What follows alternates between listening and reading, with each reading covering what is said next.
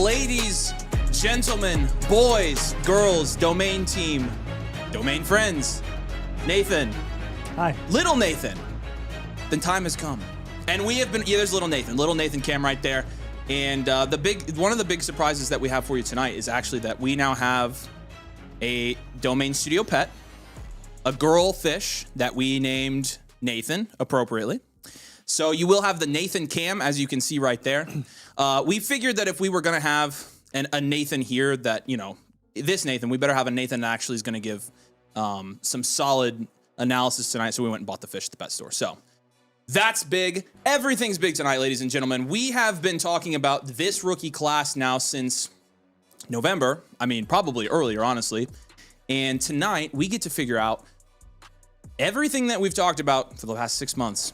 If it's going to be true, if it's going to change, what wrinkles are going to be thrown in, what trades are going to be made in the draft. We're going to get all the answers.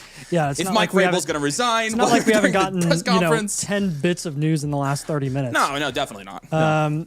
In recent news, George Pickens just signed his franchise tag. Yeah, that's a big. Tom, just look at Tom. We got a sign from Tom that said Vrabel is not fired. He is not resigned. He's not resigned. Either. That was the big thing. Just announcing what everybody already knew. He's not going to be present for day 3 of the draft, which day 3 of this draft, I mean, but George Pickens getting signed to his him signing the franchise tag is actually very interesting when it comes to what the Dallas Cowboys are able to do with him potentially tonight, because there's now noise that they may be taking one of the top 3 wide receivers if one of them falls to 12, specifically Jordan Tyson. I think we're going to know pretty quickly here tonight. Like you said, I think the biggest indicator of if they're going to do something with Pickens, and I wasn't quite sure when he signed the tag what the implications were, but like you said, it makes him tradable, evidently. And so, because I think it would be very unlike George Pickens to willingly play on the franchise tag without a contract.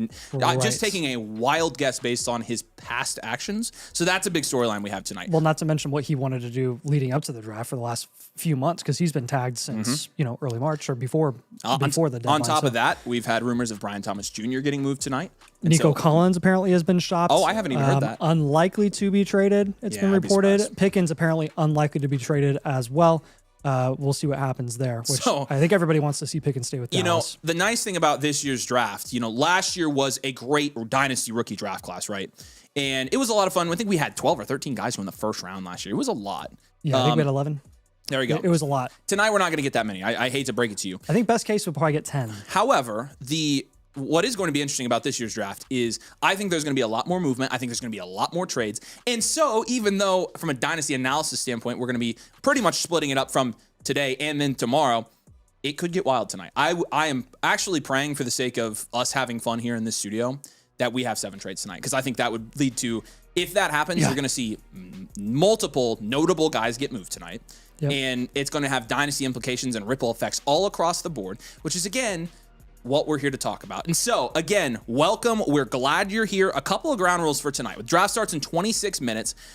In case you watched last year and you're wondering about this year, last year we were, kind of limited. We were in Tucson. This year, obviously, you see we're in our home studio. We've got Lady Nate here between us, and obviously looking great tonight. We are a little bit less limited, and so this year there is no delay. You're seeing this on about a 15-second delay, just the natural YouTube delay. And so last year you were seeing the picks on about a 3-minute delay. This year you should see the picks from us as you're seeing them from any other broadcasts, okay? Our plan is obviously our team's going to grab them from Twitter. They're going to be spoiled, but it's fine because by the time we get all of our graphics made in the computer and come to you, you're going to have the picks in real time. Now, the caveat to that, of course, I know there's about 500 of you watching right now. Drop a like on the stream. Make sure you're subscribed as well. We're trying to catch our good friend Flock Fantasy Mason Don. He's trying to outrun us, but we're within striking distance. If you are watching here in the chat, I don't have a ton of mods here tonight. I know Chris is in the chat modding. Shout out, Chris. Please do not spoil the picks. Again, we are going to be there with the networks in terms of timing. And so you should be able to get the picks pretty much in real time and not have to worry about us being slow. And so with that, please respectfully, the only rule that we have, no spoiling the picks, okay? That's probably the number one thing. Please, in the chat, refrain. You're going to see Nathan and I's real-time raw reactions to all of these picks, the draft capital, and the landing spots. And so, again, for this to be more fun for you and for us, we ask that you don't spoil the picks tonight. It's going to literally be a blast. And again, you're getting our unfiltered reactions throughout all of this. And so that's the one rule. And again, drop a like on the stream if you're watching. We are so excited. We are 24 minutes away. And I see our guest of honor just walked in here and he's getting mic'd up. You can come over here if you want to, Paulie. He's going to have to walk in front of the camera there, which is fine. So let's go to our full screen. Let's talk about some of our guests tonight. So as you can see, far right there, or your far left, we have Mr. Mustache Man himself. I take his name off. I'm not freaking doing this. Seriously, did you practice that? You look in the mirror and practice that this morning? No, I did not. He definitely did. 100%. You definitely did. As you can hear, probably we have, which is just really cool. I don't know, 35 people of our friends, family, things like that. Right on the other side of these cameras, we have a live studio audience. We've got some people that you guys know from the community, our families, all of our friends. It's a lot of fun. So we've had a lot of fun. We've been hanging out for the past couple hours. We've got Ryan over there, of course, and then the man himself just walked in, and you had quite the time getting here, didn't you, my friend? Because we literally haven't seen you. We are meeting you for the first time right now. It's great to meet you. We are super happy you're here. Thanks for making it. Sorry, I didn't go super well on the plane. But you guys should know him as Paul Patterson from Pure Potential. Obviously has his own Dynasty channel. You should know of his Dynasty channel. And if you don't, now you do. He makes great content. We wanted to bring somebody else this year from another channel, get some different perspectives, and also, you know, make it a little bit easier on you and I, and we don't have to talk the whole time. And Paul was the perfect fit. We love his content. He makes super high quality Dynasty fantasy football content. If you are a Dynasty fan, you should know about this guy. And so welcome. We are so glad to have you. You literally barely made it. Like you just walked in the door.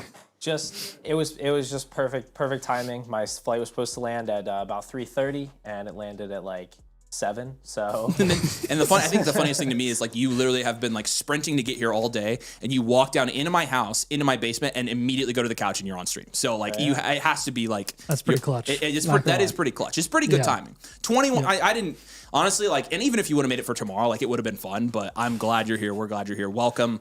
I know it's going to be a blitz for you. Yeah, it's going to be fun. It's going to be a fun night. And again, I think it's going to be a fun draft. So those two are going to be on the couch with us the rest of the night. Obviously, you'll get Tweedledee and Tweedledum here per usual, and we'll talk about what we're going to talk about. We're going to yap. We're going to say something about analytics, and it's going to be a lot of fun. As the picks come in tonight, rejoice when Fernando goes first. We do, yes, of course. We will be watching for our baby boy Fernando tonight, and we're going to sing that song. And Ryan's going to join in with us because he's a singing boy. One thing I do want to touch on, and we've talked about this, but for those of you who maybe haven't been watching consistently from December until now, we've pretty extensively covered that this draft class. I think Nathan and I have had as much fun covering this draft class as any, just because from a personal implication standpoint, I don't know if you knew this. IU actually, Indiana University won the national championship. We also have the best coach in the country. So I don't know. Did you know that, Paul? I don't know if we've. Sorry, who's Fernando Mendoza? Yeah, exactly. So we are having quite a lot of fun watching some of our favorite college players of all time going in these drafts. And but can't ignore the fact that this is a little bit of a weaker draft class this year from a Dynasty fantasy football perspective. With that being said, I think, Ryan, we've been talking, off screen a little bit before the draft. We're expecting anywhere from like 8 to 10 people going into tonight's first round that have Dynasty implications. Talk a little bit about the overall strength of the class. Obviously, Ryan Bread, creator of the bakery, you've been familiar with that. We use it on our videos. People say, we go crazy for it. And just truthfully, we do. I mean, no shame at all. Like, look at him. How could you not go crazy for that?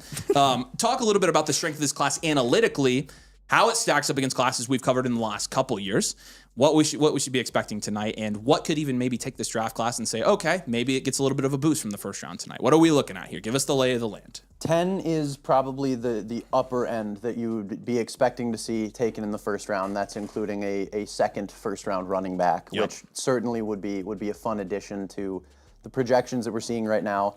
As it sits, according to the bakery, this class, the first round in terms of your rookie drafts is 10th of the last 12 years. Mm-hmm. So it is not good. And that that bottom third of the last 12 years is where it sits through every single point in a rookie draft.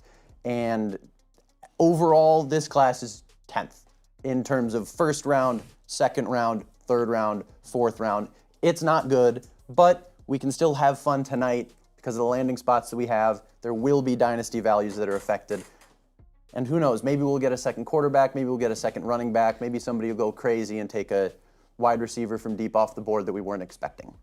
Okay, so I mean, again, like you said, a little bit of a weaker class. I think you've talked a little bit on your channel about how, and there's definitely some truth to this, especially in our community.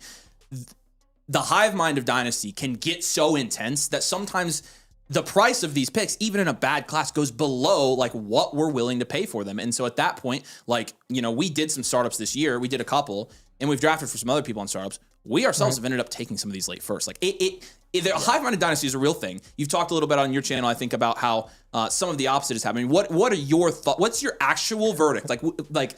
I want to, without price in mind. I know that's hard for you because you're a strategy guy, but like just raw talent of this class, raw dynasty prospects. What do you think? Yeah, I mean, I think it is a worse class for sure. I mean, what he said, he laid it out. You look at the numbers. You ask the film community, like it is definitely not as strong. I think there are some spots where you're probably going to get a prospect that's comparable to other years. Like I like the top 5. You know, I think Jeremiah Love is very comparable to like Ashton Genty last year. I think they're really similar. So there are some spots, but yeah, it's weaker across the board. What I've kind of talked about is just that, like you said, the hive mind, and just kind of think everything gets double counted, especially where it's like we think it's a bad class and then everyone starts to say it's a bad class and it sort of just snowballs.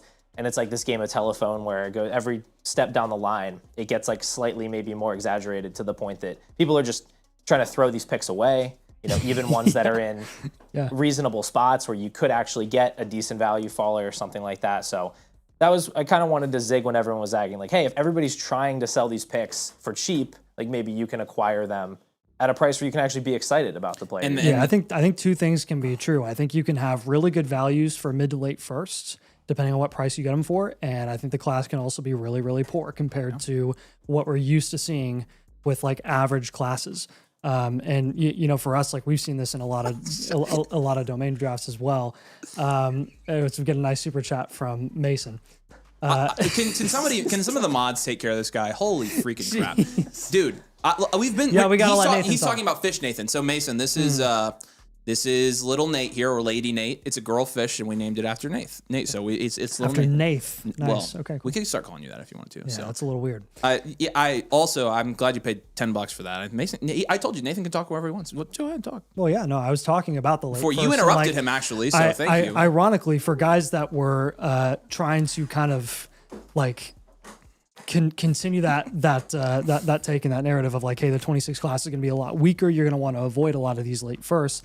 They get to a price point in a lot of our drafts that we were drafting in where it's like, dude, the 112 is going in like the 10th, 11th round. Yeah. Like that's just at that point, you're not really getting a guy in that range that's any more of a sure thing than the guy that's going to be going at the 112 in this year's draft. So it just ends up being a opportunity cost thing. And once you get to a point where it's going lower even than where you think it should be valued, then it ends up being a value faller and you take the value.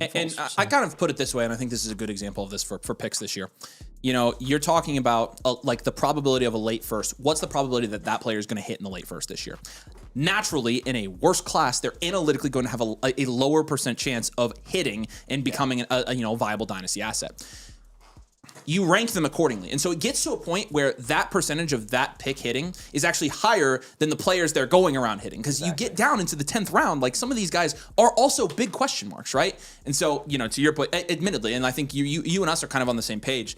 And the hard part for us is like, you know, we've come out and we just have to tell it like it is. Like, independent of price, it is a weaker dynasty draft class. However, I think there are a lot of things tonight that could make it better. I think there are. And I think if we, you know, this could go really good for dynasty. It could go really bad. So you're going to get our raw, unfiltered reactions. I feel like I've said the word raw a lot tonight, and that's kind of weird.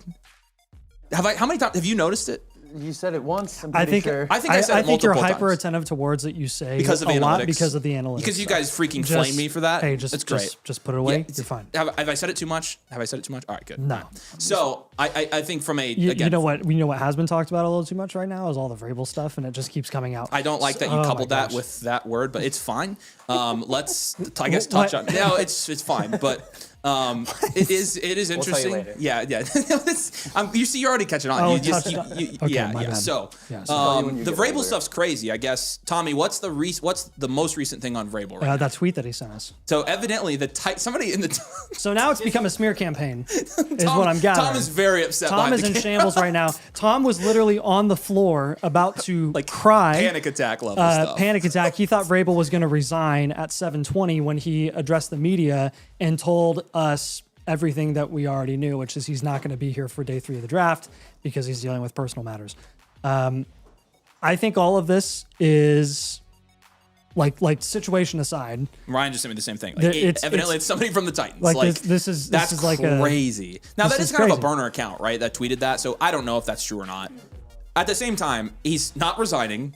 It doesn't look good. The Patriots are, again, we've told you this, the scumbags of the NFL. It's a huge distraction. So He's happy I'm glad you're happy that this has happened, Tom. I'm glad you're really happy, dude. You still have a coach. Yeah, I know. It's all that matters to you. Win at all costs, right? Any cost, no matter what. So that's been going on while we've even just been starting to go live. So that's a very interesting storyline tonight. All the while, something else that we should talk about tonight is in between tonight and tomorrow. I think that one of the storylines we should be watching is the New England Patriots, and if they select, really the other way, the Philadelphia Eagles, if they select a wide receiver. In that event, you're probably going to be looking at A.J. Brown getting traded after the June 1st deadline there. So obviously you've been pretty vocal that you thought A.J. Brown was going to get traded. yeah, apparently I got shade for this. He didn't even know he got shade for it. I told him that you guys were very skeptical about that. I think it's possible in round 1. I think it's more likely in round 2. But if the Eagles take a weapon, we're obviously talking about A.J. Brown getting moved. Talk about the implications of that. Obviously, I think his dynasty value goes up quite a bit.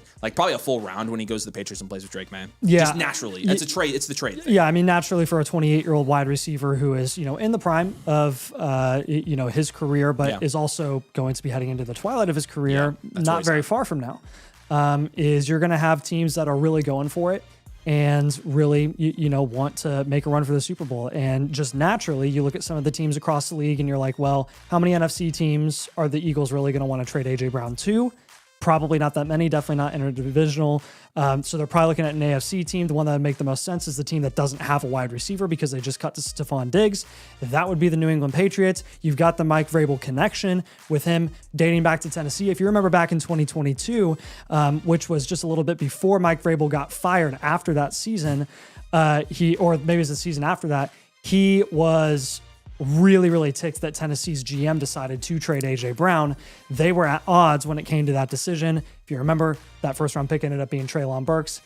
Did not work out in the slightest. So this reunion, I hope I wasn't high on Treylon, bro. I hope we weren't. Yeah, this reunion just seems to be a very natural fit. And I think it's kind of settled on definitely going to be New England if he's traded. Whereas previously, a lot of the noise included the LA Rams, who I think were looking at potentially shopping Devontae Adams in that deal as well. So I think this makes sense for both sides. Honestly, the AJ Brown and the Eagles have been at odds for the last couple of years, really. It's been very noticeable. He's a guy who wants the ball consistently, and they don't run an offense with Jalen Hurts that merits a lot of air raid style of play, which would be, getting the ball to A.J. Brown quite a bit. They like to run first, only throw when it's absolutely necessary. They kind of cater to the limitations of their quarterback. And in this situation with Drake May, I would fully expect currently where A.J. Brown's being priced with everybody questioning whether or not he's actually going to leave. If he goes to the Patriots, I think he gains at least a round and a half of dynasty value, which is an incredible dynasty win for a 28-year-old wide receiver. I absolutely agree. You think he gains value if he goes to the Patriots? Yeah, 100%. My question would be whether he gains too much value. I think it could be. It's very possible. As an Eagles fan, last year it's kind of hard to say how much of it is the OC's fault, how much of it was Hurts' play in the offensive line, how much of it was A.J. Brown. He did not look like full-on, prime A.J. Brown to me. He has the knee issue that's kind of lingered throughout his career. I think that could kind of shorten his prime a little bit. So I'd be curious to see how high up the board is he getting seen? Is he viewed as a top 5 producer this year if he's on the Patriots? And if so, I might be selling that. I 100%. And what capital is it going to be as well? I think what we've seen across the NFL is, number one, a lot of people want to trade back in this year's draft because I think the top compared to the middle, compared to the late, it's just kind of an even playing field because there's not a ton of star talent. And the star talent this year is at positional or positions that aren't valued as highly in the NFL: safety, running back, linebacker. And so then you've got teams like the Eagles who, when they're trading away a premium wide receiver like A.J. Brown, they want a 27 first. They don't want your 26 first. Yeah. And nobody wants to trade their 27 first in the NFL right now for a reason, because I think everybody is expecting that to be a very deep class, a very star-studded class next season. So that then begs the question, will they take a 2028 first, and can the New England Patriots convince the Eagles to take a 2028 first? Do they want to move a 28 first for a guy who's 28 and will be 30 by the time that class comes? It is one of the many things that we are going to be watching tonight. So whether or not we see implications there tonight, I don't know. Tomorrow, I think we're going to have a pretty good idea. But as you know, Schefter has basically said all signs are pointing towards the fact that he's probably going to be traded. So like we're at this point assuming like that's going to happen. So that's a big But one. A.J. Brown's an Eagle. That is just in case you didn't know. Nathan's trigger warning right there. So, and AJ Brown may play for Drake. Drake may as well. So you might get that as well. My two favorite things. Yeah, AJ Brown's a Patriot. When worlds collide, right? Yeah, right. Okay, so 9 minutes and 13 seconds approximately till the NFL draft kicks off. We're getting there. Let's do some predictions. I want to start with first wide receiver off the board and what team. And Ryan, I'll let you start. First wide receiver off the board, what team? Obviously, a couple weeks ago, this was Carnell Tate. No questions asked. Nobody's even thinking about it. And all of a sudden, everybody likes Jordan Tyson again. And so now he has been considered. I think Lemon is probably the most unlikely to go first off the board from the wide receiver position. Which team goes for wide receiver first, and what wide receiver is it? I mean, there's a number of teams in the top 10, and more specifically in that top 5 range, who have definitely the opportunity to take a receiver. My favorite in the class would be Jordan Tyson. I think he moves in a very special way compared to a lot of receivers in this class and in the NFL in general. I would be thrilled if he was the first one off the board, be it to Tennessee, be it to the Giants, be it to Washington, even if you go as far back as to the Saints or to the Kansas City Chiefs. That being said, a lot of people really like Carnell Tate. He's the prototypical size. He played at a Big Ten school. He's got everything you look for in a receiver. And it wouldn't shock me. I believe he's still the betting favorite to be the first receiver taken off the board. So if Vegas is right, and they usually are, it's probably going to be Carnell Tate. All right, Ryan, or sorry, I already asked Ryan. Paul, what's your verdict on this one? That wasn't really a prediction, you know. He didn't even pick a team. Let's pick a team, dude. Oh, come on, Paul's dude. right. Paul's Okay. right. I would say that the Giants at 5 take Carnell Tate first. I think he's a good match with Malik Neighbors. Okay. All right, there you go. Paul, That's a good pick. I was going to go Tate as well. I'll go Tate to the Washington Commanders at 7. Okay. Wow, so you think we get to 7 before we see a wide receiver? I think Interesting. I think Giants pass at 5. Honestly, I hate it. I think the Giants are going to take Jeremiah Love, and it makes me so mad. Dude, don't get me started. Nathan's going to freaking crash out on the stream if that happens tonight. I'm just letting you know. I just traded the 109 for Cam Scatterby like 2 days ago. I was like, I'm just going to roll the dice on this. So just see what happens. Absolutely. May as well. Yeah, okay. Yeah. So, Commanders, Tate, 7. That would be interesting if that happened. Nate? I'm going to go out on a limb here. You're going to take mine, dude. I know you're going to literally predict exactly what I've been thinking this whole time. I think someone trades into the 3rd overall pick to jump 2 teams that are potentially likely to take a wide receiver. Wow, that's and not I what I think was they go Tyson. Not what I was thinking at all. Okay. That's bold. Because if Somebody that happens, that would be nuts if that Somebody could do it for Love happened. Do it for love. at 3, which is very possible. Heck, Arizona could not find a trade partner and just sit there and take Love. I think there's a non-zero chance it's happening. And part of this is like Algier getting Algiered again, which that would be peak content. it would be peak content. I'm just saying. I could and this is again, we're trying not to spoil things. I could be looking at the odds right now and probably seeing what's going to happen. Like I bet it's starting to come out. Yep. Not going to. You're going to see again, no spoilers in the chat. That's the rule. Please, no spoilers in the chat. We will be in sync. We're going to try our best to be in sync with the networks. I'll have the team keep me updated on the timing, things like that. We should be timing wise much faster than last year. My prediction is I think the Titans take Carnell Tate at number 4. Oh, there you go. Okay, cool. I think Love goes off the board earlier somehow. I don't think that's bold. No, I don't think it is either. I just think that Love's going to go, and I think the Titans are going to want to pair a stud wide receiver with Cam Ward. I think they like Tate more than they like Tyson. So again, I mean, you're right. The Commanders could take a wide receiver. The Giants could take a wide receiver. Most of the teams up there, with the exception of the Raiders, who are not going to take wide receiver, and the Cardinals, who are not going to take wide receiver. The Jets are technically in the wide receiver market. They're just not going to do it at 2.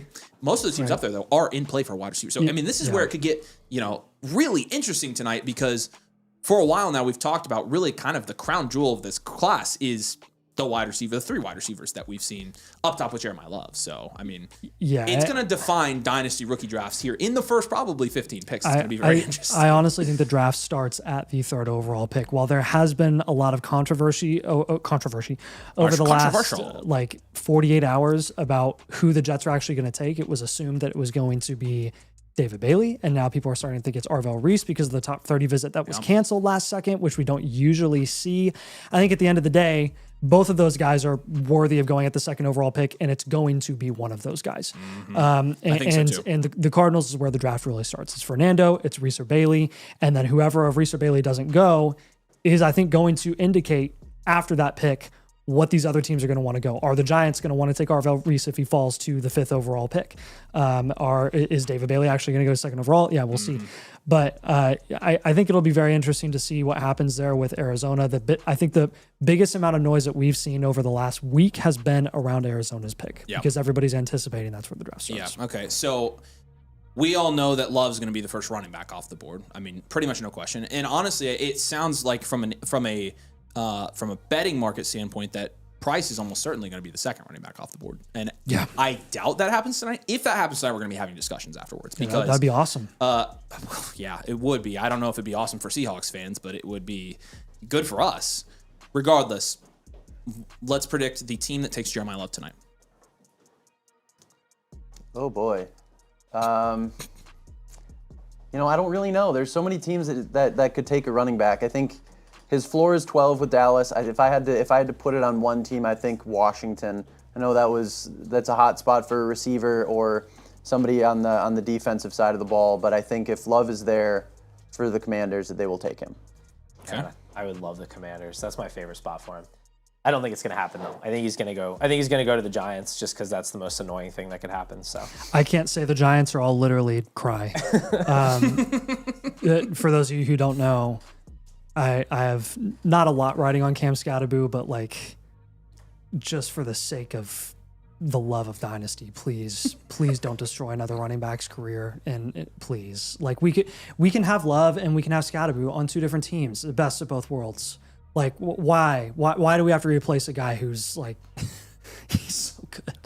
Scatterboo's so good. He is good. He's so fun to we watch, can't replace him. He's a freaking sight. So if for they the sake of draft my him, own sanity, they're gonna sub in Scatterboo at the goal line or some stupid thing. And then It's gonna be no, so I annoying, can't dude. I can't think Third about down it. I cannot receiver. think about it. 3rd overall, Washington Commies jump Okay. Tennessee. Ooh. They jump the Giants, and they take Jeremiah Love. You said somebody was going to jump up at 3 to take wide receiver. Crap! No! You just made the same prediction. Okay, never mind. Fine. Commanders are taking Jeremiah like, Love. where's They're Tyson converting gonna him to go? wide receiver. That leaves me with the Titans. Yeah, That it leaves me does. with Titans. It does. Titans, Jeremiah Love. That's what you need. I was like, who's going to take Ty Sims? And Nathan's going to be like, somebody's going to jump up at 3. No, like only one person's picking. That was just too funny. I was like, I'm having Hey, a deja vu well, right at this now. point now, I've given myself 2 chances to be right. That's true. You're just And basically 2 chances you're to be basically wrong, hedging but your we'll bet. go with the right. You just really think Arizona does not want to pick at 3, it seems. Yes. Which is No, true. okay. Very true. I am genuinely curious. On the flip side, defensive side of the ball, a couple of guys that I'm interested in. Where do you guys think the Jets are going at 2? Do you think they're going Bailey or Reese? I mean, if I was Aaron Glenn and the Jets, I would say Arvell Reese. I think that the top 30 visit is a little bit of an indication that maybe they don't exactly love what they would get out of him.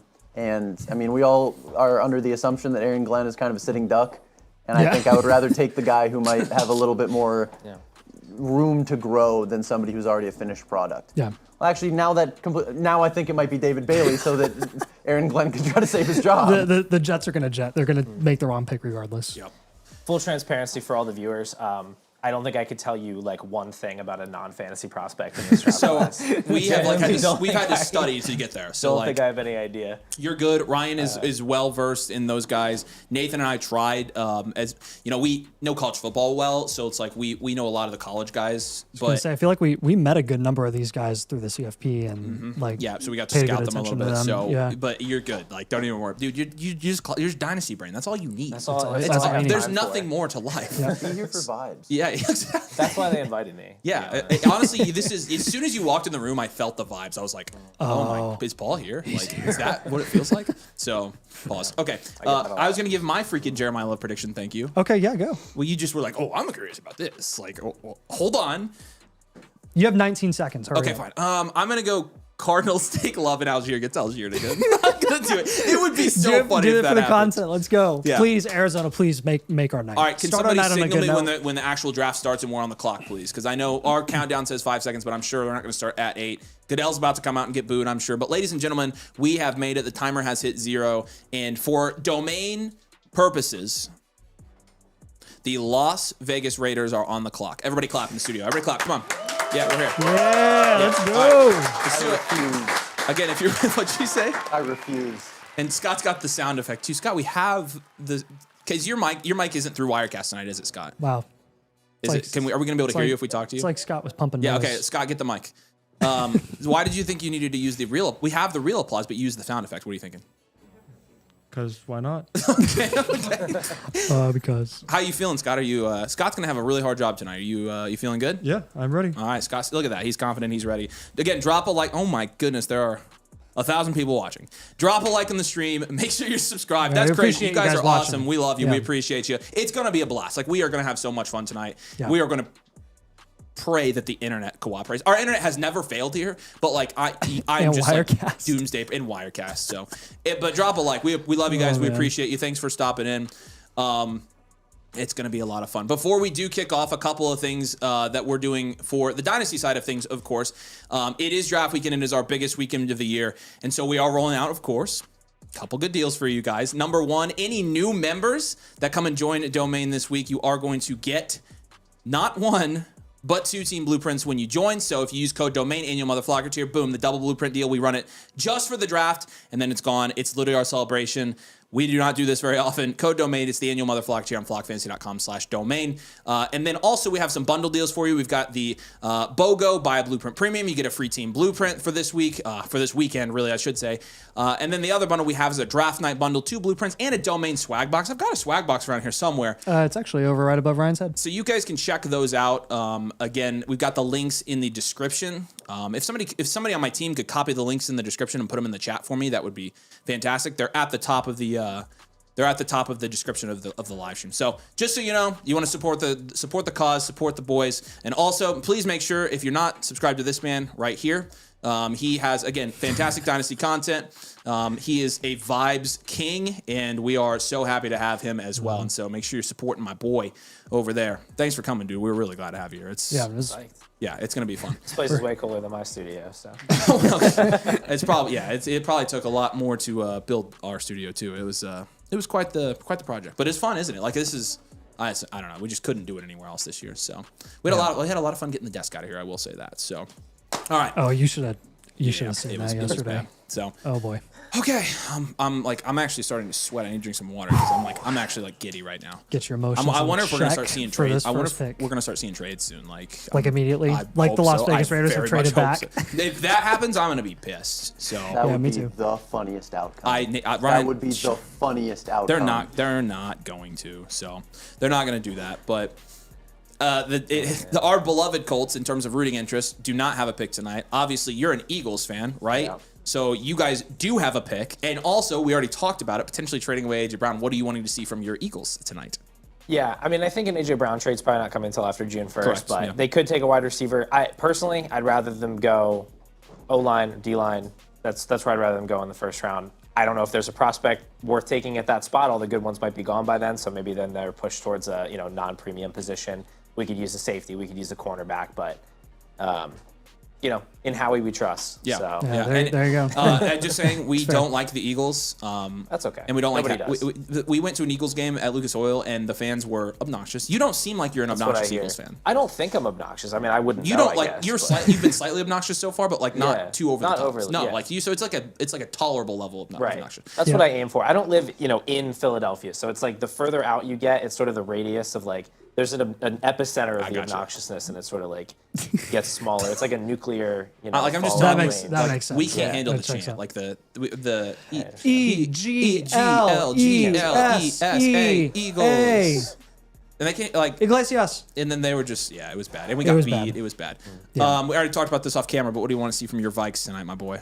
I would love to see them take a corner at 18 if one of the good cornerbacks is able to fall to there, but I don't think that's going to be the case. I think they're going to do what everybody thinks they're going to do and take Dylan Thieneman, and I don't really want that to be the case. I think it's just a typecast Harrison Smith replacement, and I think that's what's going to happen, but I'd prefer not that. All right. Well, we'll see. Hopefully, if you're hearing what we're hearing with their mics, we can get that sorted out here in a second. It's a little warbly in our ears, so I don't know if anybody's saying anything about it, but it is. I don't know what it could be, so we could just switch them over to the other mics if you want to do that. We have the other pair, and also worst case scenario, we could do if we have wired mics. I don't know how many wired mics we have here. I know where one is. We could wire them mics if we needed to. So hopefully it's not too bad on your end, but it's just a little bit. You guys don't worry about it. You're fine. You do your thing. You guys look great. So okay, officially. The Las Vegas Raiders are on the clock. On the clock. And I hope our graphics team already has this graphic ready because we've known. There you go. Corey's giving me a thumb. What's up, Corey? Good to see you, dude. Glad you made it.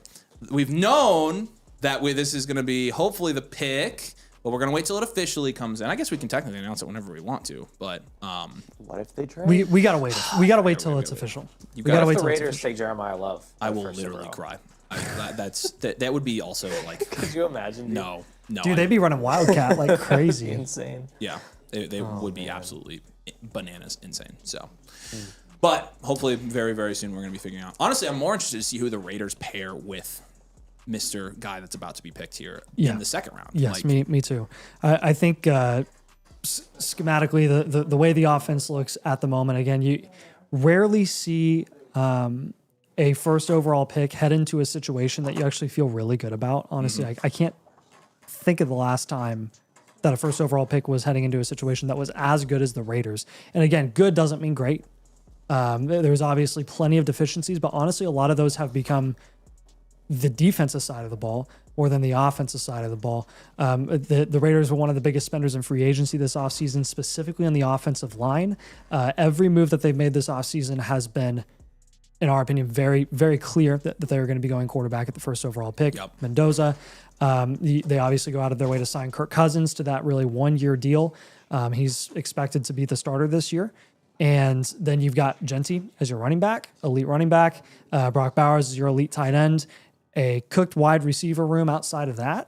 But again, we'll see what they do day two of the drafts this year. And I think that could mean that there's a wide receiver in play in the second or third round. Regardless, you throw Clint Kubiak into that mix, and you've got a team that's actually pretty frisky next year. They're going to lose quite a bit of games we would expect because their defense is pretty rough, but they're building the way that they should be building around what is expected to be a franchise quarterback here at the first overall pick with Mendoza. So it's going to get very, very interesting again tomorrow, I think, and I'm excited. I hope they pair one of the Hoosiers with Mendoza. That would honestly be best case scenario for us. Yeah. So, and honestly, best case scenario for somebody like Elijah Surratt if he were to go somewhere like that. So. Very much so. Yeah, but we'll see. They're not getting Cooper. So. They are not getting Cooper. Making a nice little trade up. What do you think the odds that they if there's a not even a follower, but if there's a guy that's available in the late first, like a Boston or a Concepcion, how inclined do you think the Raiders would be to trade up from their early second round pick for one of those guys? Well, I feel like they have so many needs that I feel like they're probably gonna sit tight. Yeah, I mean I think that's probably what they should do. Yeah, is just draft as many players as you can, like acquire as much value. Like they should be trading down, get more picks. Like they just need a lot of guys, you know. Yeah, I agree. Yeah, that's fair. I kind of am on the same page. I don't think, and honestly, like I don't know, man. I don't feel like it's worth just sticking in the second round and taking who falls there. It's tough though. Like I mean, again, you do have a pretty clear teardrop from a guy like Casey Concepcion and Denzel Boston to like a Chris Brazzell, Chris Bell type prospect from an NFL wide receiver standpoint. So right. We're gonna be finding that out very quickly. So I mean, is wide receiver really a need? They did sign Jalen Naylor to a pretty. That's what I've been saying. There you go. They got their guy. Vikings legend. They got their guy. Yeah, Jalen Naylor. I mean, he's the man. He's the guy. He's the guy there. And you had Jack Besh there last year. He's obviously. Probably not anything, but he could be something. Dante Thornton. Yeah, I was going to say Dante Thornton was a Tracy guy that they went for as well. He's interesting. Yeah, he is. So they already have their wide receiver one in Brock Bowers anyways. Yeah. That is very true. Bowers, hopefully he can stay healthy this season. I think that'll be a big part of, obviously, their offense and how effective it's going to be for a team that is expected to be probably lower third. If they were to exceed expectations, I would assume that Bowers does very, very well. That they have a successful day 2 draft with the wide receivers that they potentially invest in there. So I'm very interested to see what they do. What is your guys' favorite aspect of a Clint Kubiak offense? Like, what did you like that you saw from the Seattle Seahawks offense last year that you think they could replicate in 2026 in this new offense in Vegas? I mean, my favorite part of his offense was that they used Torrey Horton for a little bit until he got injured. They don't have a Torrey Horton in Vegas, but I mean, Yeah. He does the traditional offense that we've seen pop up kind of all over the successful offenses in the NFL. Yeah. It's roughly the same structure as what Kevin O'Connell runs in Minnesota.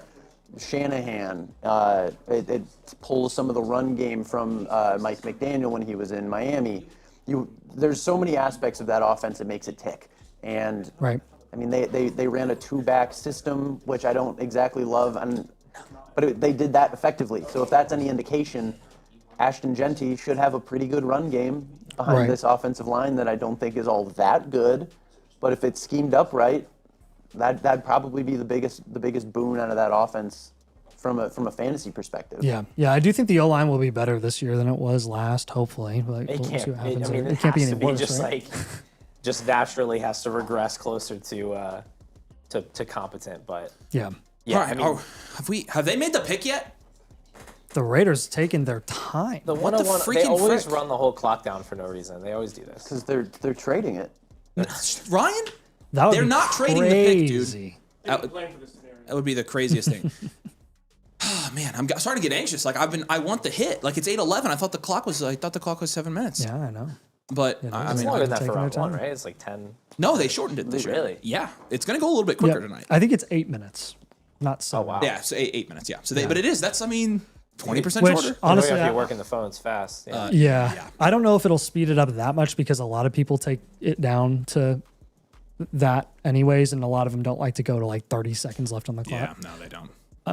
But a lot of them are sending in that pick with like a few minutes left to go. So they might, I don't know, maybe they'll just cut it closer every single time now. Who knows? I know. It'll be very interesting to see like what time we in tonight and how much quicker it actually goes comparatively. So Yeah. are we good? Ladies and gentlemen, hold on. Wait, you got your thing? Yeah, I got the thing. Ladies and gentlemen, the first pick of the NFL draft is in. Let's see it, production team. Ladies and gentlemen, we have a pick, and it is Fernando Mendoza, baby. Let's go! Fernando! There was something in the air that Yeah. night. The stars were bright. Fernando. They were shining there for you and me. For liberty. Fernando. And though they never thought that we could lose, there's no regrets. And if I had to do the same again, We never lost. I would, my friend. Yeah. Fernando. All right, so this is special for us. You guys can look. You can't be judgy all you want. Is anyone still watching the stream? You after know that? nothing. Hold on, that wasn't that bad. Come on. It was Could've- I mean, it beautiful. could've- I it teared could've up a worse, little bit. could've Look, we got our fresh I almost Mendoza teared up jerseys, too. baby. Let's go. How about it, guys? Wow, an Indiana football player, the first overall Who pick in the NFL draft. won the Heisman Trophy. What a great moment for him and his family too. He's such a good kid, man. Oh my god. come to the draft. He's not there. Why is he not in Pittsburgh? Who wants to go to Pittsburgh when you live in Miami? Like, come on, actually. Also, But like, come on, he wants to be with his whole family. okay, so then it's going to get interesting here. So obviously the Raiders take Mendoza. Much better situation in terms of, for the guys there. Bowers. Obviously, this is big for Bowers. I know you're a big Brock Bowers guy. Oh, yeah. Genty. I mean, Yeah. it's going to be very good for Ashton Genty as well. I think it's a net positive across the board. Now, the interesting thing about Mendoza is they obviously did go out and sign Kirk Cousins, and I think you guys probably agree with this. The expectation is that at least this year, Kirk Cousins will start the season. I think the Raiders have been vocal enough about that's what they would like to do. I don't think they would have signed Kirk Cousins to the contract they did without that being the expectation that he would come in and be that bridge quarterback. What do you guys think of that? Personally, as a Fernando Mendoza fan, as a football fan, I think that is an extremely smart move for the Raiders to sit Mendoza in year one and start Cousins, at least for part of the year. But I'm curious what your guys' thoughts on that are. It truly depends on, I mean, I think in principle, I think it's a very good idea. I think every time that you force a quarterback into starting right away in the NFL, you run the risk of the moment is too big. I don't necessarily think that Fernando Mendoza is going to fall victim to that, even if there was no Kirk Cousins. Yep. But there is Kirk Cousins. So why not make that transition as smooth as possible? Yep. And considering the both of them play similar styles of quarterback, it's not exactly like the transition from Kirk Cousins to Fernando Mendoza is going to be anything that is reinventing the wheel from continuity in that offense. Yeah, that makes sense. So, Yeah. I don't think he's going to sit the whole year. I think it's unlikely just because I don't think the Raiders are going to be competitive. So I think it's like they're going to turn the keys over to him at some point. I'd be surprised if Cousins plays more than like half the year. But I think it's a good plan for a team that had basically unlimited cap space, like functionally speaking. They couldn't spend it on anything, really. Like, I mean, they tried. They paid. They brought in all the guys they wanted. And they're like, we have money left over. Let's go get a competent quarterback. Give Mendoza a chance to learn a little bit. I'm sure the Kubiak offense is complex, and that's definitely going to help. I think that's one thing that like has really stood out to me in the process leading up to this is that, people have really commented on how good of a fit they think Kubiak is going to be with Mendoza. And I think that's a big thing. And there, of course, are the Dan 100%. Orlovskis of the world. And I'm just gonna use my platform, to say that Dan Orlovsky can ligma all the way to town. Like that dude, he wouldn't. I genuinely I tried. I was never a hater of Dan Orlovsky. Genuinely, I'm disgusted. But Dan Orlovsky has come out and said, "Oh, well, they just ran a lot of RPO." Well, thanks, Dan. I'm glad you did the bare minimum homework and watched the games. Anybody with half a brain could have told you they ran a lot of RPO this year. And is he going to run a ton of RPO in the NFL and Kubiak offense? Of course not. Of course he's not going to. It doesn't mean that he can't make the transition. A lot of times when you're talking about making a transition from a college level offense where it's not as complex to an offense where you are going to have to start making real life NFL progressions and reads, you have to look at the traits and see if, is he set up as an intellectual to be able to do that? And I think all of us would agree he is. He has those traits. And that's why, in my opinion, sure, we've seen a very limited sample size of Fernando Mendoza actually operating an NFL-style offense. Very few at all. I mean, where do you see that anywhere in college at this point anymore? Where you see it consistently all the time? And I, in my opinion, I think that's part of what the argument has been you saw more of that from Ty Simpson. Okay, just because Ty Simpson was playing that type of offense doesn't mean that he's going to do it better at the NFL level. We just haven't seen the sample size with Mendoza. So that's obviously been a huge discussion point that I hate. I think it's an ESPN clickbait type thing. Right. From a dynasty perspective, obviously, Ryan, bakery-wise, quarterback one this year, where does he stack up historically against other quarterbacks when we're talking about drafting quarterbacks for Superflex leagues especially? Where are we talking about Fernando Mendoza falling in that group? Historically, he is QB 20 since 2015 in the bakery. That is one spot above Cam Ward, obviously number one pick in last year's class. It's not exactly in a tier that would indicate that he is going to be a Hall of Famer by any means. Of course, that is still in the cards, but he does land in a tier that has a very, very good upside chance for him to end up as a QB1 at some point throughout his career. Hopefully, for our sake, earlier rather than later. Yeah, I agree with that. And so, all right, we have our second pick. All right, let's go ahead and see this, ladies and gentlemen. We're gonna find out who the Jets Bailey or Reese. This is gonna be and it is David Bailey. Okay, so we kind of figured that this was going to be Bailey. Feels like that pick came in kind of quick, right? All that or are we just noise. how are we doing compared to the net? You just keep me updated on that. We're good. We're ahead. We're ahead of the network. Let's go. Oh, that's 5 minutes ahead? No, five something. 5 seconds. 5 seconds ahead. There we go. 5 hours ahead. I was like, how are we doing 5 minutes. All right, ladies and gentlemen, we're Jeez. getting a little bit of an upgrade here. There you go. I think all that noise with David Bailey getting his top 30 visit canceled. Again, this is something that I think we said on the stream a couple days ago. Yep. Let's not read into this too much. Maybe they'll go Reese, maybe they'll go Bailey. At the end of the day, we don't really care. I think them canceling the top 30 visit with Bailey was not the reason to say that they were 100% going to go and take Arvell Reese after that happened. Yeah, it was something we hadn't really seen. It also was very close to the NFL draft when it was very likely they had probably already made their decision and were like, let's not waste your time. We're taking you. Okay. So David Bailey, I will say personally, I think Arvell Reese, again, both of these guys worthy of going second overall. I think Arvell Reese Ceiling would have been the pick for me personally, but The Jets were expected and heavily linked to taking David Bailey, so this is no surprise to me. And I mean, it's kind of a kiss of death when you get drafted by the New York Jets anyway. So who knows how this is even going to go? Yeah, please, Cooper, please. Cooper. You got to make it past 16. But this is where the draft starts. It is where the draft starts. Is the Arizona Cardinals? It's going to be really interesting to see what the Arizona Cardinals do. Our team is going to not react to anything and not show us what's happening. And Tom's not going to make any faces over there. So we're riding on. I'll never forget in Tucson last year when Harvey was drafted in the second, and somebody, Mark and Art, you said, the pick is in. I knew. I was like, they took somebody that's not fun. So. Oh man. And we were like, RJ Harvey. Give that one to Ryan. Ryan's Mike's not expected until the 6th round. Thank you. It's a little bit with Paul's, but it's not nearly as noticeable. But Ryan, take your wireless off and shut it off, and that should help. So turn the power button off. So we should fix that. That's on the fly right there, baby. So yeah. All right. So David Bailey. Now we're on the clock with the Arizona Cardinals. Can we get the team portfolio up for the Cardinals here, real quick, Scotty? I know you're doing a million things. We appreciate that, but it's your job. You get paid for it. So the Arizona Cardinals obviously need all across the board. The big thing last year was. Their defense couldn't stop anything or anybody, period. And it's why you saw Jacoby Brissett consistently throwing the ball, 6 times a game. You look in the defensive grade here, according to PFF, 30th in the NFL in defense. And there has been hype, at least, about them taking, look at this. I mean, 30th defensive grade, rushing defense 29th in the NFL, pass rush 29th in the NFL, the defensive head coach, tackling 32nd in the NFL, coverage 27th in the NFL. And who has the buzz been about the Cardinals taking? Jeremiah Love. So we're this is a tale of all this time with the Cardinals. Honestly, I think they've had again. They went with Gannon, expecting to improve their defense schematically and try to get by with a very weak.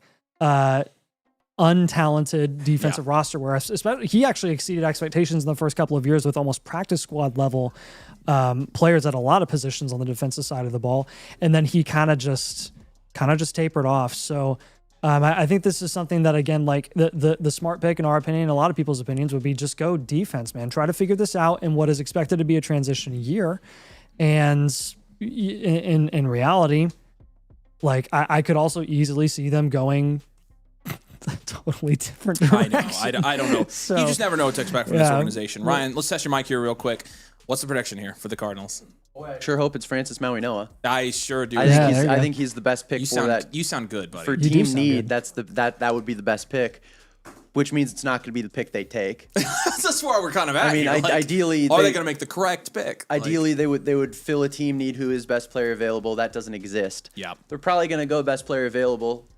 And Tyler Algier is going to get Tyler Algiered again, which is going to be, it's certainly going to be something. Let's see, we're going to see if I was the only one that predicted relative to the Cardinals, all right? So let's see if my prediction came right. Yeah, you're probably right. It'd be dumb, but we've seen dumber. Yeah, I think you're probably right. So we'll see, but I don't know, man. I wouldn't put anything past the Cardinals. So I think it could even get more interesting for the Cardinals after this pick, regardless of who they take. But do you think they will trade up for Ty Simpson, or would you put your money on somebody else later in the draft? Obviously, they probably trade in the late first to get Simpson. That's where they would do it. They'd have to jump Pittsburgh. I don't know. I'm curious. Chat, tell us what you think, even though I'm not going to see it because I'm not reading the chat. Oh yeah, by the way, Scott, I meant to tell you this. Super messages that come through, put them on the screen and I'll read them. Okay. So you guys, we did turn the super chats on for tonight. Just in case you guys wanted to get a comment on the screen. So, yeah, I don't know if they'll be inclined to do that. Obviously, there are multiple teams that could be in play for a Ty Simpson. You could have the Jets try a quarterback and try Ty Simpson. You could have the Steelers interested in try Ty Simpson. I think one of the Jets, Steelers, or Cardinals will have the biggest pursuit of a guy like Simpson. Yeah. What's your guys' eval on Simpson? I know this is kind of rabbit trailing here because he's obviously not going to go here, but like, I'm personally like not going to be drafting a ton of this guy. Obviously, if he goes in the first round, Superflex leagues, you probably have to talk about him at the end of the first. It does speak to the fact that this late first is not super great this year because in a normal year, a guy of Simpson's caliber, even in the first round, would be going in the second, similar to like a Jackson Dart last year. What's your eval on Simpson? What do you think of him? I'm just curious. I mean, I don't think there's a whole lot to be excited about, but it's like he's small, doesn't have a lot of starting experience, he doesn't rush. It's like really grasping at straws here, but at the same time, first round quarterback gonna get starts, probably better than most of the guys you're picking late first. The pick is in. All right, let's see the pick. We got it. Let's do it. We're Ladies gonna and learn a lot gentlemen, here. 103. Oh my goodness sakes! I freaking told you, dude. Oh my gosh. Oh my gosh. No shot. Oh my gosh. No shot. Let's go. Let's go, man. Give me some. Give me some. Let's go.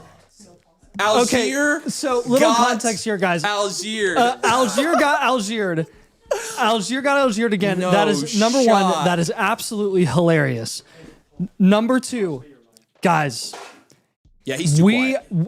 This was I would go out and say, Avery, I think you would agree.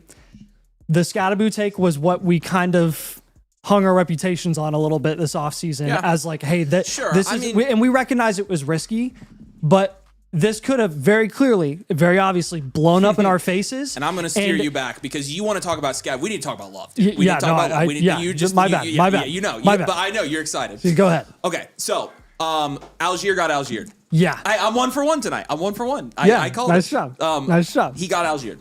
Yeah. So I don't think it's all that surprising. I think you and I both thought he was going to get more money in free agency. Yeah, when I saw the money and I saw it was the same as Chris Rodriguez and these other randos, like I was like, oh, he could totally be replaced.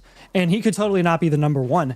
I just think it's honestly really funny that we got 4 running backs in there now. Connor coming off the injury, Trey Benson, who might be the practice squad level cut candidate, and Algier, and now Jeremiah Love, who, I mean, situationally, guys, I know a lot of people were looking at other situations saying, oh, this would be perfect for him. This would be even better for him. This would be good. And nobody was really like taking the Cardinals super seriously until the last week, honestly. I don't really care where Jeremiah Love ends up being or ends up playing for. Arizona Cardinals, Tennessee Titans, Giants. It doesn't matter. Does not matter. Really I mean, doesn't. this dude is one of the best prospects analytically that we've ever seen. And obviously his film speaks for itself. I am just as equally excited for what his upside is in an Arizona Cardinals offense that, by the way, was very explosive last year with a backup caliber quarterback. Look at Becca. She's just guessing what we're thinking. She's right. Good job. 3rd overall pick in the NFL draft. I mean, the last time we saw a running back go this high was Saquon, 2nd overall. Holy so smokes, you guys. What a freaking start, boys. We are literally in here. Talk a little bit for me. I want to make sure your mic is working okay. What do you, I mean, initial thoughts here. I did not think that they were dumb enough to do this, but I think it's... No, it's not working. Yeah, take the mic. Yeah, take his mic. There you go. Yeah. I did not think that they were going to do this, but I love it. I think this setup, like Jacoby Brissett at quarterback is fine. We saw last year he can support production. Yep. He's obviously not the long-term answer there, but their defense is going to suck again. They're going to throw the ball a ton. They're going to be in these trailing game scripts, and that's great because Jeremiah Love is an awesome pass catcher. Yeah, he is. They're going to be playing from behind. And then next year, they're going to have a really great chance to draft like a franchise quarterback. They have a McVay tree head coach. Like, there's a lot of long-term upside with this. It's I agree. Very exciting. I agree. I don't know if it was... it definitely wasn't their biggest position of need. No. I'm trying so hard not to laugh right now because, of course, the crown jewel number 1 player in Dynasty in this year's rookie draft goes off the board, and Nathan is flipping out and immediately is like, "We talked about Cam Scattaboo," and like the best player in this draft just went off the board. I'm sorry, my bad. And you're my just bad. over there giggling. You're such a freaking nerd. It's so funny. My 109 for Cam Scattaboo trade's looking really good You right did now. it, Paul. Honestly, I said I was going to do the exact same thing. I said I was going to make trades for Cam Scattaboo and play the lottery. Okay, so you boys know what's happening now, though, right? In fairness, though, dude, I don't think you understand how much I have how much I had writing on this Jeremiah Love pick tonight and where he actually ended up going. Like, this is literally... Nathan, everybody here, the chat, the fans, everybody's happy for you, dude. This selection and where he was going to end up going literally was going to make or break my night. All right. Make or break it. We made it. I'm glad we get happy Nathan instead of... Jeremiah Love on the Cardinals. Let's aloof go. Nathan. So, not what I was expecting. Okay, you know what's going to happen here, boys. You know who the Titans are. Hang on a second. We have Jeremiah Love, Marvin Harrison Jr., Michael Wilson, and Trey McBride. Yeah, it's going to suck. What do you mean it's going to suck? I mean, it's not That's a really good offense for Marvin Harrison Jr. That's why I'm in talking. theory, yeah, that's why it's going to suck. Yeah, that's fair. Because there's going to be an odd man out. Almost certainly. Yeah. And Well, I don't mean, like who I think the odd man out's going to be. well, it was Michael Wilson every time Marvin went on the field last year. Wide receiver 61 versus 1 when he wasn't Yes. on and off the field. Yes. Isn't that nuts? Unbelievable. Isn't that nuts? Unbelievable. Look, Love was always going to be landing spot proof. Agree? both of you. I mean, and talk about his bakery score, talk about the history there. Obviously, one of the better analytical prospects we have all ever scouted, right? Yeah, in the bakery, he is the second best running back of all time, only behind Bijan Robinson. His Z-score as of right now is effectively the 10th best graded, or 5th best graded prospect ever, which goes back to 2015, and that's including all positions. So he is everything that we were hoping for in a prospect. Now it's on him to have that actually be realized. Sure. But he's gonna ball out there again. I'm not worried about landing spot whatsoever. What a pick! What an absolute firework! And we have the second one. I'm thinking it's Tate. We're going Tate. I got a 2 for 2. Come on. Who we got? Yes! Oh, let's go, dude! Man. Wow. Tate 2. I figured, man. Oh my goodness. Okay, so Tate. After really, wow, this is interesting so far. This is a good start. This is a good start. Honestly, my night's kind of made now because I went 2 for 2. Yeah, I went 2 for 2. Yeah. We're both just. I know we're just killing it. Loving Nate. life Good right job, now. baby. Oh, come on. There we go. I almost hit Nate. I know. Let's cut to little Nate here. Lady Nate, what are you thinking down there in the fishbowl? Is she swimming around right now? What's that? She says Nathan's freaking out too much. Got Cam Scatterbush. Sorry, Nate. Hey, after you said it, which was a total valid criticism, I haven't said his name fine. since. I'm just messing with you. I haven't said his name I think it's since. so funny how happy you are. Okay, so wow. I can't tell you how excited I am. So I'm Tate, so happy. You're such a freaking degenerate. All right, Tate to the Titans, man. Wow. Okay, so recently you obviously have had all of the Tyson hype. Tyson became, I think, correct me if I'm wrong, guys, the favorite to go off the board as the first wide receiver off the board from a betting market standpoint. Am I right about that? Okay. So Tate ends up being the guy.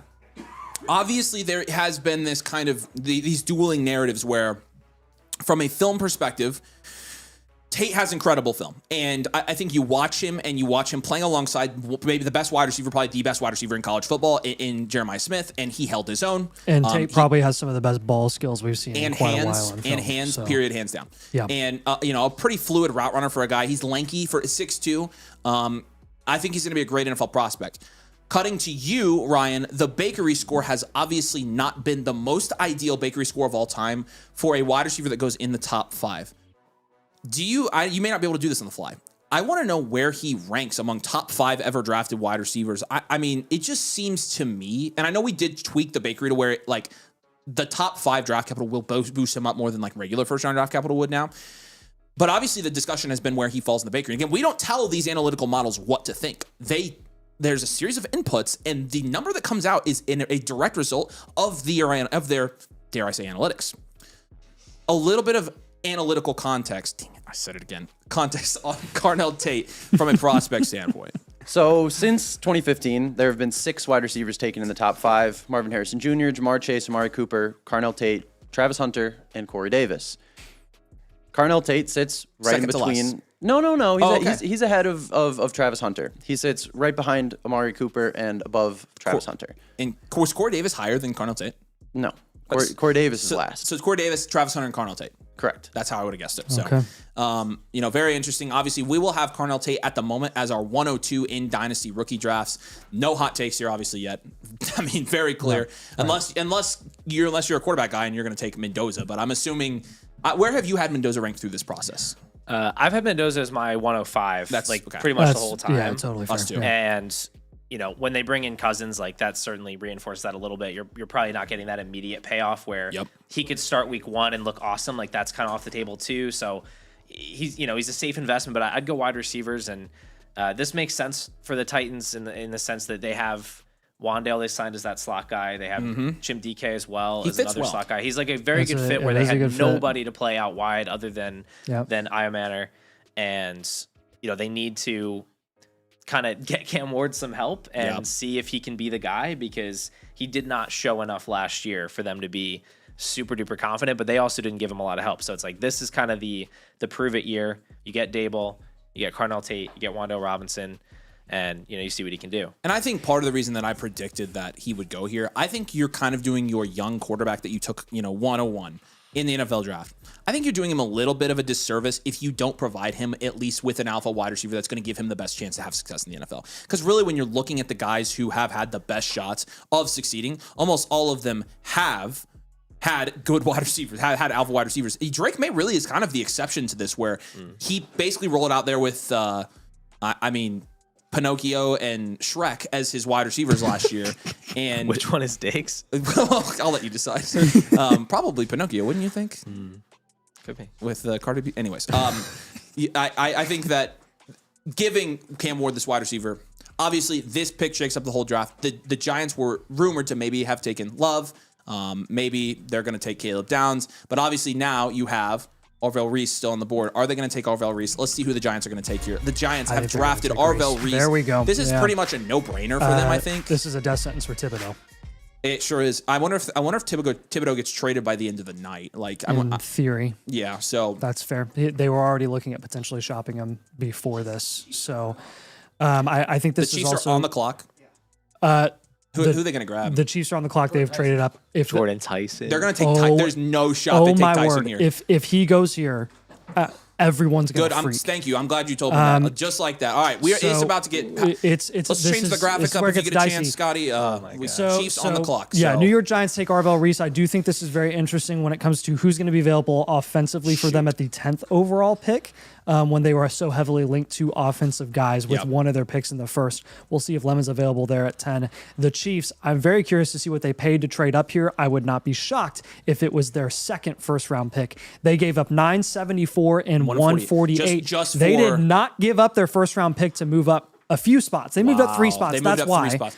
That's honestly not bad. So that's what? That's a third, right? That's their early third. So they felt very strong. This like a 6th or 7th, right? Yeah. So this is what happened. They felt very strong that Washington and the Saints were going to take probably Tyson. And I mean, do you think they're not trading up for Downs? I mean, that would be crazy. But I mean, if it's Tyson, to trade up for a safety, that we're going to be having some hashtag conversations. This is getting real hot and heavy here from a dynasty standpoint, really fast. Yeah, this so is I know interesting. I know it's probably going to be a minute before the pick is in. So with the Arvell Reese selection here for the New York Giants, and the assumption that probably Tyson will be gone, he'll definitely be gone by the time they're up again at 10. Yep.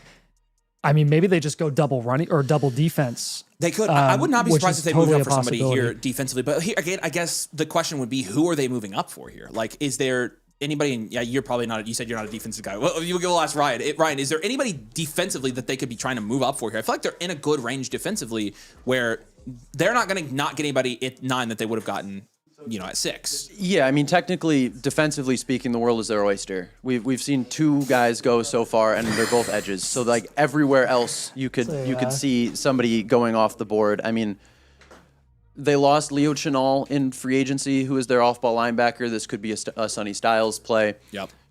Caleb Downs is kind of what we all anticipated being a generational kind of safety. Yep. That's always he's in one the of the cards. best talents in this class. There's period. A number of defensive guys they could take. Bain.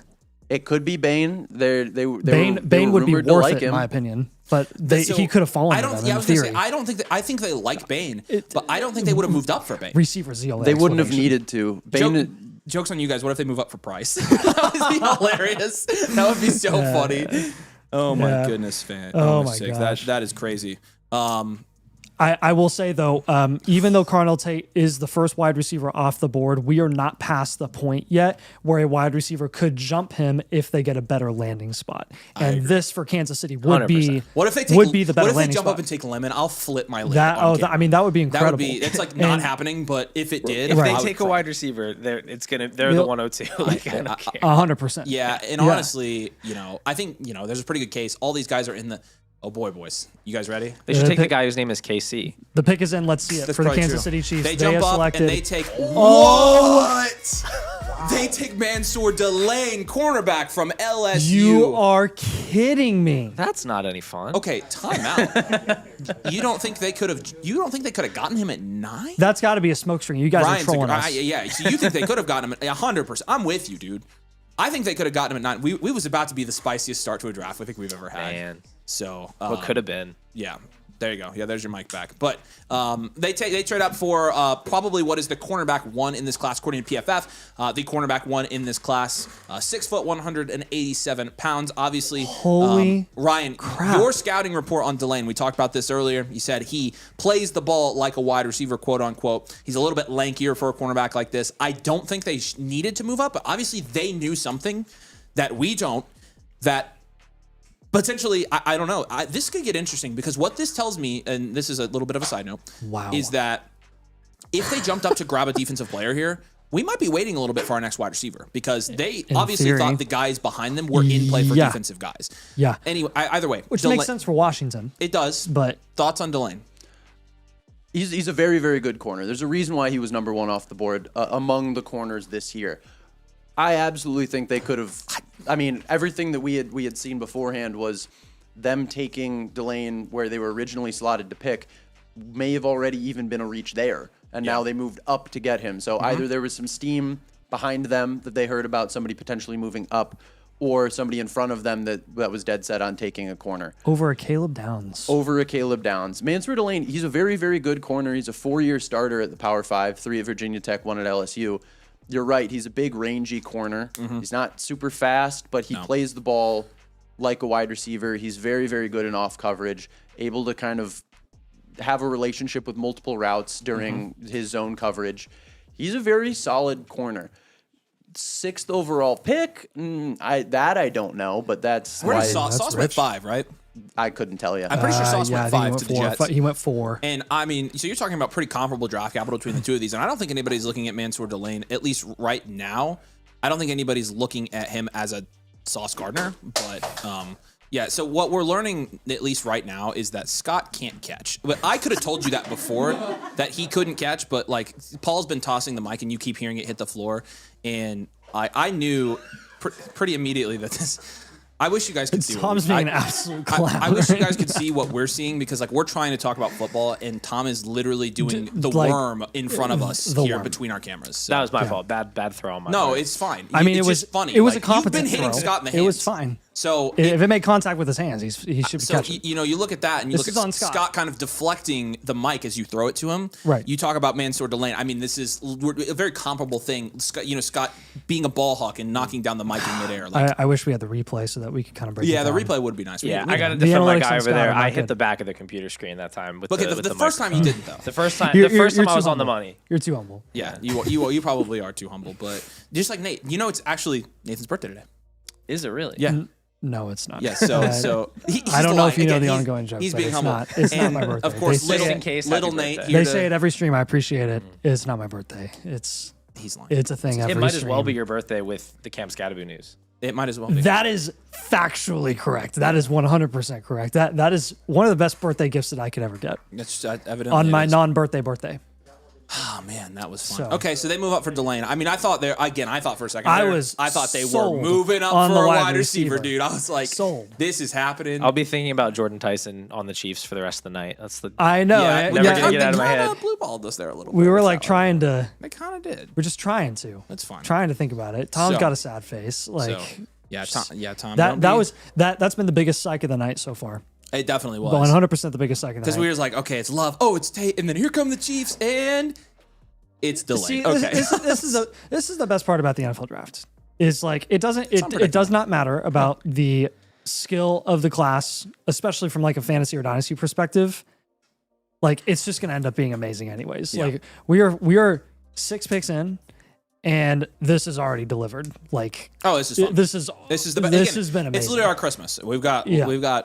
It's been the best day. So, drop a like on the stream if you would. It helps us reach more viewers. Make sure you're subscribed. We're trying to become the biggest Dynasty channel to ever exist on YouTube, which is a fun little accomplishment that we've been chasing recently. So, so we appreciate it until that guy over there probably passes us someday, which it's coming. It'll be the changing of the guard, but we want to hold it for a little bit. So make sure you're subscribed. Again, drop a like. It really helps us out. We appreciate all you guys.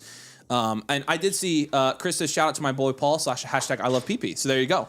Nathan, ironically enough, also loves PP. And so you guys, Chris and Nathan, you guys have a lot in common. So We are psyched to have Paul here, as you guys know. It's a lot of fun. So there you go. Shout out from Chris, Paul. There you go. So Ethan just getting dragged through the mud here for no reason on his birthday, no less. That's a standard operating procedure on Domain. I appreciate it. That's why we have Shout out to Chris. Lady Nate, who I didn't know about until today. And again, Lady Nate's doing her job. So- She's just swimming around. She doesn't even care about the Chiefs trading up. Dude, Like, she doesn't care. She sleeps doesn't in care. the Domain. I think we got this. bothered. I think Anna got this tank. No, the castle. Because it has the castle. It's right? the castle. It gets the Domain castle. Yeah, and So, Anna definitely did that on purpose. It's So. definitely intentional.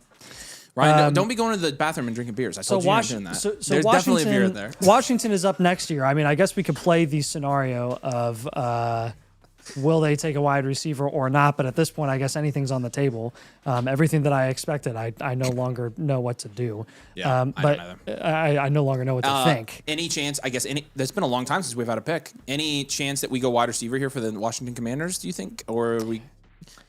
I mean, We're about you to wanna find out Do it here. now. Okay, the Washington Commanders select Sonny Sonny Styles. Styles. Again, Okay. pretty good Makes pick sense. for 7. Yep. I mean, Styles is very interesting. So this is one that was we were talking about this pre-draft stream, and Styles and his skill set. He's like the athlete of all athletes, going to test better than anybody that you've ever seen. And when everybody was talking about Styles and what he could potentially do at the NFL level, I literally just kept. I heard Isaiah Simmons. Like I couldn't stop thinking about Isaiah Simmons. The thing that Sonny Styles has over a guy like Simmons, who didn't work out at the NFL level but got really high draft capital in the first round to the Arizona Cardinals, is Styles can actually play. He's actually big enough to play linebacker. Simmons was too small to play backer. He was too small to be an edge rusher, and he was too big and wasn't fast enough to be a DB or even a safety. And they ended up transitioning him to safety, and that's where he was best at, but he still ended up not really working out. I mean, defensive field general type of guy here. He'll be a good locker room presence for wherever he goes. Obviously, again, in terms of physicality and intangibles, athleticism, the dude's got pretty much everything. For a linebacker, like I am very intrigued to see what proper position he actually ends up playing at the NFL level for Washington. I think there's a lot of things they could do with him. Again, I mean he's 6'5", 240. Like that's a true linebacker size. It's actually kind of a smaller linebacker. And and Washington, obviously, I mean, they were one of those teams where they could have taken almost any position here in the draft. So they have a good number of needs on defense. It's not like they're the worst defense in the league, but I mean, when you look at their defensive close. grade, they're 27th, right? They weren't the worst, but like their pass rush was average, their special teams were average, their rush defense was not great. It wasn't absolutely abysmal, but it wasn't good. They're tackling again middle of the road there. So again, with edge being one of the biggest needs, if they end up transitioning Styles to like a speed edge rusher, that's something that'll be very interesting there. Obviously, again, everybody loves to focus on the offensive side of the ball. And when you look at a lot of the issues that Washington had last season outside of Jaden Daniels getting injured, from a personnel perspective, they didn't change last year on offense at all. Yeah, so really, in theory, they should have had, the same type of offense and the way that it should have been just as effective. And Daniels just could never get into a groove. So they clearly believed that wide receiver was not the biggest area of need since they have Terry McLaurin under contract for at least one more year. His cap hit goes up big time in 2027, which is where they may waive him and take a wide receiver shot next year when he's going to be like 32 or 31 or something like that. But I don't fault the Commanders for making this move at all. Totally understand it. Again, best player available. This is the best player available in their opinion. I mean, again, and the team needs not going to say linebacker here. The linebacker is obviously not a premium position in the NFL. And so, like, you're never going to say, like, oh, the team need at 10 is, or wherever, is 7 is a linebacker. And again, for a guy like Styles, for as fast as he is, like, he could end up being a speed edge rusher. So that's within the possibilities for him. Yeah. And that was a big need for them. So our ears just got really loud. If we could turn those back down, you hit something. And we got the next pick in after the Washington Commanders, which I believe Saints is the New Orleans It's the Saints. Saints. All right, let's do it. And you ready? We'll see where they go here. This will be fun. Wait for it. Wait for it. Pause for effect. Zemo. Here we go. The Saints take Jordan Tyson. No way, dude. All right. Man, wow. Chris Olave, no. I don't think Chris Olave is screwed. I don't love it. So Tyler, I also do not love that for a lot. Give me your immediate reaction, then I want to hear what you think. Well, I guess he hasn't been extended yet. So yeah, Paul, but yeah. I mean, I think Jordan Tyson is really, really good. I've been going back and forth on I like Tyson. my wide receiver one in this class, and I came back around to Jordan Tyson. Just decided I wasn't that concerned about the injury stuff, and you just look at his market share numbers throughout college, just absolutely dominant per target or per route, targets per route run, percentage of receptions. I think he had like 40% of his team's receptions went on the field in healthy games. So he's just like dominant target earner, elite separator. I have no doubt that Chris Olave is still going to be productive in this offense, but I'm thinking about Tyler Shuck with these two wide receivers. I'm just not sure if he's the guy to necessarily bring both of them to like a ceiling outcome. So I think somebody is missing out on a 99th percentile ceiling here. And I don't know if that's Tyson. I don't know if that's Olave. They're both really, really good players. We just went highest of high for Jordan Tyson to the Chiefs. Yeah, I was going to say, it's not the Chiefs. What do we do with Tyson? It's not the Chiefs. But Yeah. So- I will say this is a nice full circle moment for the Jordan Tyson truthers. Goes where we thought he would. Who never wavered with Jordan Tyson. He ended up going top 10. I'm sure you didn't waver either, so make sure you fist bump him too. never wavered. Yeah, Yep. no, we don't waver. Never wavered. Fist bump Brian. Yeah, fist Brian. None of us wavered. We were non-Jordan Tyson waverers. Okay, so I did see, and I was celebrating there. We are very ahead, which is obviously a huge shout out to you guys. I guess job, my guys. question for Good you, job. chat, and you guys can read the chat and see the responses here. Would you guys like us to slow down, and would you like us to announce the picks closer to when they get announced in the NFL draft, or do you like being ahead? Drop your preferences in the chat. Tom, feel free to drop a poll. Well, that's what I'm. It's fine if they want us to we do the graphics and wait a minute for the pick. Sometimes they don't like it being spoiled necessarily that much. So we're by the people for the people. I know. Again, last year it was we were too far behind, so I'd much rather be too far ahead. Again, our graphics team is killing it too much right now. They're like, we got to cool them off a little. But Yes. feel free to chat to let us know if this is all good. We obviously want to do whatever is the best and most entertaining for you. Ryan, Becca was not pleased that I asked Nathan? that question. do us a solid. might be in trouble. Do us a solid if you don't mind, and look up the New Orleans Saints wide receiver depth chart before the Jordan Tyson trade or before the Jordan Tyson pick, obviously. Chris Olave, Devon Vele. It's literally Baylor. Baylor's the wide receiver. Wait, did Vele get traded to Denver, or did No, Vele that was get traded Denver. from He Denver got to? traded to- Okay, so it's Their starting receivers as of this current moment, or 10 minutes ago, yeah. were Chris Olave, Mason Tipton, and Devon Vele, with backups being Kevin Austin Jr. Yeah, Notre Dame. that's diabolical. Jalen Polk, legend. Oh, yes. And Bub Means. okay, Polk. okay. So Bub Means the legend, the Bub guy who's going to Means. Remember that Amazing. one game Bub Means had? No, do you remember when he was like, was it him that was in the offseason that randomly got a bunch of dynasty value? It was Bub. Do you remember that? He, like, one offseason, like, started, like, creeping up in value and became, like, the most popular, like, waiver pickup Crazy. for absolutely no reason. Well, it was the whole logic behind it was the vacated volume. It was vacated 'Cause volume. it was just Olave, and then it was nobody else. Yeah. Have you considered he has a cool name? There's some of that. And we've obviously, we're suckers for cool names. So Tyson, wow. Tyson, I just, as much as I love that they got another weapon there, regardless of if you think, you can say all you want, oh, this actually isn't that bad for Chris Olave. He's going to lose dynasty value. Almost. I didn't say he wasn't going to lose dynasty. I value. know, but not I'm an just saying, idiot. that's why I'm saying, Jeez. like, it kind of sucks for Chris Olave because where you own Chris Olave in dynasty leagues, whereas You Chris, got a little bit of a value Chris loss, Olave is yeah. still only 25 years old. He Right. might 24 maybe. It's 24, He's 25. Yeah. So and starting to play the best football of his career. His birthday is July 12th. I don't know why I know that, but I guarantee you that's true. This is why we Nice. brought you on. You know that, right? I- This is exactly why you're here. We needed to know that. Checking. His birthday is June 27th. No, it's not.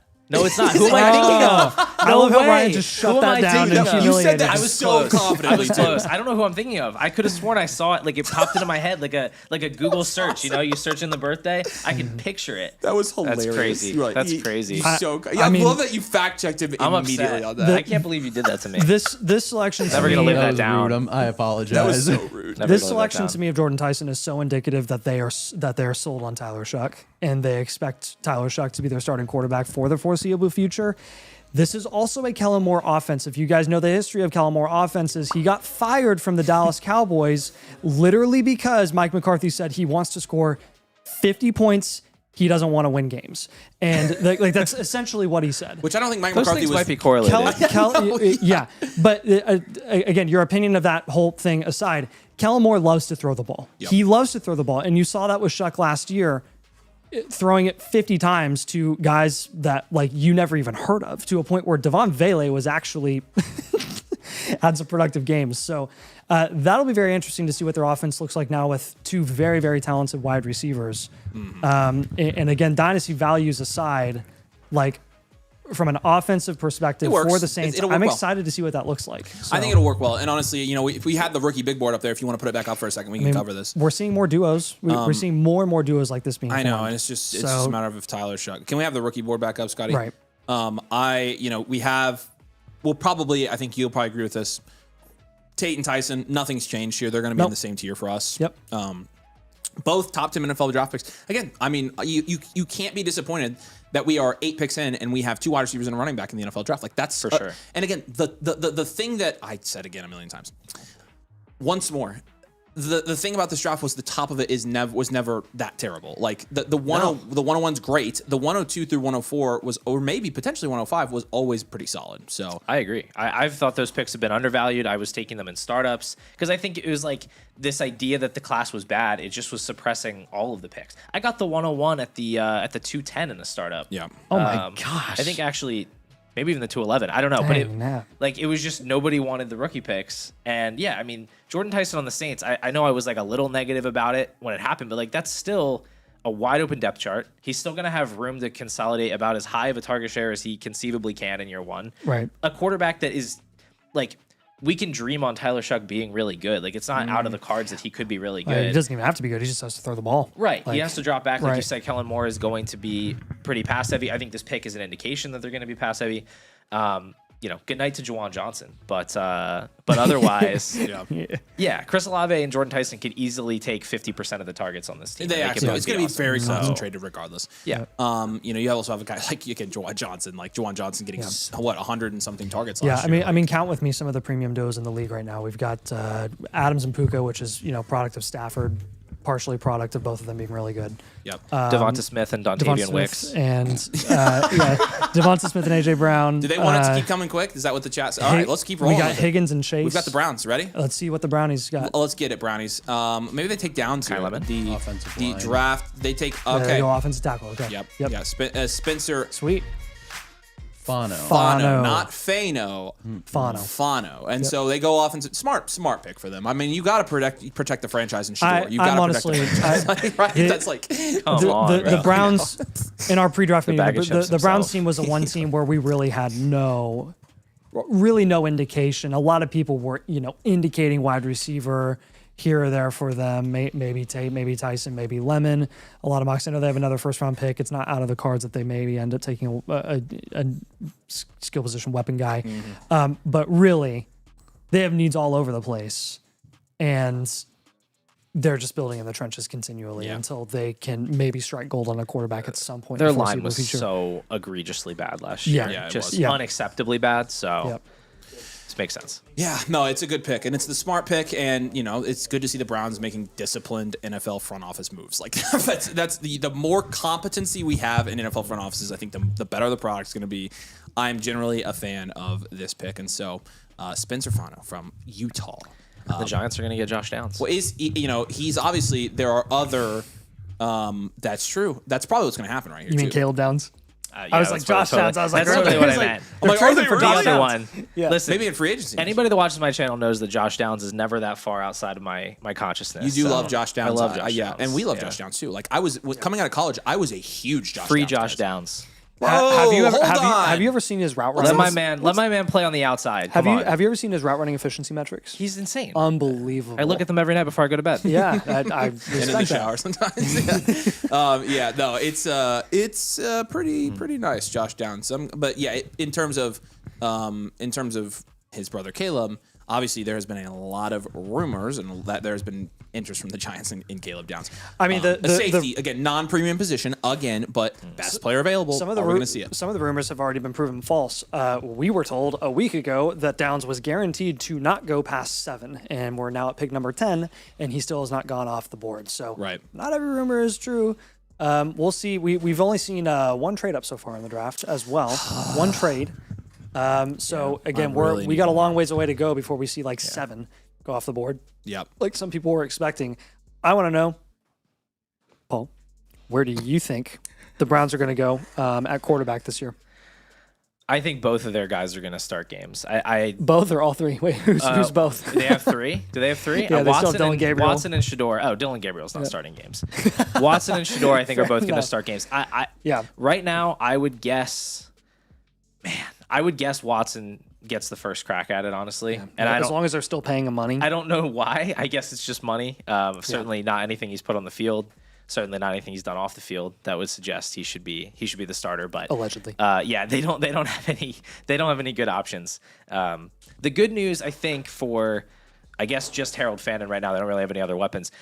Is they're going to drop back a ton, I think, and both Watson and Shador have both kind of shown they can at least produce volume in like a Jacoby Brissett-esque manner of like drop back, get the ball out to a weapon. So that's why I wasn't going to be too upset if they went with a Tate or a Tyson or something, because I just felt like there's so many targets available. No, I agree 100%. Wow. I think a wide receiver to Cleveland is actually not the worst thing that could ever happen. I'd much rather see a wide receiver go to Cleveland in the later part of the first round than like the Jets. Or the Dolphins. Or that's fair. Hey, you want to know something I'm noticing here is this draft is moving. It is moving. Which part of that is because we're ahead, I know that, but like we are an hour in and we've almost got a third of the draft done. Like I think this is genuinely moving a lot faster than it normally does. And so I actually don't think that's a bad thing, because then we can start on our rookie mock drafts a little bit earlier later. So, I mean, wow, on that note, I have the verdict that the pick is in. The New York Giants at pick number 10. Ooh, Francis Maui-Noa. Okay, so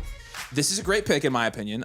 I mean, this is a great pick. This is not one. I love this pick. I do too. This is great for Dart. I mean, Dart was under duress like crazy last year. I feel like we talked about this earlier though, and we didn't think they were going to take. Yes, sir. This is Cam Scadaboo is Nathan's Marlon Mack. Like that's what this is. What does this mean for Marlon Mack's legacy? That's literally like what you're doing. For Maui-Noa except here, Marlon Mack was replaced. Did we even talk about them potentially taking Maui-Noa here earlier? I don't feel like we really talked about this. I don't think we really talked about them taking an OT here.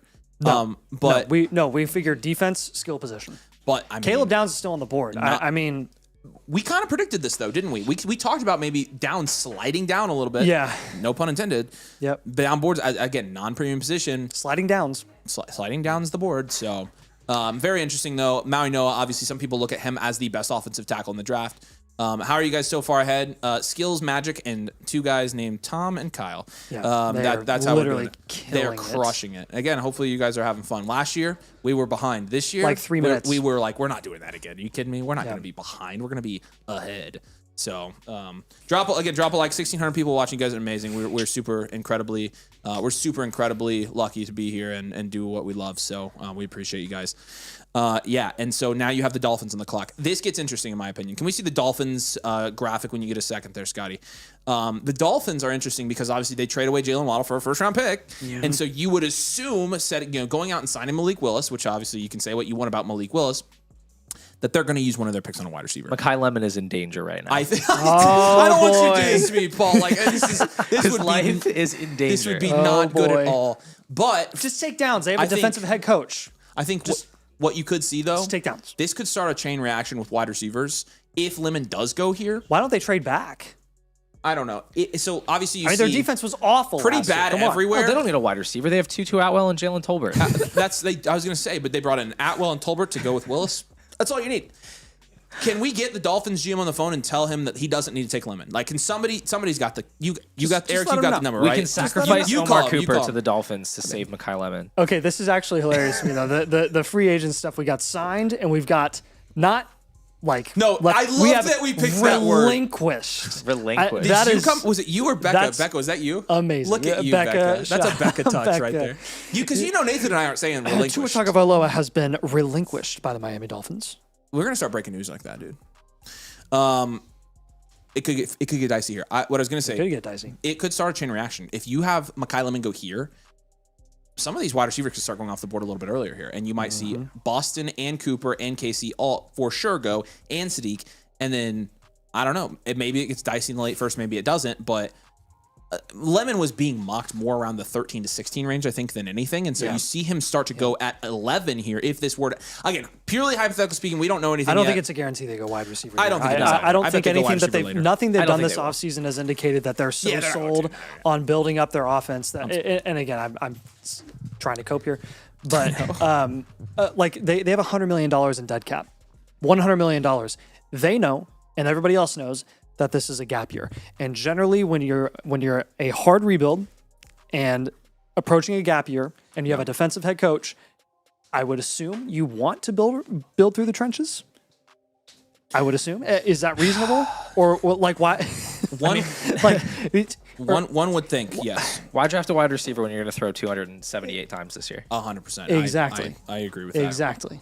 And clearly it's stock up for Achane too. I mean, the more we verbalize this, the more I'm less like, weapons they maybe have, we they're should just- just run the Dolphins. They're gonna. I'm actually really worried about Devon Achane. Hey, no, we're not gonna say that. We're gonna be only optimistic here. HN is gonna kill this year, right? Oh yeah. Yeah. Great situation for him, obviously.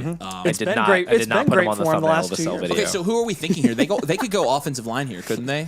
So we could see an Offensive or offensive defensive lineman. line, yeah. I mean, Bane's still on the board. They could easily go Bane. Oh yeah. They could go Bane. That's true. So after all the Bane to the Chiefs smoke, the Chiefs move up and take a corner. I mean, think about it, dude. You just signed the defensive coordinator for the Green Bay Packers, who resurrected their defense from nothing, and went out of their way and traded for Michael Parsons last year and had a really, really good defense before they started having some injuries at the end of the season. Michael Parsons. Yeah. Can you imagine being a team again that's approaching a gap year with $100 million in dead cap and building around a guy like Ruben Bane, who can be the face of your defensive side of the ball? No, that's a pretty good prospect. And again, that pitch is Trenches, pretty Trenches amazing. is the pick here. Trenches is the pick if you're rebuilding the Miami Dolphins. I would love to see Ruben Bane go to the Dolphins. So I think that we've kind of landed. He'd that stay in Miami. Mekhi Lemon is going to be marked safe from the Dolphins. Coming from the Packers is He's a good Miami guy, news too. for not taking a wide receiver in the first round.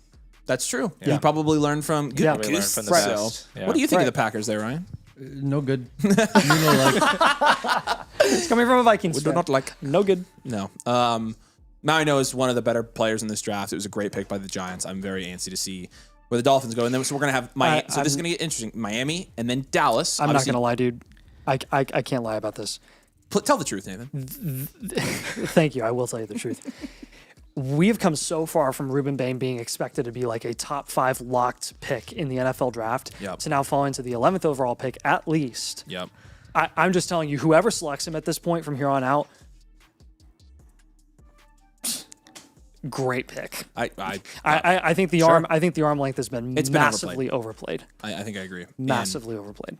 I mean, we saw it up close and personal against IU, and he single-handedly was absolutely freaking Yeah, I mean, wrecking our tackle. Abusing Oh my Ohio gosh. State. Like, I mean, some of the best offensive lines Yep. in college football. It's not an issue. Like, No, it's it's just not. not. He's just It's not. it's just too good. I mean, he was taking Carter Smith to the woodshed in the national championship game. That's impressive. And I know Carter Smith is playing hurt, but Carter Smith's going to be a first-round NFL draft pick next year. Can you imagine how And- noisy Jerry Jones will be if Bane falls to them at 12 and after they just traded away Parsons?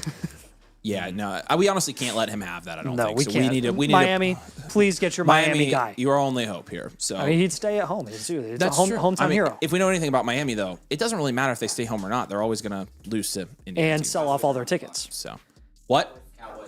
The Cowboys have moved up you one go. spot. Wow. They're going This- to take him. Yeah, they're taking. They're This taking Bane. is I'm 1,000% Ruben sure. Bane. Yeah, it's Ruben Bane. So Yeah. okay, So Miami doesn't want Ruben Bane, apparently. well, and that does still make me slightly more. Did they trade George scared for Pickens to move Lemon. up one spot? Right, yeah, they traded Pickens and the 12 to move up to 11. So Well, they that's got Jalen that's the Tolbert second back. trade right there. that's true. Jalen Tolbert. Again, these are the dynasty assets that people should be thinking about that they're not. Like Tolbert, like Yeah. No, do not think about Jalen Tolbert. Never. oh my goodness sakes. All right, What do you think about Pickens signing the tag you probably haven't even had time to think about it. for Dallas? Maybe he's turned over a new leaf in his career, and he saw what happened to his teammate Deontay Johnson when he didn't cooperate, and he's like, you know what, I enjoy making lots of money. I think I'm just gonna just take the my $27 job. million I mean, tag. I think he genuinely really likes being in Dallas, and he Yeah. has a quarterback that's going to throw the ball 600 Yeah. times, and Yeah. like he knows he can get the bag. So I think. From a content perspective, I would love to see a crazy move happen involving George Pickens tonight. Realistically, I don't think- I think he's a Cowboy this year. Like it just makes too much sense. I mean, I think that's best case scenario for him in his fantasy production too, because you 100%. saw Absolutely. You know, it's not necessarily. I don't think best case for CD Lamb. Although Danny would tell you that it's best case for CD and Pickens and Dak and Tolbert and Jake Ferguson. and Kevontae Turpin and all those guys because it's the Cowboys and they're going to make it Ryan work. Flournoy. I mean, that's a big sleeper. Huge. So And you know, look at Danny's wide receiver rankings. Shout out Danny over on his own live stream right now. It's big for Hunter Lipke. Yeah, again, these are the type of guys you saw. Butter Aubrey got paid too, right? I think that was it the biggest kicker deal ever? It had to have been. Yeah, Yeah, $7 million a year. yeah, Yeah. That's crazy. Yeah. We're 2 picks away from Lemon going to the spot that everybody wants to see him go to. Yeah, because the Rams are picking at 13. Hashtag Rams. We have the Dallas pick. We They have the did Dallas trade Cowboys up. It's going to pick. be Reuben Bain, or I will be shocked. It is. Caleb Downs. Can you confirm this? That I literally said call this. Can you confirm this? Yeah, you did call this earlier. Yeah, you did. You did. You stuttered there quite a bit, but yeah, you did. You called. You could have landed the plane better. I was it's like, fine. I said if Jerry sees Good Caleb pick. Downs fall pick. to them, he is gonna go get Caleb Downs. Sure. Which I totally forgot. I wasn't even thinking about Downs just a second ago because we were so stuck on Bane. Aren't you in all of this? Isn't this just like being in the presence of a genie? Incredible. Yeah. I mean, you had the predictions earlier, and then Now it's Nate. Look, I mean, this is again. Okay, like, I'm pretty didn't- sure I didn't Goodell is predict like it. tipping It's- you guys off, sending you texts or yeah, something. we're getting inside information. Yeah. No, it was a good call. You did Caleb literally. Downs You is a literally said Cowboy. that. Yeah. I should have thought that. I guess I completely spaced Jerry's it. gonna It be like, could have we been. got Caleb So Miami Downs, gets Bane anyway. guaranteed. It's like in Hall your of Famer. dynasty where you like know you're gonna take a guy that's not gonna go next, so you trade back for like whatever. You know, you just get like a Yeah. free. It's like when third you or have something. you have the 1-on-1 and somebody wants to move up. Yeah, from so Mendoza. they get a free third and they still get Reuben Bain here. Sweet. Is that what they got? They get a third Awesome, on top there cool. in the deal. What was the price of moving up? He's writing it now. Okay, good. You guys are crushing it. This was 11.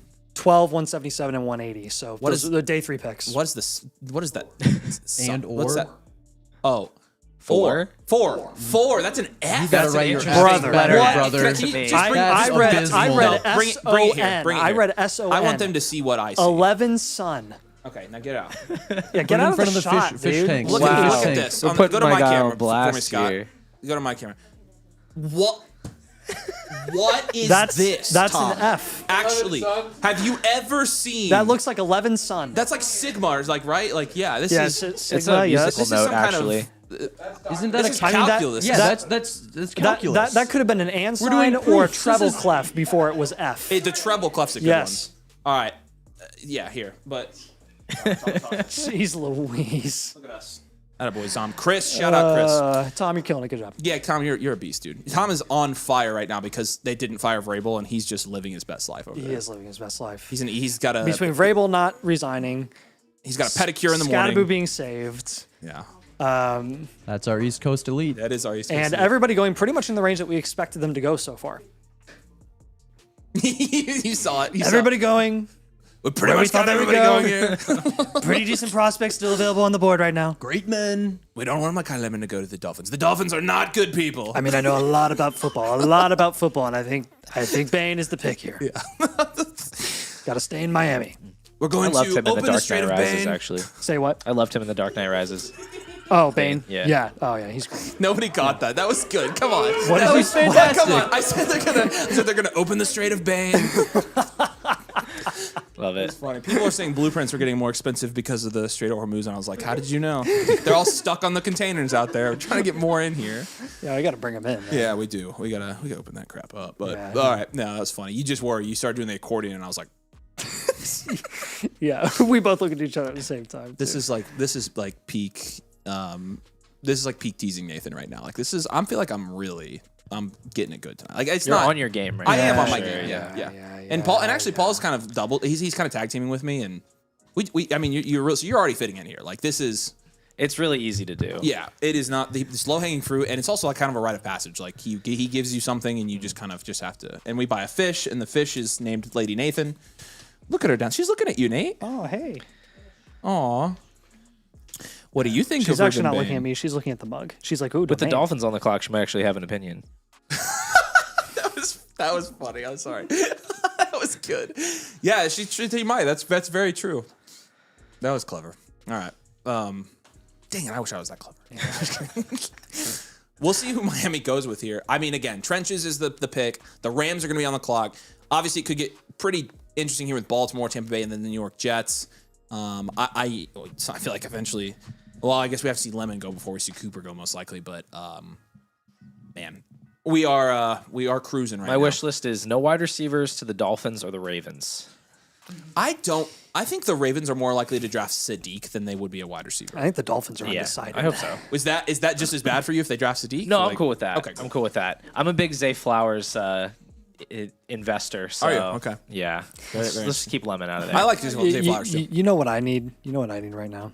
I need an explanation from Kyle for telling us that there was no way that the Chiefs were going to take a corner high in the draft. Did you say that? Because the way that they value that position is not in any way indicative that they would draft a cornerback did that say high. that. And they just traded up for one where nobody expected it to happen. I didn't say no way, but yes, I did. You No, you basically did say no way. Hey, you call us out. You call us out. We when were wrong. like, Come what on, if they go come on. corner? And you're like, But honestly, it makes a ton of sense that they went corner. Think about it. They were letting all of their corners walk. It Like, makes total sense. of course they're going to That's trade why up we and take, asked. take the They best corner. didn't have any corners. Trent They have McDuffie's no gone. corners. Jalen I Watson's know. They're like a gone. circle. I mean, they could go double corners. They could go 2 corners in this draft. Awful. That was awful. That's a terrible They just joke. I'm flew so under the sorry. radar. All right. Well, hopefully we get another dynasty relevant person here in the next couple of picks. I think we will. Caleb Downs obviously has been looked at as one of the better players in this draft period, obviously regardless of position, regardless of positional scarcity. You ready for ESPN to talk about Caleb Downs tomorrow? With Caleb Downs now playing safety for the Dallas Cowboys, can they now win a Super Bowl with Caleb Downs? And Stephen A. Smith's like, I'm not Nobody going wants to to talk say they about that. can't win a Super Bowl with Caleb Downs at the safety position. That was pretty good, actually. That was. That's really good. Was that did good? not That know. wasn't seriously. That was I didn't know you awesome. had all these Yes, it was. impressions in Yeah, your it was bag. good. That was good. Come on. That was, okay, shut up. Shut up. Michael Irvin is Come on. I'm not. Yeah. That show. I'm glad you're watching that instead of that, guys. We appreciate you. Yeah, you guys are the best. Yeah. Dolphins, interesting. Yeah, it's going to be trenches. The Rams is going to be very interesting. If the Rams pass on Lemon, it's going to get pretty crazy here. Yeah, I mean, clearly the Dolphins are indecisive. They just traded back. They feel like they're in a tier here of guys that they're very comfortable taking because they have needs literally everywhere. Again, it is beyond me why you wouldn't just hand it in. Just hand it in and just get Reuben Bain, please. Like, I'm not even a Dolphins fan, and just for the sake of being a Dolphins fan, why would you not want Reuben Bain? I would love Reuben Bain. If you want to give me Reuben Bain and just continue to let him fall, that's totally fine with me. But for the love. You made some pretty funny hand motions. Does anybody else have any other opinions about this? I feel like we've I exhausted have opinions about all- your hand motion. Yeah. I was going to say, you did No. go. I feel like the Dolphins have been on the clock for like half an hour at this point. It- I don't yeah, understand I why was they gonna don't say, know who they want to what I pick. keep are trying they to talk. doing? Can we see the Dolphins? Maybe We already the- did the Dolphins They've profile, had didn't we? 16 minutes to think about this pick. Well, we were so far ahead. Why are you making that face at me? What's going on?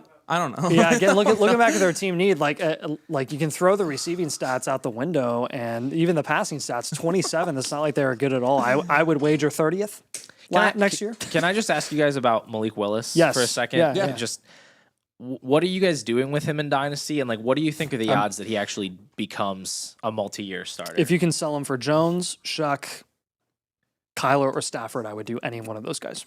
Shuck and Kyler for me, Or Bryce for Young. sure, Actually, I'd 100%. take Bryce Young over Willis as well. Oof, I wouldn't go that far because Bryce Young sucks and he He's doesn't run. safer. I think I'd sell him for just about anything. Yeah, I mean, I do not have any belief in Malik Willis. as so you an would take him NFL over Daniel quarterback. Jones?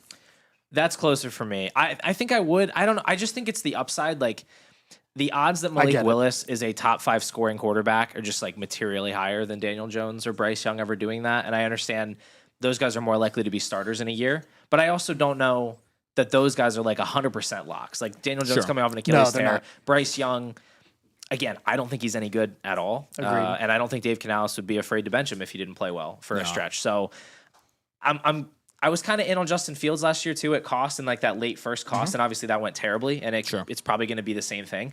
I'm just very, I'm intrigued by the potential scoring upside that you could get with him. You know, Yeah, it's- yeah, I get it. I think that's fair. I'm just really big on cashing out on the value win Right. that like was such a big value win relative to what he cost before, which was absolutely nothing. Yeah. So it's like, do I really want to take the chance on a guy who I don't believe in any way, where it's already crowded up top, where if for him to be a massive riser, he would have to be, I mean, just unbelievable. Yeah. Like, I mean, absolutely to unbelievable. your point as well, like, Nathan mentioned the quarterbacks he would move him for. The fact of the matter is, every quarterback that you're going to invest in that range in Dynasty has so many question marks, regardless of, what the question marks are.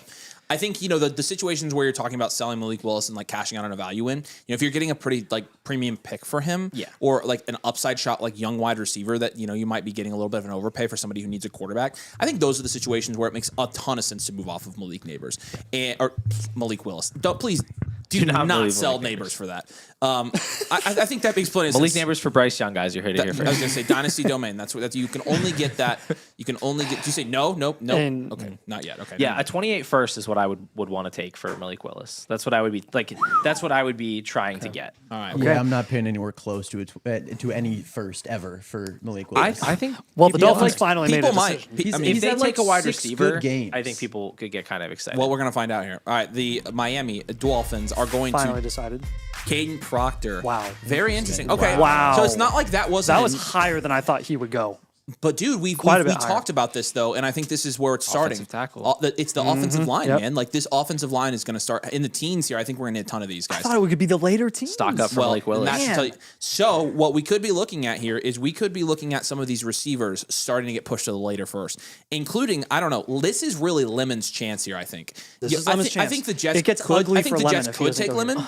Yeah, that's where I'm at boy. too. That's where I'm at too. Please don't. But I mean, we are the Dolphins have another pick right at 30.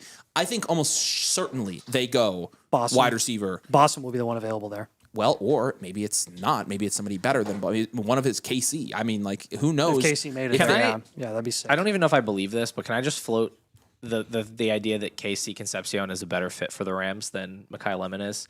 I just feel like with what you get with Mekhi Lemon is this like physical over the middle wide receiver that's like not have that. explosive. Like you have that guy. Like KC, I think he's a little bit bigger. I think he's better outside, or at least showed a little bit better outside, played more outside.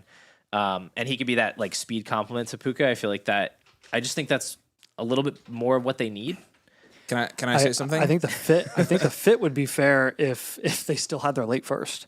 I think he's worth. I mean, no, I'm with you. Yeah. I actually completely agree with you. I think he is a better fit there. You're right. They have that guy doing that. The pick is already in. If they take Concepcion, you're a freaking legend, bro. Paul is about to have Come a on, legend guys, moment. do it. All right, ladies and gentlemen, the Los Angeles Rams have been on the clock and they have selected. Yo, what are we doing, man? What are we doing?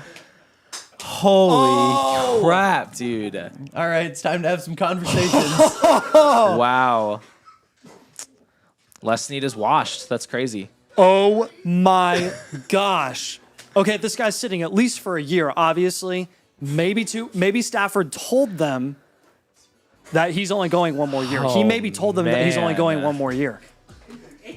He had to have told them that they're going for one more year, right? That's nuts.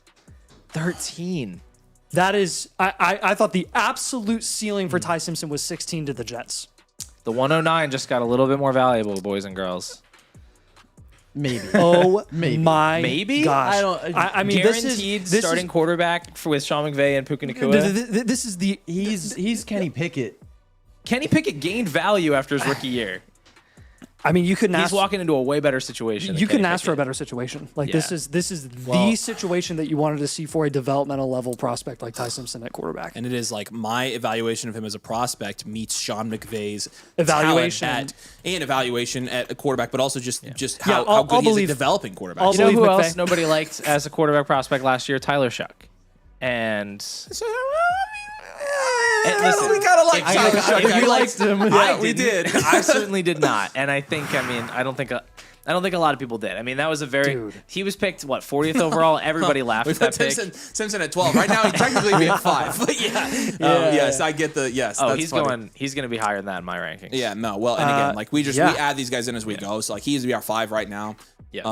I mean, a hard rebuild who rebuild's can taking get Ty Simpson Simpson in the mid first. Like This does not help my agenda, guys. It just no, doesn't. this doesn't help our agenda at all. I mean, No. if you're gonna trust us or Sean McVay, please trust Sean McVay. I think 100%. quarterback Like- scouting is just kind of voodoo anyway. So I'm like, if 100%. they're gonna take him 13th overall, he is going to be the starter for the Rams at some point.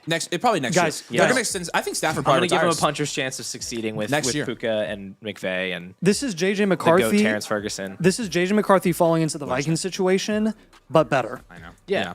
And JJ McCarthy, I mean, who knows if he hadn't suffered that season-ending injury? You know, So- as a Right, rookie, right. Let's it could've been a lot just put different. this into some analytical context here. Where is this guy falling in the bakery in terms of other first-round quarterbacks here? I'm very curious. In terms of other It's first gonna round be- quarterbacks, it's gonna be so bad. it'll take me 1 second. I believe that's 39th since 2015. Out of how many? Un segundo, por favor. Chris pulled out his He's phone, the- and I was like, Oh, "Oh, this gonna is, be the- this is wonderful. The Christian Ponder of Patrick Lynch. Chris starts recording us. I'm like, what? There are 39 quarterbacks drafted Okay, in the first so- round since 2015. But and here's he the is thing. 39. wow, He's behind Paxton Lynch. wow, He's behind Paxton Lynch. no Goodness. way." Okay, so I think let's have it. Dan Orlovsky is absolutely having a meltdown right now. Oh, he is loving life Dan right now. Orlovsky can. I mean, if he's watching this stream and he just heard that he disrespect. obviously is. He hate watches us. Yeah, I do want to put this out there though. We talk about the bakery, and we speak of very high confidence with the wide receiver bakery, which you've worked the longest on. The running back bakery, which I feel like we've gotten pretty dialed in at this point. Quarterbacks are a completely different science to evaluate. Obviously, we know nothing. Again, this is proof I know literally nothing about quarterbacks because I do not like this guy. But Sean McVay does. And the thing about me versus Sean McVay in football is Sean McVay beats me by about 1 trillion.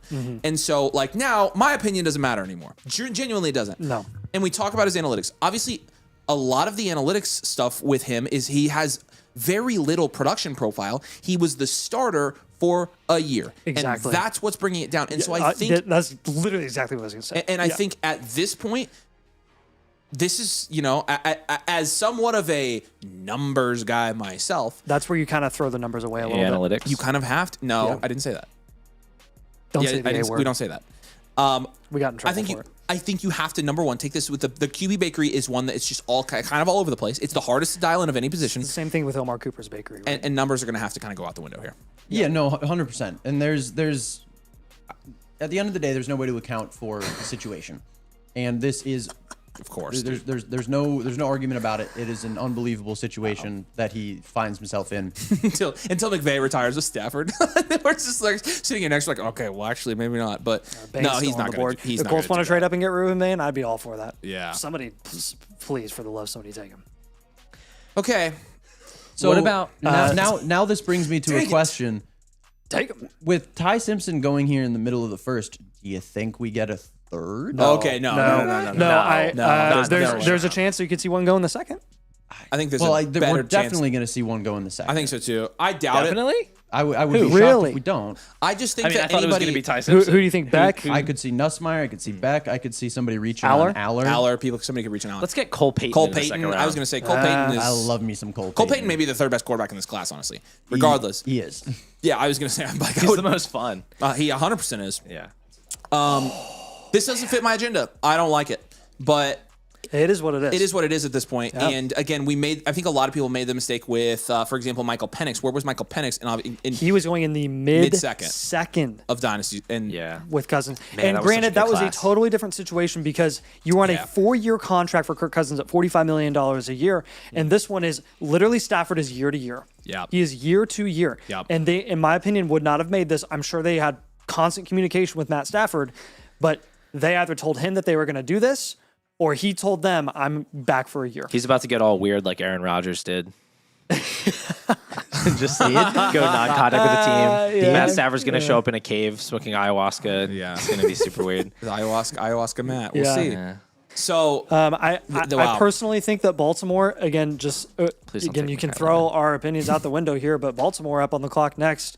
Take we're Bain, talking about dude. this. They gotta please, take please Bain. take They're Bain. gonna take Bain. But offensive line is also Defensive head something that coach. they had a big issue with, especially interior offensive line in the, Jesse in Minter the is run drooling right offense. now. yeah, he is. And a Yeah. larger discussion here. Are we seeing Bain slide because the NFL legitimately had Do concerns they care about the his arms, build? or was it the car wreck stuff? I doubt that. Allegedly, miss they a knew video about of him that for wearing a months. gas Jalen mask? Carter got drafted. Like, come on. But I don't think that's what it Did you is. say Laramie Tunsil's a gas mask? I'm saying, did somebody hand Ruben Bain a gas mask? I don't know. I wasn't on social media right before we went live, so I didn't know. Oh gosh. I mean, the only other thing outside of the short arms that I could think of is people actually had legitimate concerns about the car wreck. I don't know. So this is a big one for you. You're a Zay Flowers guy. You do not want a receiver here. No. It could theoretically be. It could be Lemon. It could be City. Lemon with City. Flowers would be weird to me. I really don't think they're going to do that. I don't really think think so they're going either. to take Bane or they're going to take an offensive lineman. Well, joke's on you. It's going to be no. It's going to be Bane here. All right, let's see the pick. The pick for this is Hey, wow. guard. Let's go, man. Pronounce it. Let's go. Pronounce it. Vega Ioane. Vega Ioane. Vega Ioane. That's how you Wait, say the it. first 6 letters are You killed it, silent? man. No, people just call him Vega. Vega. So, Gotcha. Okay. So no, we Actually, hey, I think this it's is a professional. pronounced We Venga. practice this. Oh, you guys are Oliva Venga massive. You got your Ioane. logos on your quarter zips. You guys you're pro. I was gonna say I'm surprised you're not rocking a pure Yeah, we potential need- quarters if you need one. Yeah. I should get one. I do have a hoodie, but You need to send me it's one of those. too warm in here for that. You need to send me a hoodie. I want a hoodie. Yeah.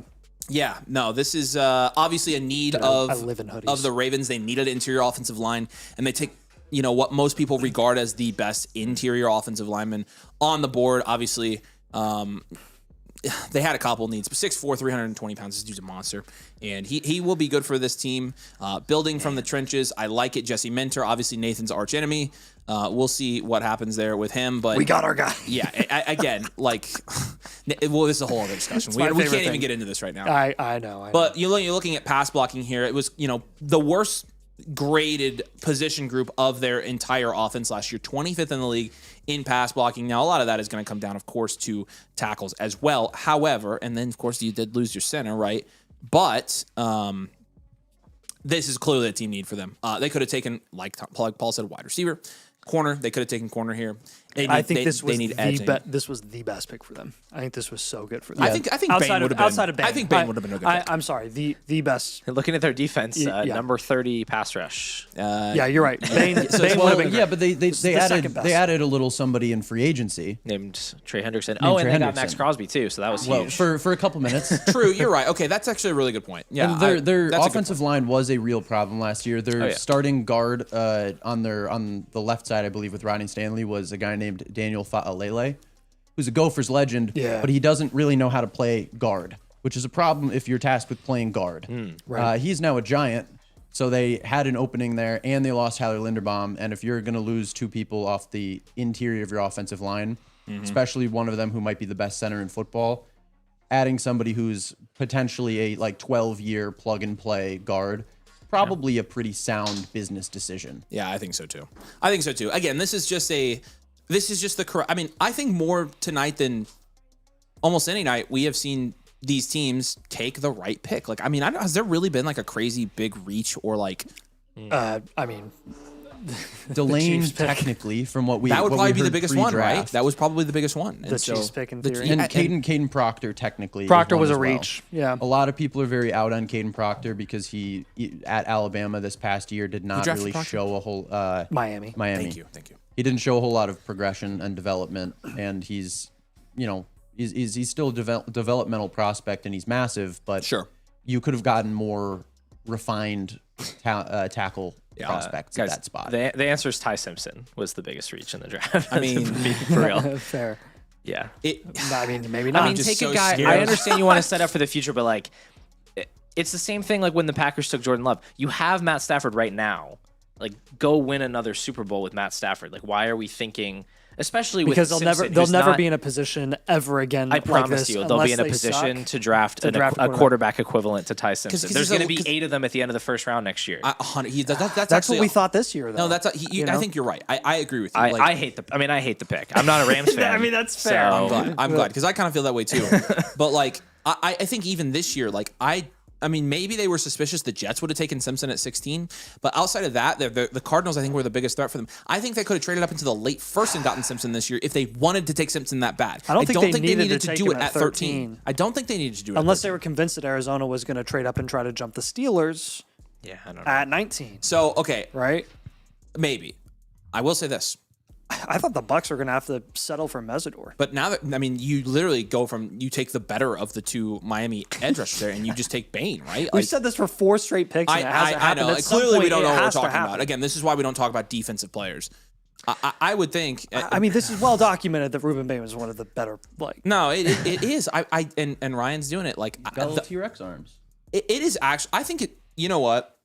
I don't know. I think that the NFL a lot of times reads way too much into stuff like that. And I think this is a very classic example of them reading up to way too much. I think there are a lot of smart people that do film analysis that think that Ruben Bain's arm size is not a concern. I don't know why every NFL team is looking at that and looking at his tape and just being like, his tape doesn't actually matter because of his arm size. Yeah. To me, if you watch the tape, I think let's see if he goes. Put it up. Let's see if Tampa caves. Thank you. There it is. Again. That's a great pick. That is pick. That is the Absolutely. value follower of the draft, in my opinion. I was starting to hope the Eagles were going to trade up for him or something. And I would have literally freaked out. Mekhi Lemon He does it again. Mekhi Lemon is on the board for the New York Jets at 16. Yeah. And we're going to go ahead and So start. Mekhi Lemon's start the either funeral. a Jet or he's falling out of the first half of round one. Those are not good outcomes. I don't like those outcomes. I don't really want to talk about it, to be honest with you. In fact, I think we just start a post-mortem here for Mekhi Lemon. Just get ahead of it. Can you imagine Ruben Bain with Jared Verse? Yeah, yeah. Like, why didn't the Rams just do that?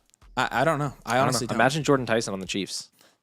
Yeah, there's just so many what ifs. There's just so many. I mean, why can't we just tell them what to do? You know. So we had a good run with Mekhi. We did, and I liked him for a long time. This is looking It's rough. a kiss of death. This is really rough. This is just not good, guys. It's just bad for my agenda. They're just going to take Omar Cooper anyway. If Cooper. Okay, honestly, I was thinking this earlier. I think there is a non-zero chance that Cooper goes here and Lemon slides. I mean, it's been so much smoke that they just love Omar Cooper. I think it would be insane because I think Lemon is just better at everything. You think they try to trade back? I just don't understand it. But I don't know if they try to trade back here. I'm just telling you, I was thinking this as the Jets pick was approaching. I'm like, what if Cooper just goes higher? This would be clinically, certifiably insane, in my opinion. If this Matthew happened. Golden went ahead of Luther Burden last year. Anything can happen. Were you a Matthew Golden guy? No.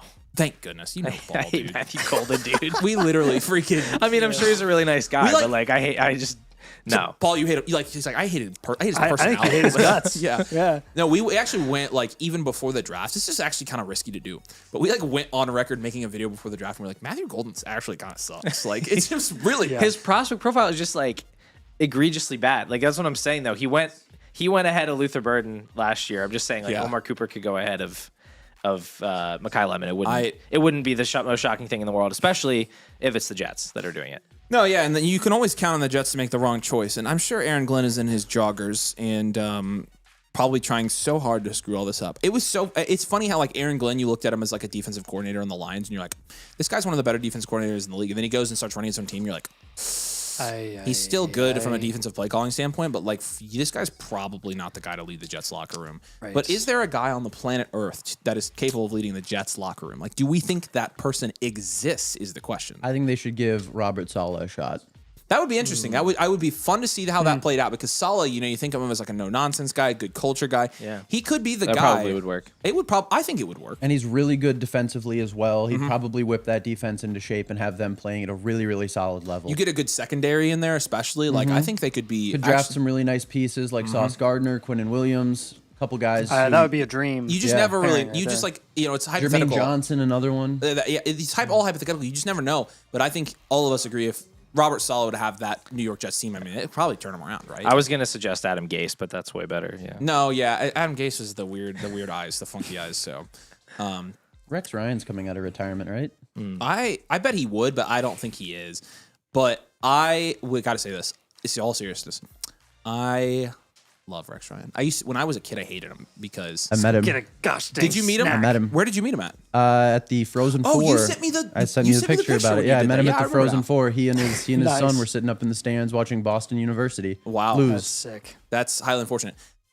Let's get a gosh dang snack. That's my favorite Hard Knocks clip of all time. He in between games he held court for 20 people just telling stories about the NFL. It was so cool. That's so And awesome. he obviously was a coach for the Vikings for a while, and the Gophers were playing in it, so there were a lot of Minnesota fans around, and he was going off about stories from That's awesome. The good old days that I absolutely don't remember. No, you don't. And it's only been mediocre old days for you. And honestly, with the Jets here, that was the last time they were relevant was when Rex Ryan was the coach, and they somehow managed to beat Peyton Manning multiple times, which sucked as a kid. Mark Sanchez. That was awful. It was legitimately horrible. And the butt fumble, Sanchez. he's just this guy is the guy Dude. that's ending Peyton Manning's career. Right now. Revis, the ultimate mercenary. Colts career.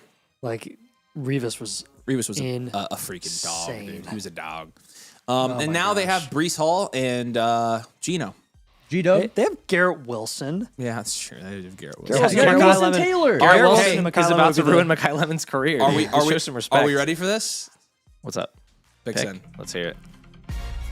The pick is in, and they take. Whoa. Wow. Okay, that Wow. is Wow. juicy. That is a juicy. That is juicy. Juicy selection. And I don't necessarily think that's the kiss of death for a tight end No, in I a don't bad know. offense at all. I mean, That I'm okay with that. What, Paul? Rest are you in okay peace with to that? Mason Taylor. That is the I kiss of never death for liked him. you, and now you are gone. Yeah. No, somewhere my guy Ron Stewart is absolutely miserable right now, seeing the his Jets take. yep. tight Ron is a end Jets round fan, one. isn't he? Yeah. Yeah. That's pretty brutal. Man. I mean, You just hate to see it. I don't like it. I mean, I don't think Sadiq is that kind of guy. I don't know. I just don't like. Be productive in college, and we can talk about mid first round pick. You Yeah. know, Yeah, that's he's fast. That's great. Yeah. I just would like to see that translate to something more on a football field. yeah. I think the closer yeah. that we That got makes to sense. the closer we got to the draft, the more we were talking about Sadiq potentially falling because of those specific concerns. Yep. And it just again not outside the realm of possibility that could happen, and then the Jets take him at 16. We're halfway done. I will say for salvaging the potential outlook for some of these wide receivers that are still left on the board who we expect to go in the first round, I'm just so thankful that we got past this pick. I mean, Like, I'm so thankful No, that I we am got past too, this but at pick, the same not time- in shambles. Like, Sadiq is just going to... He's going to be a mid-first round pick because of this. Yeah, You I think know, there's and enough nothing's gonna available change for there. him. Like a tight end is a lower threshold for high-end production in terms of like the target share that you need in an offense, and like he can get that kind of a target share alongside Garrett Wilson and Breece Hall in a way that I just don't think a wide receiver could. Because you saw Mason Taylor be productive last year at times. Keep in mind, and so like in sure. in objectively a worse situation, and so Yeah. I honestly don't think Gino will at least throw it. He'll definitely regardless, throw it. regardless of what we think from a franchise perspective, like I think from a dynasty perspective, this is good. Sadiq This will is be good fine. capital. It's totally for, fine. For It's Sadiq. totally fine. Yeah. I don't think there were a lot of really, really great spots for him anyway. There weren't. I think this is probably one of the better ones. Yeah, and this is how I would have it as well. And I would, yeah. Again, this is so much better than a receiver. Out of curiosity to Avery and Nathan, the Jets' offensive coordinator is Frank Reich. Did he do a lot of two tight end sets when he was? Tight ends were not generally productive. So under Jack Frank Reich. Doyle, Mo Alley Cox, back in the day. Kenyon Sadiq is the new Would've Kylan been- Granson. yeah, That's exactly what I'm saying. Like, Yeah, it would not surprise me if this doesn't take Mason Taylor, as much as I also do not like him. It wouldn't Yeah. surprise me if this doesn't take him off the field much at all compared he's to probably where he a was better last year. blocker. If it doesn't right? take him Yeah, off the field, he is. he'll be a primary blocker because when we Yes. did do two tight end sets, Yes. it was your receiving tight ends. Sadiq and will Jack Doyle operate and then as a Mo big Cox. slot Kyle Pitts Yep. type, and Mason you will have Taylor's Mason Taylor going to be the staying Dawson inside. Knox Yeah. to Kenyon Sadiq's Dalton Kincaid. Which is puzzling because Mason Taylor, his scouting report wasn't that he was an outstanding blocker by any means. He's not like you have Kyle Pitts in Atlanta and Mecole Pruitt or Michael Pruitt, who's like a blocking tight end. yeah. You had Mark Andrews and Josh Oliver, and then Isaiah Likely, but we can ignore that. Well- You have TJ Hawkinson and Josh Oliver. what this is like your absolute bargain bin clearance rack version of Michael Mayer and Brock Bowers. You Yeah, draft your 100%. tight end in the second round, and then the next year comes around and you're like, oh, actually we like this guy better. Let's just take him. And now it's like, well, we'll figure out how Mason Taylor fits in. I don't know if it was necessarily like this. We have to build this two tight end room. It was just kind of like, for whatever reason, they really like Kenyon Sadiq, and so And bargain sorry. bin is right. Like it's a much scaled down version of that, but just because you know Sadiq is not going to do anything not close Brock to Bowers. Bowers. So you're right about that. Now, How much do you want to bet this next pick's going to be Freeman? I would bet probably my entire salary this is an offensive lineman here. Now that All right, brings Freeman. me to an important question. Do we know who's picking after the Lions? I certainly do. The Vikes? I do. Is it an NFC North team that's Man, never won a It Super is. Bowl? And is there, when we were having our pre-stream meeting here, did We said, somebody what if- mention that what the if Lemon Vikings fell? really want to do best player available? And Yeah. if Lemon is there, it Oh, wouldn't surprise them if Lemon goodness. gets picked. I believe I said I mean, that this. would be a dream for Kyler Murray. Let's not do that. All of this conversation for them to take Thieneman and Ryan to be like, yeah, this is the most vanilla. That'd be the most expected thing ever, and it would would. just the front office would just have been lying the whole time about the best player So available. I'm thinking ahead though, even further than that. The Panthers are on the clock after that. I think we are on This starts getting Well, hold really. on a This starts second. getting really sexy This for could these get wide receivers, dude. sexy We're getting for Lemon because if Lemon on the Panthers, Yeah, why? dude, Why dude, you don't and like Bryce Cooper. Young? That's why you don't like Bryce Because Young. Bryce Young sucks. Number one. He would fit well with Jalen Jeff. Coker rocks. No, number two. come Dude, on. Bryce Young's volume. You're a Bryce Young's cokehead? volume. It's not good. He doesn't convert dropbacks into pass attempts, dude. He drops back and he gets sacked and he scrambles. Like he doesn't. He is not the guy I want my wide receivers tied to. Like He's so streaky. he's But just he enough. is He's very just streaky. enough for McMillan to thrive. If you throw another wide receiver into the mix, I just think it's super ugly. Coker has his moments. Yeah, but that's the thing. I think Coker is Thielen did actually too. good. Yeah. And I just feel like you throw Lemon in there. I mean, obviously he would have an every down role right away. I just don't know if we're ever going to see Bryce Young in the top 10 of pass attempts. Here's the thing, and though. I don't think his pass attempts are particularly accurate. I mean, So if you're talking about next year for those two wide receivers, sure. But if Bryce is as bad as you say it is, he may not be the quarterback pass next year. I feel like he is like just good enough to keep his job. Like he's. I don't. You feel know what like I mean? That necessarily exists as much as it did. It used to in the NFL because people are so quick to move on. I hope you're right. I So hope you're right. that's kind of why I'd be optimistic. But you got to admit, in a base quarterback, you put anybody back there. The fit between Lemon and Tet. It makes perfect sense. It makes perfect sense. It's a match made in heaven. The Pick is Lions. in for the Lions. The pick is in. And who do they go here? The Lions, the Detroit Lions take. Would you look at that? They offensive take Blake Miller. Yeah. keep it Not that way. Freeman, but That was probably the freebie of the draft there. yeah. And we have a couple of irrelevant teams that are going to draft after this next, but now the Lions at least. Dallas is up at 20 again. Yeah. I mean, That's going to be really interesting. I think Lemon to the Panthers is actually pretty likely to happen, and I think it would be a great pick for them to do. Like I think you got to give it a chance with the pieces that you have. That's absolutely a need for them. It's a good schematic fit with McMillan.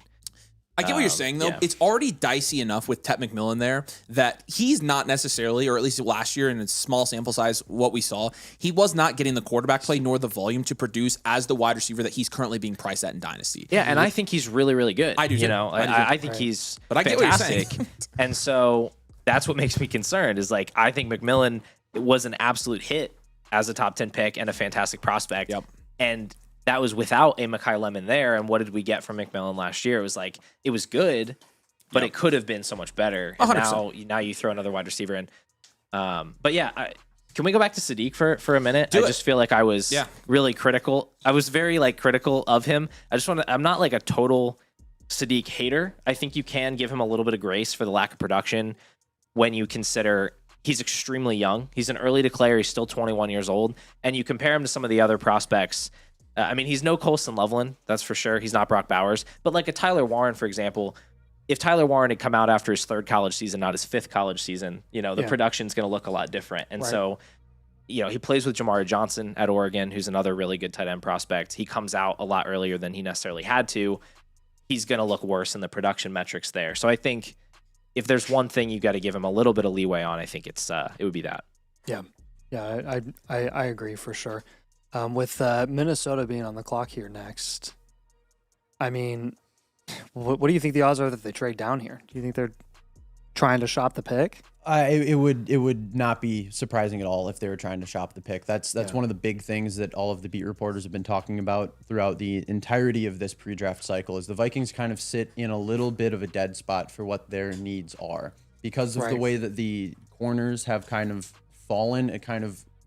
It lends them to basically have to, if they stick at 18, it's picking a safety, or now Mekhi Lemon because we've landed in that situation, or try to trade back. I mean, corner and defensive tackle are two of their bigger needs, and you're not really needing to take a corner or a defensive tackle at 18. You'd be much more better off picking in the mid-20s if those are the positions that you want to go after. But then again, they did talk a lot this pre-draft cycle about just going best player available, which is why I think there's not an outside chance that this is Mekhi Lemon. They've been in the market for a wide receiver 3. As you mentioned earlier, Vikings legend Jalen Naylor is gone. And Jordan Addison has myriad issues off the field. They just picked up his 5th-year option, so he's only got 2 years left under team control. They could easily decide to try to move him rather than try to sign him to an extension upon the end of his 5th year. And who better to fill in slot in the meantime than Mekhi Lemon? Right. Like it wouldn't shock me at all. They're bringing in a new quarterback. it wouldn't surprise me in the slightest if the best player available speak, the finding a wide receiver 3 speak, the new quarterback trying to put him in the best position to succeed, especially after the down season offensively last year. Would not surprise me if they go Mekhi Lemon here. That being said, it's going to be Dylan Thieneman. Yeah. So, thank you, Ryan. That's great. The graphics, somebody made a comment about the graphics. Shout out to Becca. Becca crushed it with the graphics this year, so she's back there. She's working her tail off. The applause is warranted. Seriously, Becca actually has been in charge of more than normal. She actually has done more of this than I have. She's the brains behind most of this, so shout out to Becca. She crushes. Yeah, it's going to get interesting there. I think it's going to be Thieneman too. I think you are looking at, in the Panthers pick, Lemon is the obvious choice, I think. Yeah. But what if they go Cooper? I think it's the same thing still applies. I think it's a possibility, even though it's not likely. Regardless, we've waited quite a while now, and we've had some non-dynasty guys they've go been off doing the some board. thinking. How many? Somebody tell me how many likes we have. I'm not looking. So there's 1,700 people though. So what's our like rate? Drop a like on the stream if you At least 6. 400. Can y'all? Oh, just we can hit, get it higher. Come on, can we hit the like button on the stream? We appreciate you guys. Drop Yeah, a like on for us. helps a ton. Yeah, it does. It really helps Seriously. us. And it looks like Minnesota's pick is in. Let's see. we have it. We have it. Who we got here? Okay, Minnesota Vikings take. That Oh my God, bro. unbelievable. Caleb Banks. What are we doing? Holy crap. Get What him, are get we him, doing? Get Ryan. Why on earth is this the pick that you make? Go on your rant, Ryan. Go. Good Go, Lord, Go I- on your rant. Tell us about Caleb Banks. He's a defensive tackle who has injury problems. Why are we reaching on him by probably 12 picks? I mean, yeah, this dude wasn't even in the conversation to be in the first round until a few days He's ago. the 3rd best defensive tackle in the class. What are we doing? This unserious franchise. This is unbelievable. Hey, we got Sauce Gardner with our first, so Yeah. We got sauce. Something to consider. With our 2 firsts. that was hilarious. Hey, what hey, an hey. absolute Brutal. Would you rather have shoot Kenyon is no Sadiq or more. Sauce? That was our pick. I'd rather have 16th pick. Sauce, to be honest with you. We got Yeah, Tyler me, Warren. yeah, me too. Now, would I rather have Kenyon What about the Sadiq 27th and whoever first? next year? We'll see. Probably the combination. of guys. Depends on how good or bad we are next year. Yeah, it's very true. When we win the Super Bowl, we have the 32nd overall pick. That'll be fine. I would have We're so good. much It was probably rather had because of Dylan sauce. Thieneman. So, It'll be because of I was Josh gonna Downs. say you were longing for the very obvious pick there. The very obvious. What are they doing taking Banks there? I don't know, man. I wish I had. We just fired a GM for not being able to draft. And we don't usually have a what they get GM. fired We have an for. interim GM who's been talking this whole offseason about best player available. How on earth is Caleb Banks the best player available on your draft board? maybe they meant highest upside. They're using that available. old Bears analytics system that they used to show up on the screen. You guys remember that one? Yeah. Oh my gosh. That said, Avery Soul Patch at 500 likes. You were setting the bar far too low. That is there, pretty Extra low. Buck. We're probably already. They left a 0 off. I'll tell you this much: 1,500 tonight, and I will show up to tomorrow with a Soul Patch. I will look so bad. I'll look so bad. Oh my Actually, I'm gosh. retracting that. I'm not doing that. You might want to retract that. I'm retracting that. I would look horrible. I wonder We- how. we I wonder would how lose quickly. I subscribers. wonder how quickly the Panthers ran up to turn in this card. Did they sprint? Did they briskly walk? Did they jog? Did they prance? Skipped. I would guess pranced because they're like To woo, take happy who? and Pranced. Probably Have you pranced before? How good are you at prancing? That's a good question. I've been called generational. Actually, Yeah. seriously. have you been to the end of the prancing pony? Yes. Have you been to the multiple prance? times. Did you Nice. compete in the Prance Olympics? I was not invited. It was Okay. very political. Yeah, it typically is with that stuff. So there you go. Pure potential can prance. PPP. And now again, we do have the Carolina Panthers. Now again, we were talking earlier, and we were talking about how this would be a good landing spot for Cooper. Again, schematically, from an immediate fantasy production standpoint, I actually think you're correct. It's not a good landing spot, but I think, oh boy, And it is in. So It's we're in. gonna Let's we're go gonna ahead and see figure what this happens out. here for Carolina. Is it Carolina, Lemon? oh boy. Wow. Dude, we are getting into sexy landing spot mode. Yeah, and it's honestly, you've been in sexy mode for a while, I think. But honestly, are you needing me? Cowboys are on the clock. Shut up, Tom. Tom, Yeah, he's such an idiot. So what are the Cowboys going to do here, man? Yeah, this is going to be interesting as They well. can take another safety. they sure do love their wide receivers. They're going to monopolize the safety which, market. by the this way, time. I don't think Freeling was a bad pick for Carolina by any No, means. it's not. Like that's It's just now it's like, which we did. This happened a couple years ago. JSN. On 1,000 likes, we get another Yeah, fish. so if you remember, QJ, JSN, and Flowers Yeah. all went back to back to And back the 20s. in the 20s. And Addison, yeah. Yeah, Yeah, 20. Addison, don't forget. The four of them. And Addison, yeah, 20, forget. 21, 22. They're kind of forgettable. They're saying So- Makai Lemon is this year's JSN. That's word for word what we're saying. Like you heard it here first. Yeah, What if he falls to the 4th? Would he then just be Amon Ra? that makes Boston. If QJ. Makai Lemon falls to the 4th round, I'm Fortunately. going to retire. Like actually, I'm not Who? constant anymore. Lemon. I would I was die. joking. Who? Eagles. Eagles. The Eagles. Oh, we're Howie. taking the Oh, safety. Howie. We're taking Howie. Tiedemann, I think. To What's replace Howie Reed. doing? Exciting whites. Eagles just traded up with the Reed Blankenship Cowboys. sucks, dude. Exciting a whites? division So glad he's rival. We'll gone. see what happens here. Yeah, that is kind of interesting that they Dude traded with cost the us a Cowboys. playoff game. So you think it's Tiedemann? You know your team, so I really don't. I have no idea. That's just. Okay. I know that we It lost. was cool when you were We confident lost about a it, starting but- safety. He seems like one of the best players available. It could be. I mean, it Oh, could be you know Lemon. what?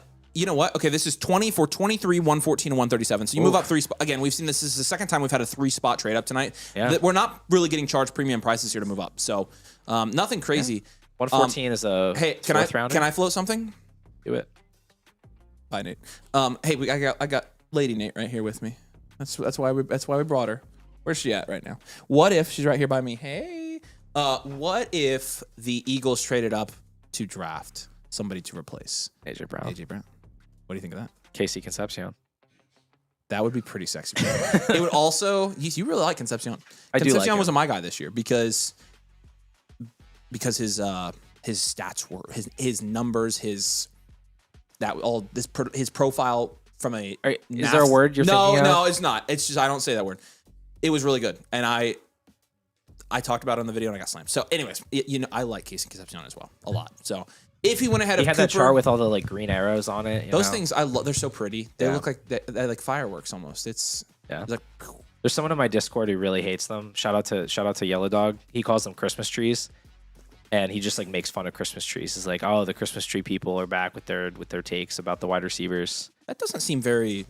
Christmas tree people sounds derogatory. It does sound derogatory in my opinion. It is derogatory. I don't think that's very. He's saying they're it very derogatorily. That's kind of rude. Yeah, I know. I don't know. feel like Christmas trees deserve it. So it's gonna get interesting. Obviously, they have somebody in mind. It could be Tiedemann. I'm not gonna lie to you guys. Tiedemann came from Purdue. I think he's an absolute wuss. I don't think that. I don't like the guy. Just being honest with you, I don't like him personally. That sounds a little bit biased. It is. I don't like him personally. And also, we literally pushed him around when we played them twice this year. He's a tackle merchant. Well, and there's some of that as well. I Reed actually, Blankenship. I actually would have put Tiedemann like Exciting whites. My my grade on Tiedemann would have been a late first. So I'm not necessarily like I wouldn't have been bummed if I were you if your teams didn't take Tiedemann here. Like I personally, if the Colts took Tiedemann at like 19, I'd be like, And so I'm just basically talking myself into coping like this is going to be a wide receiver. The only thing I know about him is his name and his position. I genuinely don't even know if he's white or not. He's a white. That's why I keep saying exciting whites. Yeah. Nice. He's a Reed Blankenship Don't know anything clone. else about him. Nice. Yeah, that's true. That's a good one there, Ryan. So, I would like to alert you guys to this as well. With Makai Lemon, unless he goes here to the Eagles, he would end up outside of the top 20. yep. That would solidify Carnell Tate as the Bakery's wide receiver 1 in this class. Wow. That's a big piece of news. Yeah, that is huge. It's not nothing. I wouldn't it exactly also- say that Really, it's not Tyson. I mean, the gap's getting. Tyson doesn't quite get there. Which is interesting because Tyson was trending to be that at least late in the season, and just kind of was like, The gap's getting significant enough. Is Do it- you think that there's a teardrop after the first 2 receivers? No. No, I not personally yet. don't either. But I think Not yet. But I Okay. think what you're gonna have to consider is if you have like Lemon and Concepcion or Cooper go back to back here, like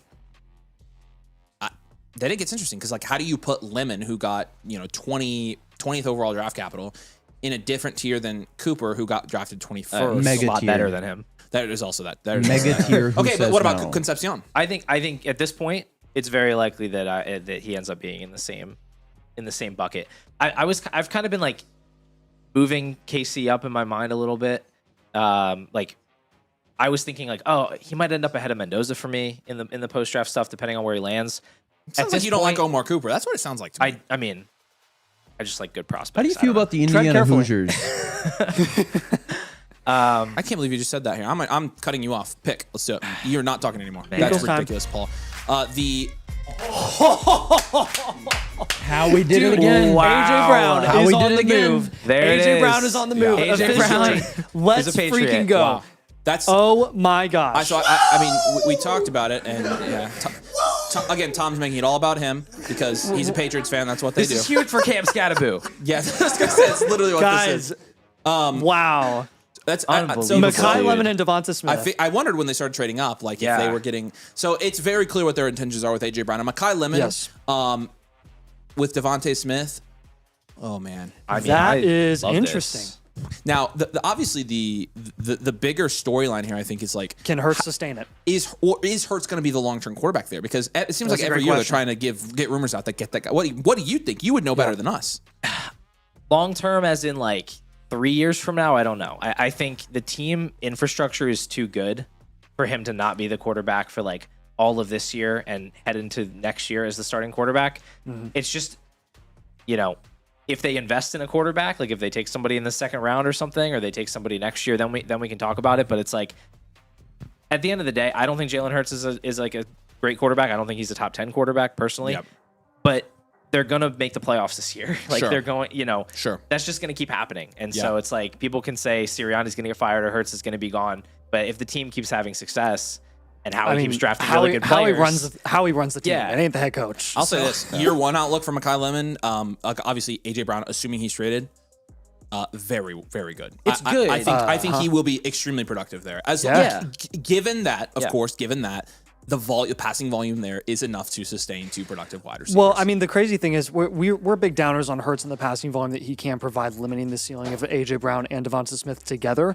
That being said, the fact that they're able to produce even at the level that they're currently producing with that limited passing volume is unbelievable because they're so hyper efficient with their 100%. opportunities. Like it's so heavily concentrated to those two guys exclusively, and maybe Dallas Goedert every other week, that they still end up being high in wide receiver twos. So it's crazy, and sometimes one of them ends up being a wide receiver one. So then in this class, what does that do from a ranking perspective? I mean, you've got the same situation for Lemon in Philly as you do Tyson in New Orleans. The difference being you probably have more passing volume available for Shuck and a Kellen Moore offense than you do for Lemon. I would rank Tyson over Lemon probably comfortably. yeah, And where would you put Lemon then in respect to Fernando Mendoza? 104 right now. yeah, I would take Lemon over Mendoza still in Dynasty, and especially with a pretty good. And look at that, she's reading our minds over there. I mean, it's not like we've mocked this 50 times either. So Right. I'm kind of the same way. I don't think any of these landing spots for the top three wide receivers are like gangbusters. I really don't. No. And so at that point, you do default to talent instead of landing spot and draft capital. And when you're talking from a talent perspective, Tate, Tyson, and Lemon, in my opinion, are the three best wide receivers in this class. Yep. And with Lemon, I think his production profile in year one, like I mentioned, is just as high as any of the first two guys. I really do. But again, you got, like you said, Tyson's playing with Olave. Tate obviously has as much of the volume as he wants. I think Tate at this point is looking to be, and we kind of predicted this all along, I think right now what this is shaping up with these wide receivers in Dynasty at least, Tate is looking to be the 102 almost locked in at this point. Like I think very seldomly will you see He's a locked in foundational wide receiver probably at very the seldom. early third round. I think I think seldomly is a word. It's not a word. Okay, it's seldom. Dang it, guys! You could have had my back. I think there's going to be a lot of variance, actually.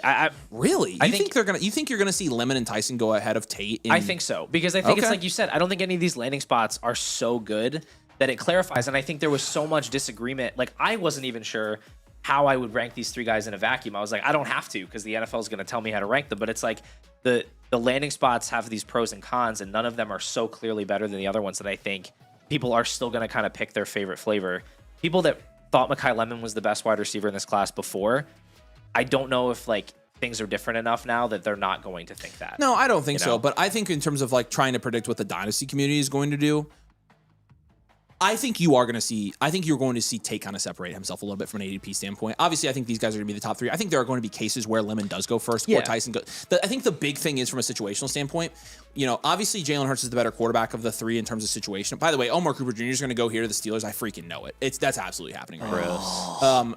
I think what you're going to see, I think what the argument people are going to make from a dynasty perspective, though, is that it's really going to be volume. Whether or not that's valid or not, but because the other 2 guys are playing behind a wide receiver that most people would consider better wide receivers than them, and Tate is literally playing behind nobody, I think that's the reason people are going to say Tate is my clear 102. I agree. I think he's going to be ADP 102. I just don't know how crazy the spread's going to be. Like, I don't know if it's like Tate is going to go, 60% of the time 102, or if it's more like 40, 30, 30, or 40. I think it could be.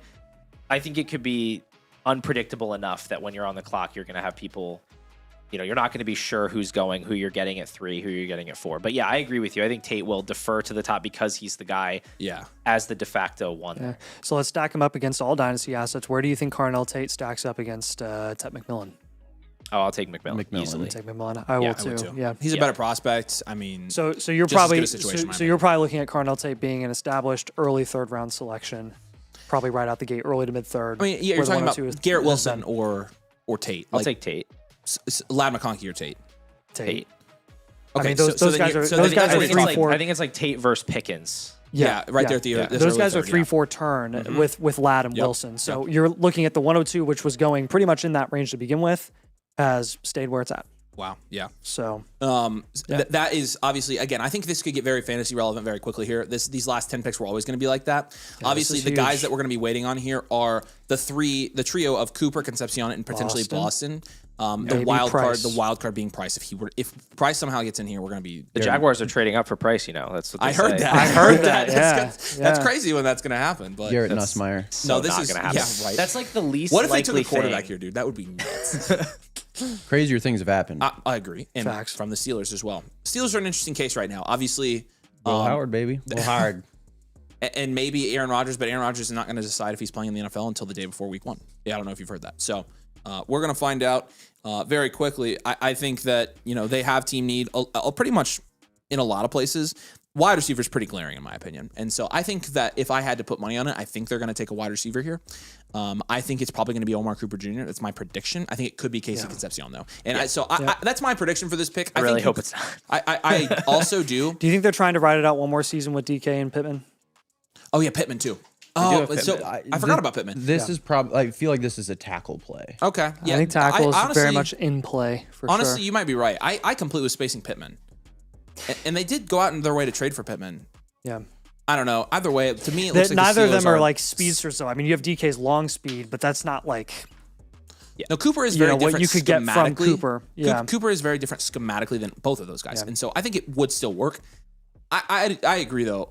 The other thing with the Steelers, it seems like they're going 100 mile per hour towards a rebuild, and if they're not already there, I don't think they know what they're doing. I don't either, honestly. New head coach, right? And they've had the continuity there for a really long time. They've been about 500 for about 25 years, and the front office is. I mean, really, what you saw from the Steelers the last 10 years was the front office really get them to they just kept hitting this ceiling. And we're about to find out what they're going to do now. Let's see if they're competent. Ryan says tackle. Look at you. Let's go, man. Say his name. Max. Oh boy. I'm forget, dude. I'm sorry. I forget. I'm sorry. It's Ionicore. No, it's Ihanator. No, it's a silent H. Ionitor. Not a silent H. I knew it. What? Yeah, suck it. Ihanator. I knew it. I've never heard of this person in my Ihanator. life. Max Ihanator. Dude, my memory is betraying me. Hey, you though. guys want to know something super cool? We have 2,000 people I was just going to say that. First of all, Is that we not insane, really, you guys? really Crazy, appreciate dude. you guys are amazing. watching. You guys are the best. I also heard. This is the pure potential effect, I also baby. heard a comment via Becca that if we get 300 more likes, we'll get a second fish. Which I don't know if you can do that with beta fish. Can you put beta fish together in the same? No. We're gonna have to figure that We're gonna out. have to get another tank. So Nathan and I could each have one. Yeah. And but naming it Avery or Scotty. We appreciate you guys, by the way. This is amazing. You guys are incredible. You guys are the best. It's been a fun draft. Yeah. Okay. So now, and the Chargers are almost certainly going to go Yet again, trenches Kyle's here, prediction. right? I mean, they're not going to take.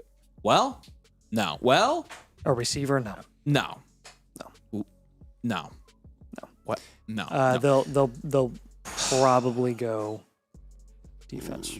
I mean, they're wide receiver Yeah. 2 technically from It's QJ, right? Do you think this is Well, where Mesidor goes off the board? Trey Harris. Trey Harris. So, I mean, do we really think it's out of the picture that they don't take it? I mean, is it? I mean, nothing's out I of the think there's picture at this I point. think there's Crazier a things have possibility happened. that they take a wide receiver. They could. How I far think back with the, did I think Dallas with the issues trade? that they had along their offensive line, Much. it would not surprise me if they go offensive line. The problem is their tackles are kind of set, and this is a tackle-heavy first round. A lot of it was injuries. So they would have And they to can be get guard in the second. They would kind of have to be drafting a tackle in hopes to transition them into a guard, which you could certainly do. I'm not saying that that's insanely difficult, but I don't think wide receivers out of the realm of possibility, but I don't think it's exactly likely. Yeah, I'm not sure. Shout out Isaiah. When do you think Mesidor goes off the board? That's true. I don't know. Can we see the Chargers graphics? Again, Scott? when I think Mesidor, I think a team that needs I'm gonna look at the grades here. an immediate plug and play tackle who can make an immediate impact for a team that is looking to make a run. Okay, so obviously, wow, I did not realize their PFF offense grade was that low. Pass blocking, obviously a huge concern, and run blocking, literally the worst offensive line in the league. So bad. But Ryan, you're right, and that's kind of where I'm going with this. Like, they could easily. Who would be the tackle they would take here? I mean, I guess give me the current. I can't. It's hard for me to keep track of who's gone and who's not at this point. Who would be the top tackles left at this point? Caleb Lomu, redshirt sophomore from Utah. Yeah. Wait, I thought he got selected. No. Spencer Fano. Dude. Don't get the Lomu, four-letter Fano. last name Utah tackles confused. Yeah. That is very confusing, dude. It is confusing. Regardless, okay, so that would be a good pick here. Well, the problem Part is of it was injuries for them, though. He's only ever played left tackle. Well, they do And have they a left have tackle. that. And they he's also pretty have decent. a right tackle. So unless they're planning on moving Alt or Northwestern, Slater to guard, or moving a redshirt sophomore tackle Nate. to guard. You know what I'm looking at, dude? What? I'm looking at Buffalo and San Francisco Yeah, back I to know. back. Like, Dude, you don't have Like, to tell we'll me. get- I'm we'll get trying. KC I'm to trying San to not Francisco. say Dude, anything. I'm looking at pick Dallas. 29. Dallas is also after the Chargers here. yeah, Kansas Dallas, I City think, is a sneaking wild out card. of this with a receiver. yeah, it's possible. Oh, no. Cleveland and then, could also and then we end up get getting a Miami back receiver. on the clock, and everybody's in danger again. Yeah. Yeah, we got to get all the receivers Well, gone before well, Miami's and up, Cleveland. so. Cleveland is They can also have back on the Denzel clock Boston. here I in a don't care about him second. that much. I'm just looking at that, and it's like if we get a couple more picks into here, like we're gonna be talking potentially like Cooper and Concepcion to Buffalo, and if that happens, my pants, Or- I'm taking them off. Like or- it's all bets are off. At Or this point. Cooper and Concepcion to Cleveland and Miami. Can you shut up? Why would you do that? Why would you Because why would- I'm just trying to get. I'm you fine no, why with would trying to get why you would ready. you say that? Why would you say that, Nathan? I'm just trying to get That's you really ready. rude. All right, so the Chargers, I agree. Bigger needs than a wide receiver. They technically do not have a super good wide receiver too. They did fine with their core last year. Anything is possible. QJ, especially in the first half of the season, was We all know they're Really going to solid. sign Keenan Allen back on like August 19th Yeah. Yes, so they are. accurate. Or they're going to draft Elijah Surratt right here and replace him. in the first round. dude. Can you imagine? No, it's just, Jeez, do you that'd be hate? Do you crazy. hate all you players? Is that like a thing that you just do? Is it? It's you just think a hobby of mine. You think it's yeah. fun and Roman cool to- Hemby sucks. Okay. Well, okay. that's not. That's not really a hot take. It's not a hot take at all. No. No, it's just the first. I told you I only know fantasy prospects, so like I couldn't think of another player at a different position. That's the next guy that I Pat got. Coogan. Kalen Black. That's all I got. We like Galen Black. Yeah, but it just seems like you have this hatred towards. No, Owen I Cooper don't. Jr. I don't. Okay. I actually like Surratt's production a lot. I'm not sure if he can separate. He is the can't. problem. He can't. Definitely He very much not. Yeah, there is no question. Yeah. But That's Coop- why he's going to be a day two Coop guy. can though. Coop can separate. Oh yeah, you can. Yeah. Coop can separate. So I don't know. We'll see. Or Do just- we I- think Rodgers is back with the Steelers? Is that just like the assumption? or- Do you think that? I'm honestly sick of playing the game every single I am year. too, I'm dude. tired of it. It's all Like, honestly. he's I used really- to love him. I used to love him. It's He's- all about him he's- all the time. He's overstaying his. Yeah, he can get welcome. out of here. You Like, think he's I don't watching? even know. Like No, he's no, probably he's on definitely a not even darkness thinking about- retreat. You know, He probably Yeah. hasn't seen the sun in 5 days. yeah, That's probably accurate, actually. Regardless, you know, again, I think they're heading. I think you nailed it. I don't think they know what they're doing. I think they're going to rebuild. And then again, the Chargers. We'll see. Who's after the Chargers again? Dallas. Dallas is almost certainly they went Downs first. They're a wild card, man. Yeah, but they could maybe Mesidor. they could go They could Mesidor. go Mesidor. I think. I think that would be the They smart thing. definitely There are a need lot of edge teams at the rusher. back half They of do. the first here that could take the 25-year-old. Like I mean, Mesidor's do going it to go. comfortably. So it's just a matter of who takes he's him. got to, yeah. I mean, again, like I could see the Chargers doing it. Yeah, I'm really proud that I pronounced that right. What I'm just Mesidor? like, you know, Oh, Ihanacho. yeah. Nice. If we're still waiting on the Chargers, It's coming off now. Like What's go that back Penn State guards? What was his name again? When it comes up, I can try to read it, but I can't remember it off the top. I don't even remember. It was just on the scroll. Talking about? Are you talking about Vega? Yeah. Vega, yeah. What's his last name? Ioane? Yeah. Yeah, I know. Nice. I know Vega.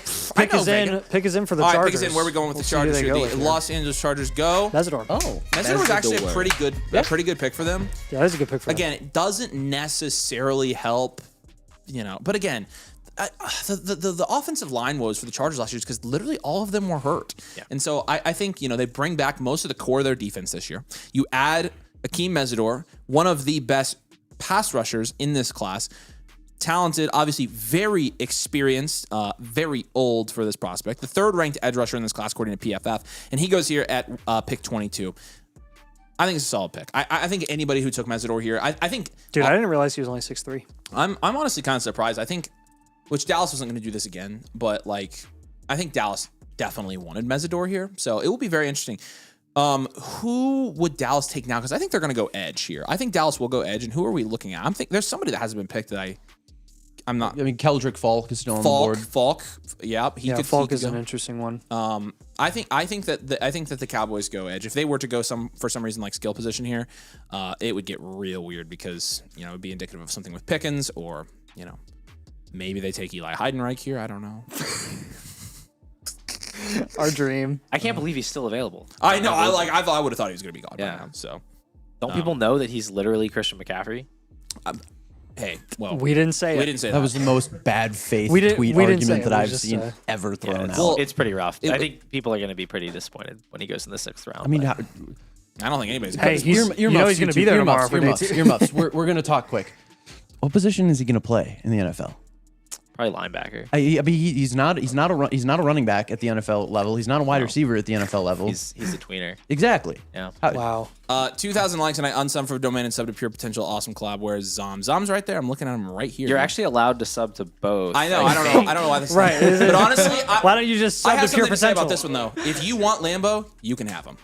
I'll gladly give him to you. Come on over, dude. You're welcome. You're more than welcome. I'm willing to say let's just get this to 2,000. So no, I'm just kidding. I love you, Lambo. But I would give you to Paul. I would. If I asked really nicely. You wouldn't even have to ask.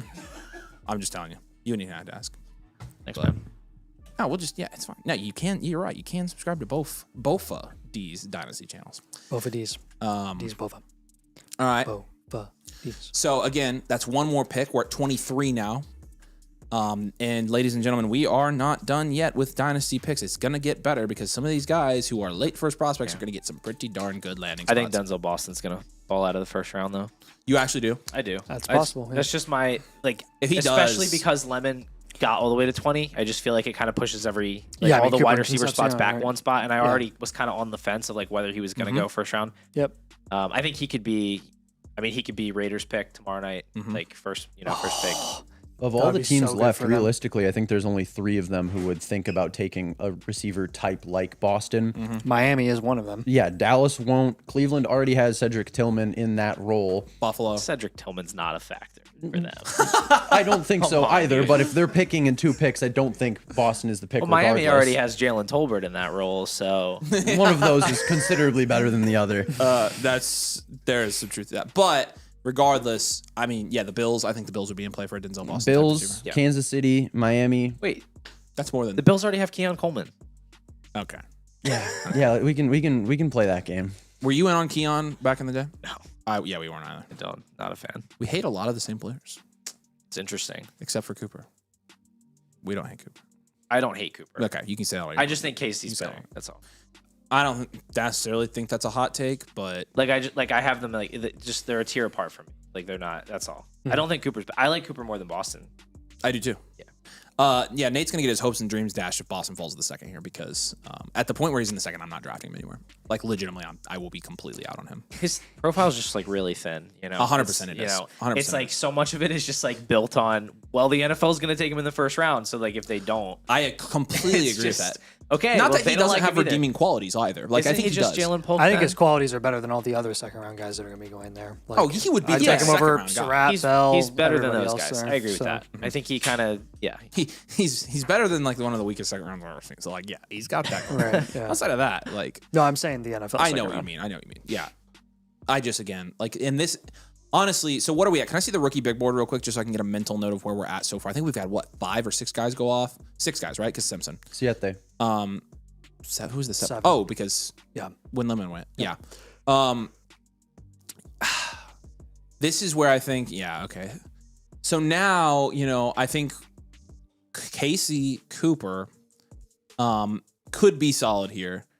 Either way, I mean, you're talking about that's 7 and 8, like we have predicted pretty much all along.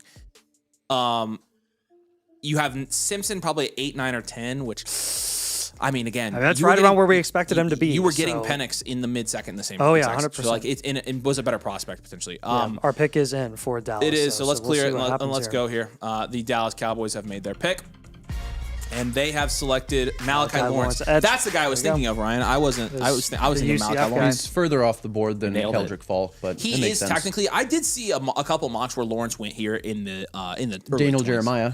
Yeah, I was gonna say I'm pretty sure in his mock he went like somewhere within these 5 picks. So, yeah, no, it was no secret that the Cowboys wanted an edge rusher. It's funny because the funny thing about Jerry Jones is like he acted like they had never had an edge rusher. He's like for some reason there's this big hole on our roster, and it's edge rusher, and I don't really know where to find one. And I wish somebody would tell that old man that they had Mike. We're all Parsons. trying to find the guy that did Yeah, that. exactly right. That's exactly. Do you like that show? Do you watch that show? I honestly have only ever seen the memes from it. okay. Yeah, right. unfortunately, Ryan- I'm Ryan not likes that cultured show. enough. I have seen. Yeah. I think you should leave. Yeah, we like that show. But we're all trying to find the guy who did this, and it was Jerry himself. And so it is Usually funny. is. And Malachi Lawrence not a bad pick, I but really like Malachi. it's just Lawrence. funny. Like they're like, yeah, we're just gonna trade away. We're gonna trade away Micah. We're gonna trade away Micah. Ask Dak how the money is. Ask Dak. And then it's like they trade him away, and then they're like, we really need edge. Like no crap, dude. Like, the Cowboys are funny, and it is super funny to me that they are owned and operated completely by a guy who should 85 years old. 100% be in a nursing home. Like I mean, there's no question. This guy should be. He should probably. He reminds me of. He should be enjoying retirement. He reminds me of. Oh man, what's his freaking the Salamanca on Breaking Bad with the bell? What's his name? No, I haven't seen the show. I can't remember right now. My brain's fried. That's what he reminds me of. That's Jerry Jones. Ding ding ding ding ding ding ding ding. Or do you want to trade Mike Parsons? I have seen that show. You have. So, Okay, who is yes. it? I don't know The his older name. Salamanca. I don't know. Don Hector. There you go. Thank you. That's what I was Hector gonna say. Salamanca. Yeah, you got it. Another pick. Oh, Cleveland are This gonna get. watch, I told Oh you, boy, wide this is gonna. receiver. Yep. Casey. But they have Concepcion. Cedric Tillman. That's They're not the same receiver type. He's literally the only guy there. I'm sorry, Ryan. He definitely doesn't like me You anymore. just caught a stray, dude. Holy smokes. Guys, Concepcion point is I was making at all. literally the only guy there. So Yeah. he's gonna Wow. get all the targets. It's ugly, but Jerry he's Jeudy, Nathan. gonna get all the targets. Harold Fannin, Harold Fannin, Nathan. Yeah. Jerry Jeudy, my bad, wide receiver. Isaiah Bond. Isaiah Bond, Nathan. They still have Anthony Schwartz. Anthony Schwartz. They Nathan? definitely do not. I think he was a Dolphin Bond, last Isaiah 2 Bond. years ago. Yeah, I don't think no, he's been there's in the no league shot. for a while. No shot. I mean, this is ugly, but Jamari Thrash? this is something I Good I ball. honestly would rather this have happened than Carnell Tate going or Jordan Tyson going. Oh, I to think the I would Browns. too. Yeah, because it makes. I like legitimately. Man. I don't have an issue with He this almost pick. made it to the I Niners. would much rather this have happened than Omar Cooper going to the Jets or Concepcion. you know what going this to the means? That means Jets. Cooper's going to go to the Niners. Come on, baby, come See, on. this is where you really are tested on like trusting the process of the prospects versus like, okay, what team are they on? Yep. Right. Because Cooper on the. You got to admit that'd be sexy. It would be sexy. Yeah. I think Oh yeah. that pretty confident I would still rank KC In his own in ahead a of tier him. in a tier ahead of him. Maybe I don't know. Maybe not a tier ahead. If you of put him. it, Yeah. no, I was going to say So- I would fight you on that. So Like, again, they have to be in the so same again, tier. assuming you guys don't have that much of an issue with this landing spot, like where do you think KC is now relative to Kenyon Sadiq? Because I think we would all take him after Mendoza still. That I have to think about. I would definitely take him ahead of Sadiq. So he's my 106 at latest for me. So you've got him ahead of Sadiq still at the 106. Yeah. Here we go. Can I plead the fifth? Here's the thing. The tight end hit rates for where Sadiq went and where he's going to go in Dynasty Redraft are very good. Yep. I think Sadiq may be the safer pick, but I think Concepcion is the ceiling pick. Yeah. What do we define as a hit though for a tight end there? Because I feel like unless you like are top like elite tight end, top 3 tight end season, like startable tight end, like consistently top 6, right? And so, the last couple guys that have gone first round like that have been able to accomplish that. I have some data for this if you'd like. I would love it, Ryan. I would. The tier that Kenyon Sadiq falls into is the elite upside tier in the bakery. There have been 10 guys, now 11, who have fallen into that. 2 of them have had a top 4 season. Those being, let me look here. That'd be Mark Andrews and George Kittle. Okay. And then there have been 3 who have had a top 6 tight end finish season. Harold Fannin would be the addition there. And 8 of the 10 have had a tight end 1 season. So 80% historically to be a tight end 1. And again, like tight end 1 is such a low bar that like there are tight end 1s that don't crack the top 10 rounds in a dynasty startup. So I don't know, like in a dynasty market dominated by wide receivers, Concepcion is obviously the ceiling pick. Obviously, very obviously. In a tight end premium league, though, like I'm not gonna necessarily knock somebody. So that's how Becca put it in. I would. So I think we're talking. It's probably we're the talking same a tier. It's we're probably the talking a same tier. Yeah. Nate's right. So tier with Fernando or after Fernando? Which we ended up making that one big tier, didn't we? Yeah, we did. Dude, let's go. We called that. Yeah, we put Fernando, Sadiq, Concepcion, and Cooper all in a tier. That might be what it ends up being. Looking pretty so far, our predictions have been really solid. So would you put all 4 of those guys in the same tier? Well, obviously not Cooper yet. Mendoza, Sadiq, and Concepcion. Would you put them in the same tier? I think I'd have Sadiq lower. I don't know. Wow. I'm just not that excited. You I do don't not know. like Sadiq that I just much. don't think that I'm not interested in the floor at tight end. Like I think at a onesie it's position. just so easy to get that. And I just don't know how much I believe in the elite ceiling for him. Like, I don't think he'll fall past 107 for me. Or maybe if Cooper gets like the dream landing spot, we should talk about it. Yeah. But I think it's more so like I don't really want to be picking there. Obviously tight end premium, that's definitely better. But sure. Here's my thing. Like in terms of like tiering these guys, a lot of like the importance of like who goes in what tier is based on who comes behind the Sadiq and Concepcions. Right. And I think there's going to be a tier drop there. And so like if you're talking about putting him in a different tier, you probably have Sadiq maybe in his own tier. Like because I think there's going to be a pretty big drop after like that tier to the next level wide receivers. And this is where it gets ugly. Again, all along it's been the late first and the second round of this class is where it gets ugly. But right again, our pre-draft rankings it was Mendoza, Sadiq, Concepcion, and Cooper. And as of right now, as of this second in the NFL draft, that has not changed for us. So, even if Sadiq is, again, the thing about a tier is it's a tier. So you want to take Sadiq at 5, do it. If you want to take him at 8, I'm fine with it. I'm kind of coming around to having Sadiq in his own tier below them. The more that I think about it, I mean, he's a developmental prospect, and he went to a team that has never developed anybody. That might be a problem. That might be a little bit of a problem. And Casey Concepcion didn't go to a great landing spot, but if you compare the level of finished product, Casey Concepcion is considerably further along on that timeline. Are you guys ready for the Bears to take Jadarian Price here? Is there pick in? No, it's not. I was gonna say. What if they took Cooper? That would be insane. Maybe this is too much like macro dynasty strategy for the NFL draft show, but Never. I know you guys are lower on Bowers and McBride than me, like generally in dynasty. Tight ends, absolutely. Right. Our thing is like if you're gonna own a tight end, own one of the elite ones. The middle, we generally and if you don't own an elite one, literally punt it. Pick up. Right, AJ but I feel like you Barneroff. guys are lower on those guys than me, like the elite guys. We have I'm them into the curious. second. Yeah. It's interesting that you're higher on Sadiq than me with that. Because I'm talking about that's more of a roster construction take. Yeah. This is more when you're drafting in a rookie draft. Like I'm thinking more, was their value going to do in year 1? Yeah. Historically, tight ends have held or increased their value at an extremely high rate when they're drafted in the first round. That's pretty fair. That's definitely true. So like I'm thinking of it from a, when I get to where I want to be with my dynasty roster, do I want to have Sadiq? Maybe not. But I think from a value standpoint, I think the reason he's a decent investment is because there's just a lot of safety there historically when you've looked at tight ends that have gone in the first. That's kind of my answer to that. So no, I think that's definitely fair. We have seen that a lot. yeah.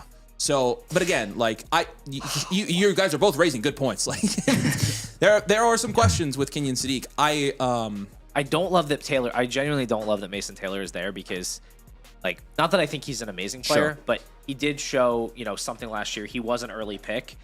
And with Sadiq's kind of size concerns, it's not that he couldn't be a full-time tight end, but I think that there is some risk of him becoming like a Dalton Kincaid type of a tweener guy where he's super athletic and you can use him as a mismatch and a receiving weapon, but there's no guarantee he's ever a full-time route guy. And the fact that he lands on a team with a Mason Taylor already there, like, sure, they'll probably run a lot of 12 because they don't have any other good wide receivers. But at the same time, I'm not going to be all that surprised if he runs like 62% of the routes, in his rookie season. I want to make another note on the Sadiq thing.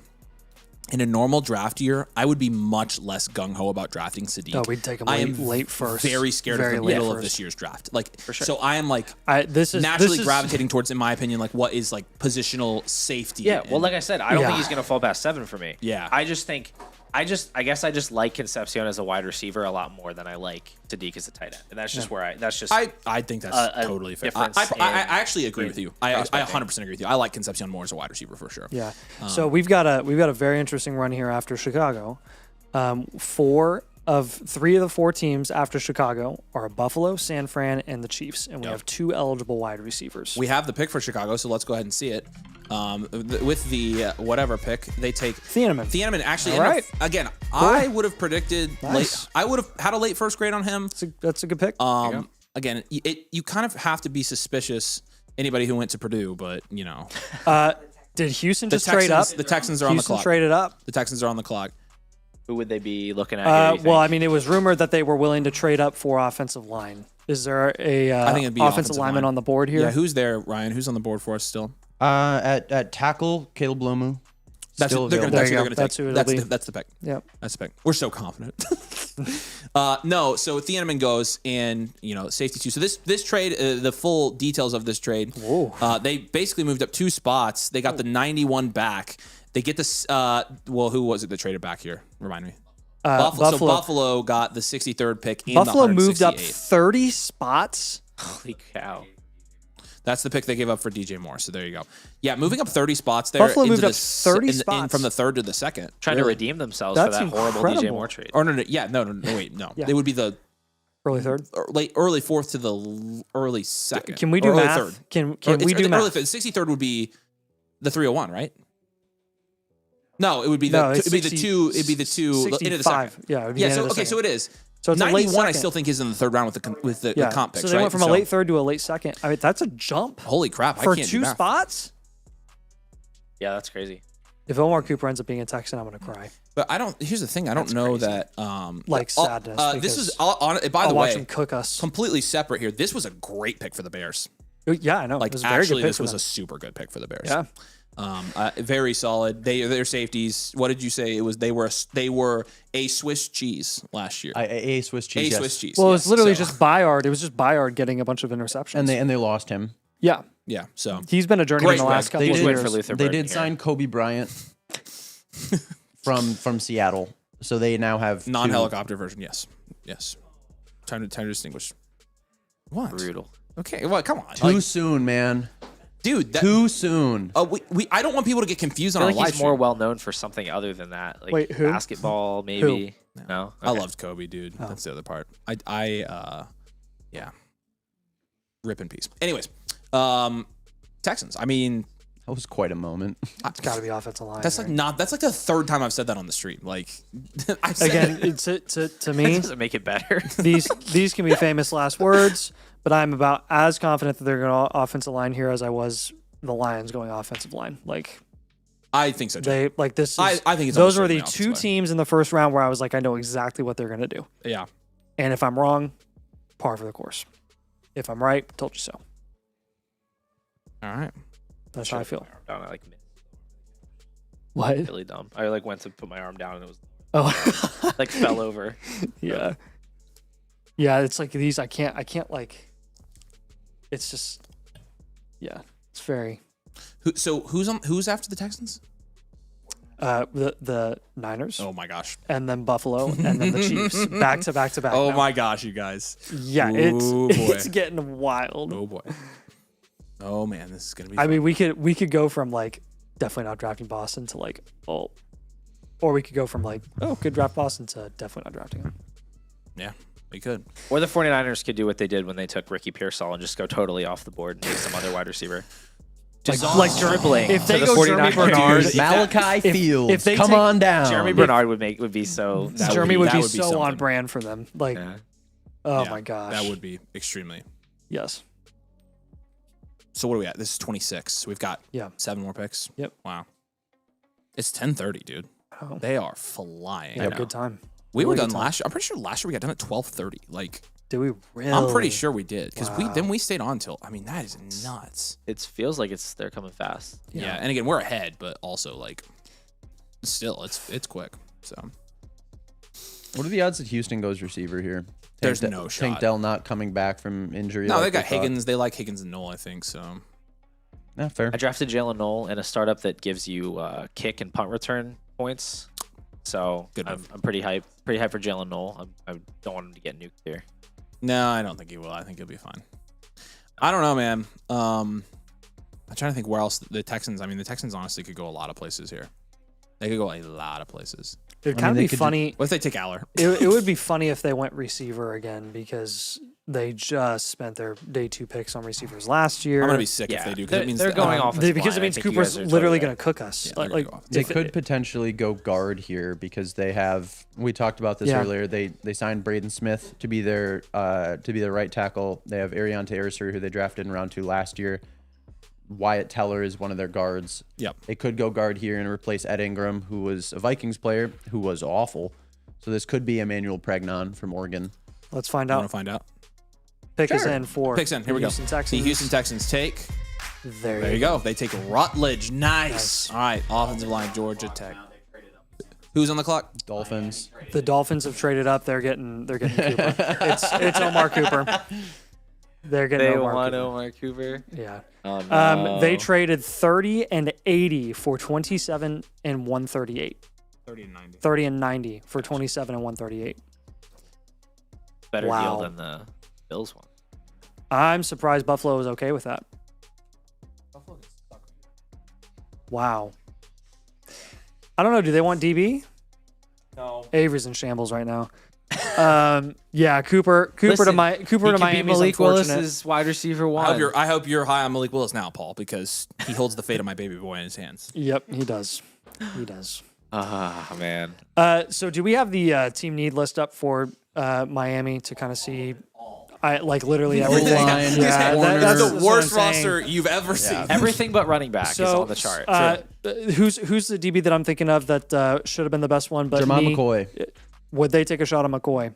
I mean, we've only seen one corner go. Wouldn't surprise me. That's crazy. It's kind of You wild. still got the guy from It's kind of wild that McCoy's available. the non-Power 5 school. What is his name? Defensive Chris Johnson from San No, Diego. no, State the University? hyphenated name. It's the hyphenated. McNeil Warren. Oh, he's a safety. There you go. Yes, there you go. Yeah, they could. I mean, they traded away Minka. Oh yeah, he is a safety, isn't it? Yeah. Yeah, but he's probably not going to go. Maybe- He does have a first-round grade most places, so If the knee is something like, oh, maybe he won't be ready to start the season, yeah, and they're like, we don't care, we're going to suck this year, I could see them doing that. I think so too. I'm just trying to find reasons for them to do this that aren't let's get Omar Cooper. I'm not going to lie. I'm about to throw up. Like, I don't think they're going to take a wide receiver. are you serious?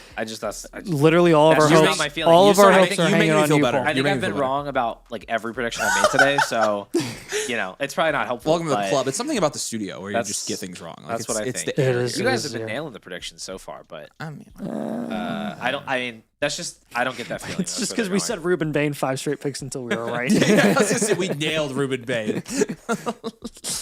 No, it's Cooper. It's gonna be Cooper, and I'm gonna die. It's fine. I mean, again, when they traded Waddle for a first, they were almost certainly gonna draft a receiver. Like I thought Rip, it was, that's a bad sign. That for was the not a Pacers. good That was an omen. awful. That is a sign. bad sign for the Pacers. did something fall? It literally actually? just now how fell. how this thing? If they don't get a top 4 pick, I'm gonna lose my crap. Yeah, this Please might, put it back up. we might not get the top 4 now. Please put it back up. This is not good. I'm gonna have nightmares. This is not good. I'm gonna have nightmares about this very moment. It this fell on the this floor. falling down, Omar Cooper getting drafted to the Dolphins, and we lose our top 4 pick. This might be a really bad stretch of events here for us guys. This is about to be We might need like counseling. This is gonna be bad. brutal. Oh man, I'm sorry, Kyle. It's kind of on me. I should have made sure it was set more. That's funny. It's never fallen either. That's the thing. Wow. I'm sorry. You dude. just disrespected. No, it's just not on the making it floor. worse. It's not on the floor. It's, Oh, yeah, it's just on top of a Kleenex It's box. elevated. Nathan, what do you want me to do right now? Yeah, I don't know, man. I don't know. I'm already upset because it fell. I just don't feel good Tom's about it. writing on the board and shaking too much. Oh my gosh, I my hate this so gosh. much, dude. Oh my gosh. Man. You guys are gonna see a crash out of epic. I like proportions. can't look at anybody's face because No, I'm I'm not just looking at like them at starting to all. read into it, and this is not. I mean, hey, it could be Boston. There are probably some people that are like not 100% sure why we're crashing out this hard about the landing spot. Like, might just be looking at the depth chart, thinking like, Oh, they okay, get vacated volume. there's a lot of fallacy, there's a lot of There's targets a lot of available. opportunity there, Yeah. but I think it's The- the expectation that the situation is going to be so bad. It's just going to be ugly, and Malik Willis's passing volume is going to be like so low. It's He's gonna be never also thrown more just than what not 24 good. pass Look at- attempts in a game. right. Okay, Vikings fan. No, I mean he's probably not good. He was No, just he's not probably that not- good. he's probably not honestly, good. though, honestly, there is a wide receiver landing spot every single year that happens in the first round. It's not just wide receivers; it's tight ends as well, like Bowers, where you see a landing spot that's so disgusting that they fall, Yeah. and you kind of have to take them anyways. I mean, you just look So- top to bottom. yeah. This entire roster is legitimately terrible, and you just don't want any player. To I go just there. don't think No, he's gonna. but that's what we were like. I don't know if he's gonna fall though. Bowers Like with I Vegas think because he was the only guy there. I think he's gonna be 108 in rookie So- drafts if he goes here. All right, the pick is in. Here we go. The Miami Dolphins. Yes! Yes! Dude, I said TV. Nice, let's go, I called dude. the wrong There you TV, go. but we Go. went All right. TV. Send him. Hey, maybe we're gonna get a top 4 pick now. I thought he that's was a not running that's back. not a bad omen right there. Oh man, Okay, so they take Chris Johnson. This is a guy Excuse who me. ran for sorry, I 2,000 coughed in yards, the right? mic. Yeah, they need to come up with new CJ2K. names. I feel like I know. Doing Yeah. Why do they keep reruns. Why do these NFL parents keep naming their kids all the same things? Guys, we have Buffalo. this we is have it. San Nathan, Fran. Nathan, this is it. The Bills We are on the have- clock. I'm This is the telling you Chiefs. guys. What are we gonna do when something happens here? We gotta not rip things off the set. Don't hurt Fishy. No. Yeah. We're gonna just celebrate extremely loudly if Omar Cooper goes to the Bills here. Oh, it might be Boston too. It could. It could be Boston. Boston's a good fit for Buffalo. Omar is. Cooper would be kind of a weird fit with DJ Moore. Not that I think DJ Moore is any good anymore, but in terms of what he does on Yeah, the I field, think he's so. Well, sometimes if you go back to the Justin Fields year with the Bears when DJ Moore only scored off of yeah. deep balls on the outside. If that DJ Moore would fit well with Cooper. that would be right, perfect for right, Cooper. yes. So, if only we could turn back time. right. If I could right. turn back time. Yeah, no, I don't care. Moore's- I don't care. I was thinking that's the song I was thinking of. What were you thinking? 21 Pilots, Stressed Out. Oh, stress out. Remember that one? We Yeah. could turn Yeah. back That's what came to my time head when I the said good those old words. days. Yeah. Yeah. No, I don't really care. You're right. Yes, they technically would become. I don't care at all. DJ Because Moore's it's just old. like DJ Moore at this point is just like a glorified screen merchant, and 100%. Omar Cooper, short area targets, yak opportunities. It'd just be interesting. They have Shakir as well. They have Kincaid. It's like, can we Yeah, get a you're vertical right. threat? The- Like, can we get a? Did the 49ers stay in the first? Yes. So they're up. Oh, yeah, Are they're they good. up after the Bills? Yeah, and then the Chiefs. Chiefs and. So it's Bills. yes, dude, that's Chiefs, what I've been and telling you. 49ers. the Chiefs Yes. are not taking. Yes, dude. Oh no. The Chiefs. No, aren't it, taking. honestly, Coop to the Patriots would be sick. That would be sick. Well, AJ May Brown's would- going to go there. They're not going to do that. so. AJ Brown and Coop would be great together, by the way. Yeah, you're Poor right. Romeo Dobbs, dude. I know. If Romeo Dobbs Truthers are in shambles if we take a receiver here. Romeo Dobbs, the Tyler Algier of wide receivers. I think we're gonna get a good landing spot, dude. I'm like feeling pretty good right now. We made it past that pick. That was like, and if we can get Boston sneaking in here, like we're gonna be. Yeah. I mean, the Seahawks at 32. We'll get our 10. Maybe we can Let's like get like a wild. Yeah, let's convince get them some to take wild card. Price. Let's get Like, your I last don't know. hours in round How many one. guys have gone off the board? That It's would been be sick. has it been 7 or 8 that have gone off the board? 7. 7? Still 7, yeah. Okay, cool. So we're looking at maybe 9. Yeah. 10 would be a long shot. Yeah, I mean, we're just talking about guys, dynasty relevant guys going in the first. Yeah. Could be. We'll see. Tom, shut up. Are you kidding me? Tom just reacted. What did I tell you about reacting, son? Are Gosh, you serious dang right it, now? Tom. Patriots are on the clock. The Patriots are on the clock.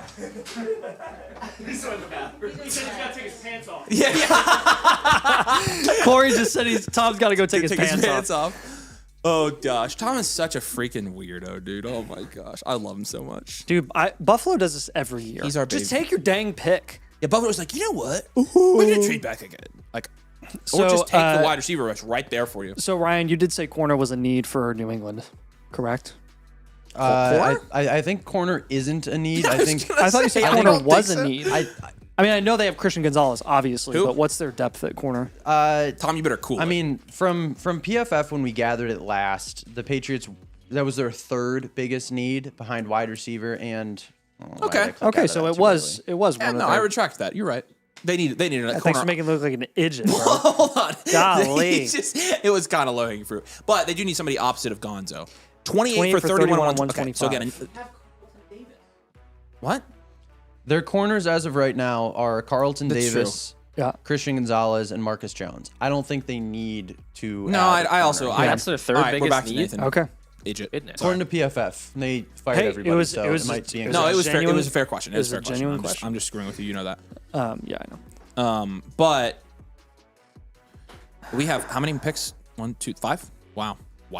8, 9, 30, 1, 2. Yeah, 5. If they took a wide receiver in the first round and trade for AJ Brown and give Romeo Dobbs what $25 Drake million May's gonna a year, cook. that's crazy. It is. Crazy investment. But think about it. I mean, honestly, like from a roster construction standpoint, it was easily the biggest hole there. Did you see those rumors that they wanted to trade for Kyle Pitts? Did you see those come I out have seen today? those, yeah. No, I did not see What that. if they take another tight end that can't block, that catches a Stowers? lot of passes? Stowers. Nathan, I think Nathan would I would. lose his mind. You don't want to know what I would if do. we had Stowers going. You do not want Okay, well, I to. really Now hope they I don't take very him then. much want to know what you would do. No, I don't think you do. I'm serious. I No, don't think you you do. don't. Unless you're into that. I No, don't you think don't. so. What do you guys think about I Stowers? probably How would've, worried are you about his role? Like, I'm not. you're not Tough worried? So many. Tough No, time. not really. I Tough mean, time. I'm super worried. what? Really? Yeah. I just don't know. I don't know if there's a place for that player to be like an 85% route guy in the NFL, unless he's just I feel like we see that unless more he's often just like now. Drake London. I think we don't. I don't think we see it with guys that can't block. Like who? Yeah, Mike but Gesicki is no more. Like we don't do that anymore. We don't do Evan Ingram anymore. Like we don't. You know, unless I you're don't know. Brock The Bugles Bowers. have been doing Mike Gesicki the last couple of years. Yeah, and what does he do for fantasy? Because he runs Nothing, right. 58% of the grin. routes. Yeah, you need Look to at this guy. Freaking. It's gonna be like the lamest pick of all I time. don't know It's if gonna it's be the like, lamest pick of all time. What are the odds that Romeo Dobbs traded is up just for- wide receiver? All right, let's figure it out. Come on. pick is in Patriots. for New England. Come on, it's not green. They take Caleb they take Lobo, Lama. okay. They take Lama. Yeah, he's, Yeah. Well, no, it is a great pick That is a because very they good pick. finally have a tackle. Yeah. Will Campbell can go to guard. I was going to say, very interesting that they replaced Will Campbell already. Just You hate one year people with after short taking him arms. Top 5. Oh, So- Well, yeah, little arms. Nice. Guys. We've said this for the last 4 picks, but it's fine. Guys. Kansas City's on the clock. What if they didn't ever need Jordan Tyson? Actually, either. Yeah, no. either The would other be thing, pretty the only decent thing for they Mike need Cooper. is another slot receiver. Yeah, thank Hey, goodness. hold on. Brother. Their other slot receiver runs over people on the highway. Oh, I was thinking. And on the football field. I was thinking of Jalen Royals. Oh, that slot receiver. Oh, yeah. there you go. Jalen yeah. Royals. Allegedly. Boston would work for them. I mean, Boston would be a better schematic Boston would be fit. a better fit there, but it does not fit my agenda, and that's the most important thing. I understand. Yeah, so.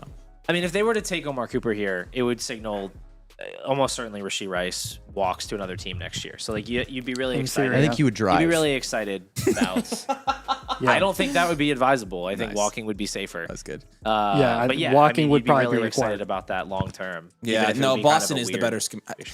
I'm very, very, very, very fascinated how much Cooper has fallen here, actually, which this was always a possibility where the receivers just got, again, I thought it could be offensive line that pushes all these receivers down later into the first With round. Cooper's first round odds, I didn't think this was possible for him to fall out of the first. Like, No, but I think it's very real right Wow. now. Although we do have the 49ers on the, I mean, the dream is still alive. Oh, you're right. The dream is Niners. still alive. I was So- blanking on the Niners. So what is it now? Is it's Kansas City, Niners?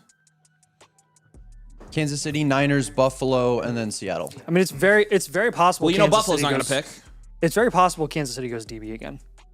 I think they will. I don't think they're taking a receiver What here. are the odds that I want Cooper on the 49ers. what are the odds that the Raiders start looking into moving up and reuniting? I mean, they're not going to have to move up far. And the Exactly. you What know if the he price does of moving up fall 3 out picks. of the first? I mean, is Coop? that an auto pick for them tomorrow? I would think Cooper? so. Yes, Absolutely. 100%. Yeah. Yeah. He's immediately the best receiver Obviously, in you that guys offense. want them Yeah. to do it, but I'm saying like, are they going to do it? Yes, like, auto I pick, think they do would. it? I think Yeah. they would. Just I think it makes too much sense with Mendoza being I there. agree It'd with be that. hard to imagine that they have somebody with a higher grade on their board who also There's fell no out of way. the You guys want to see Right. this pick? Yeah, I want to see it. So Kansas City takes Peter Woods, defensive defensive tackle. Okay, tackle. they go Okay. DT. That's kind of interesting. Chris here. Jones. I know. Yeah, that was something that was in play. Christopher. Yep. Okay, now again, we might be back here. We might be back. Oh boy. Now I'm starting to get worried. What are the 49ers' other nervous. needs? Like we need this. The Niners? Yeah. I don't know. The problem with the Niners is they had, they have a good defense. Their entire defense got hurt last year. All of them. Other than a new stadium, what are their biggest needs? To remove the electrical power plant, To not get injured and not be old. It's corner, offensive line, defensive line, and then somehow linebacker from and PFF. a left tackle replacement for when. Because He just signed an extension. wide receivers, Yeah, I know. fine. At 38 years old, They don't really like it's need insane. Jason wide Peters receiver. played until he was 42. Okay. They've got right now their 3 wide receiver set. They've got Mike Evans at X. They've got Pierce Hall at Z. They've got Christian Kirk in the slot. It's not like it's not greatest thing dire ever, straits. but it's not like they have to go wide receiver here in the first round. you're Like right, they they could don't. take a guy on day They 2. I That's forgot a they got totally Christian serviceable Kirk. room. The Yeah, Jets are now on the clock. The Jets are on the have clock. moved. Boy. you guys are back. Oh no, Sadiq and Cooper. Oh no, The funniest thing my could Geno happen. stocks are so up right now. The funniest thing could happen. Oh, man, I'm so glad I'm not emotionally invested in this. See, really the only thing fun about this draft class for us was the fact that we were going to be able to see IU guys go off the board and potentially to good landing spots. Yeah, now we're. And so kinda now we not screwed. only get a crappy dynasty draft, but we are also going to get not Cooper. So we got This is 33. How and many times are 179. teams going to move up 3 spots tonight? This That is is like legitimately the this fifth is like time, the I think. 5th time that Avery has eulogized. I mean, they're right Omar about the Cooper, trade that ups and the he trade thinks his downs. career's over. You gotta understand. This is time. how There I have been, like, process every things, single Paul. time. That's how I process things. Is this the 3rd trade or the 4th trade? It's the 4th. That's at least the 4th. At Right? least the 4th. Paul's like our voice of Some sanity reason. and reason. Trying. Oh my gosh. I mean, they could take Omar Cooper, but I said, damn. Can we not? Wouldn't surprise me to be corner. Interesting. I figured they wouldn't. Oh, because I got it. Yeah. Because they don't have Sauce is gone. sauce. Yeah. It's What? No, because the Steelers were picking after that. Okay, so Tom just told me that the Steelers were on the phone with Lemon, saying they were going to draft him, and then who traded up? Thank you. The Eagles. Thank you. Howie Gosh, does it my again. brain's That fried. is Howie does it again. crazy. That is such a Howie move, dude.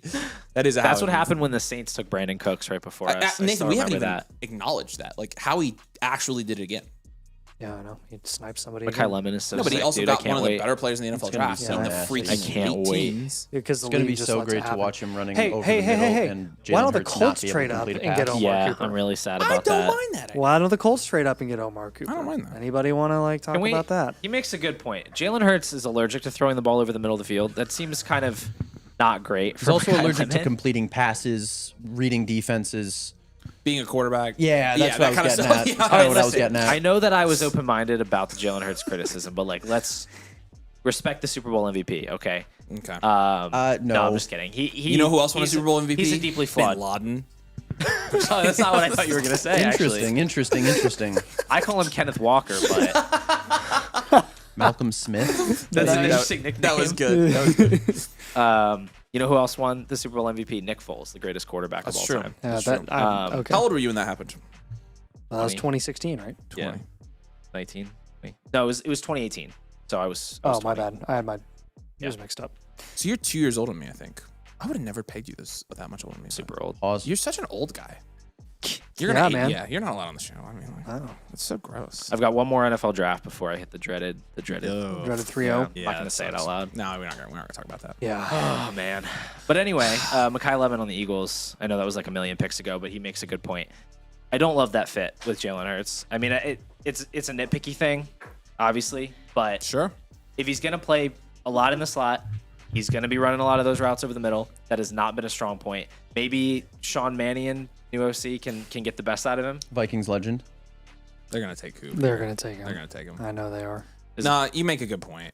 Hurts just doesn't really excel at anything, and when you couple that with the Except winning. somewhat- In running. it's funny to see both sides of this for you because you're like you'll play devil's advocate, and then you're like, No, I'm just kidding. That's just the dumb argument people make. Oh, he's a winner. He just wins games. It's like, yeah, It's well, so lazy. when you have the Avengers around you, it happens. Mm-hmm. Yeah, when you got Georgia's entire all-star team from the past 5 years on the defense, it's like, yeah, you're gonna win some games. Oh man, Nate. Oh man, I really can't here. I really can't do this. I know And it's- the I know it's whiteboard is gonna up. happen. It's gonna happen. Just do it. Oh my god. No! This is the funniest thing that could have happened. Oh no! This is the funniest thing that could have happened. Oh, you guys, I'm so sorry.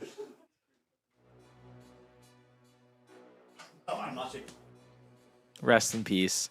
Well, Casey Concepcion is definitely ahead of Kenyon Sadiq now. I'm glad you're using this moment to make your point and make yourself look good, Paul. Hey, he went in the first round. That's good. Like it's bad enough that we have a consistently incompetent franchise that just ruins the product of the NFL, but to ruin the career of a player who actually has a lot of upside and opportunity is just like you're just rubbing salt in the wound. Like I can't. Oh man. I don't understand why they're in the NFL still. They should. Why are they They even still shouldn't. in I would rather play bots. I would rather play bots, dude, They just than the took the freaking guy New York that you Jets. guys think is so awesome, and you're like, why are they still? Shut up, Paul. a Stop being franchise? reasonable. Like, seriously, this is not what you're here for. I can't believe they would draft Omar Cooper. What a joke of a franchise. No, it's a Well, joke that every it's a once in a joke that while- they have to be the reason that they ruin the upside of a player. Like Guys, I have so much Geno Smith in Dynasty. Though. Geno Smith is going to revert back to Seahawks Geno. Last year was an aberration, along with the first 10 years of his career. He's gonna cook so hard. well, how are we going to cope about this, Avery? I'm Ryan, not gonna. you, There is Ryan, no cope. Ryan, talk. Ryan, you tell us. Tell you what, I don't know. it's not good, man. Oh my Okay, god. thanks. I don't know what you want from me. When they draft a top 5 quarterback next Yeah, true. That's When they get a top 5 quarterback next year, like Sam Darnold, Because Sam Levitt is going to look great in a Jets uniform. oh, so fun. I'm glad everybody thinks this is real funny. I'm glad. I'm glad this is hilarious to everybody. I think Why does it? the addition of these weapons in the passing game is gonna get Breece Hall a lot more goal line opportunities. 6.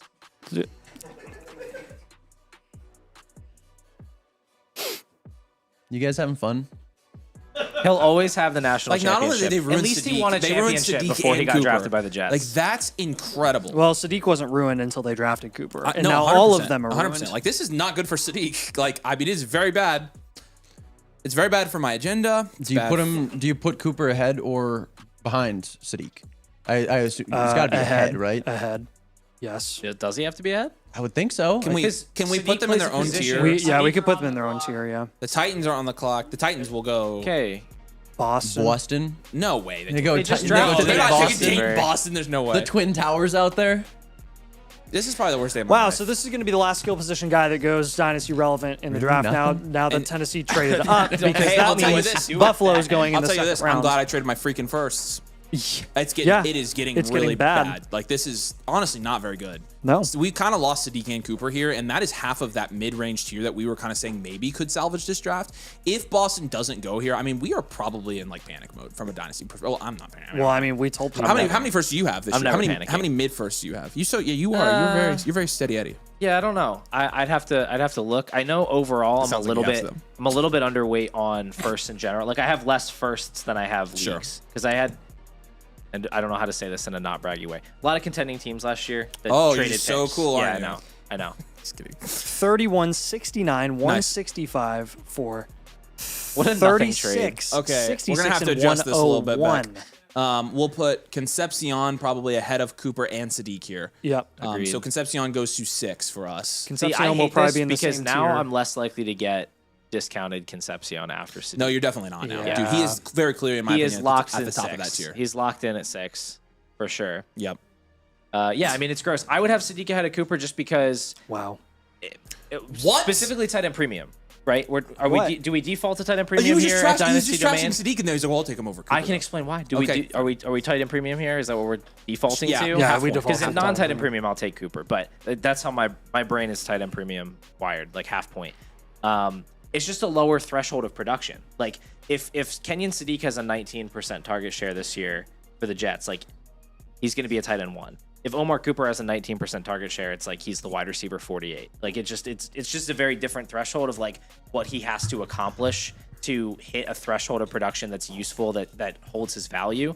I think there's just a lot higher bar for what Cooper's going to have to do. So That's just my first draft thoughts of it, but I would probably have Sadiq ahead of him. So there you go. I mean, again, frick. And again, he gets drafted higher. Like, You're probably putting them in this. I don't know. I don't think I can put them in two different tiers, Sadiq and Cooper. So they're definitely in the same tier no matter what. I think Concepcion might be in his own tier.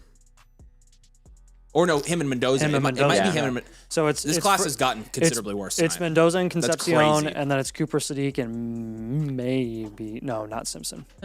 Simpson, you could make the argument for. You could maybe Because I'm not feeling good about Cooper or Sadiq. Hey, Now- I mean, Boston could help us. silver Here. lining, one of the two of If he them goes, could I- just bust and be terrible, and then the other one could still be good.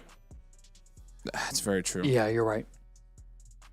I think we always get a little bit over emotional about landing spot and depth charts, like on the night of the draft. Yeah, like, yeah, remember no, the you're, Ibuka crash you're right. outs last year? Again, this happens every single think year. it's This is what pretty I was different. saying. But here's the thing. Oh no, it sucks. I mean, it sucks pretty so different. bad. Yeah. Here's the thing. The ugly landing spots for way more elite level prospects were going way earlier in the draft than the guys going in the late first year. Yeah. And also, I'm just like so fed up with having to go through all those shenanigans.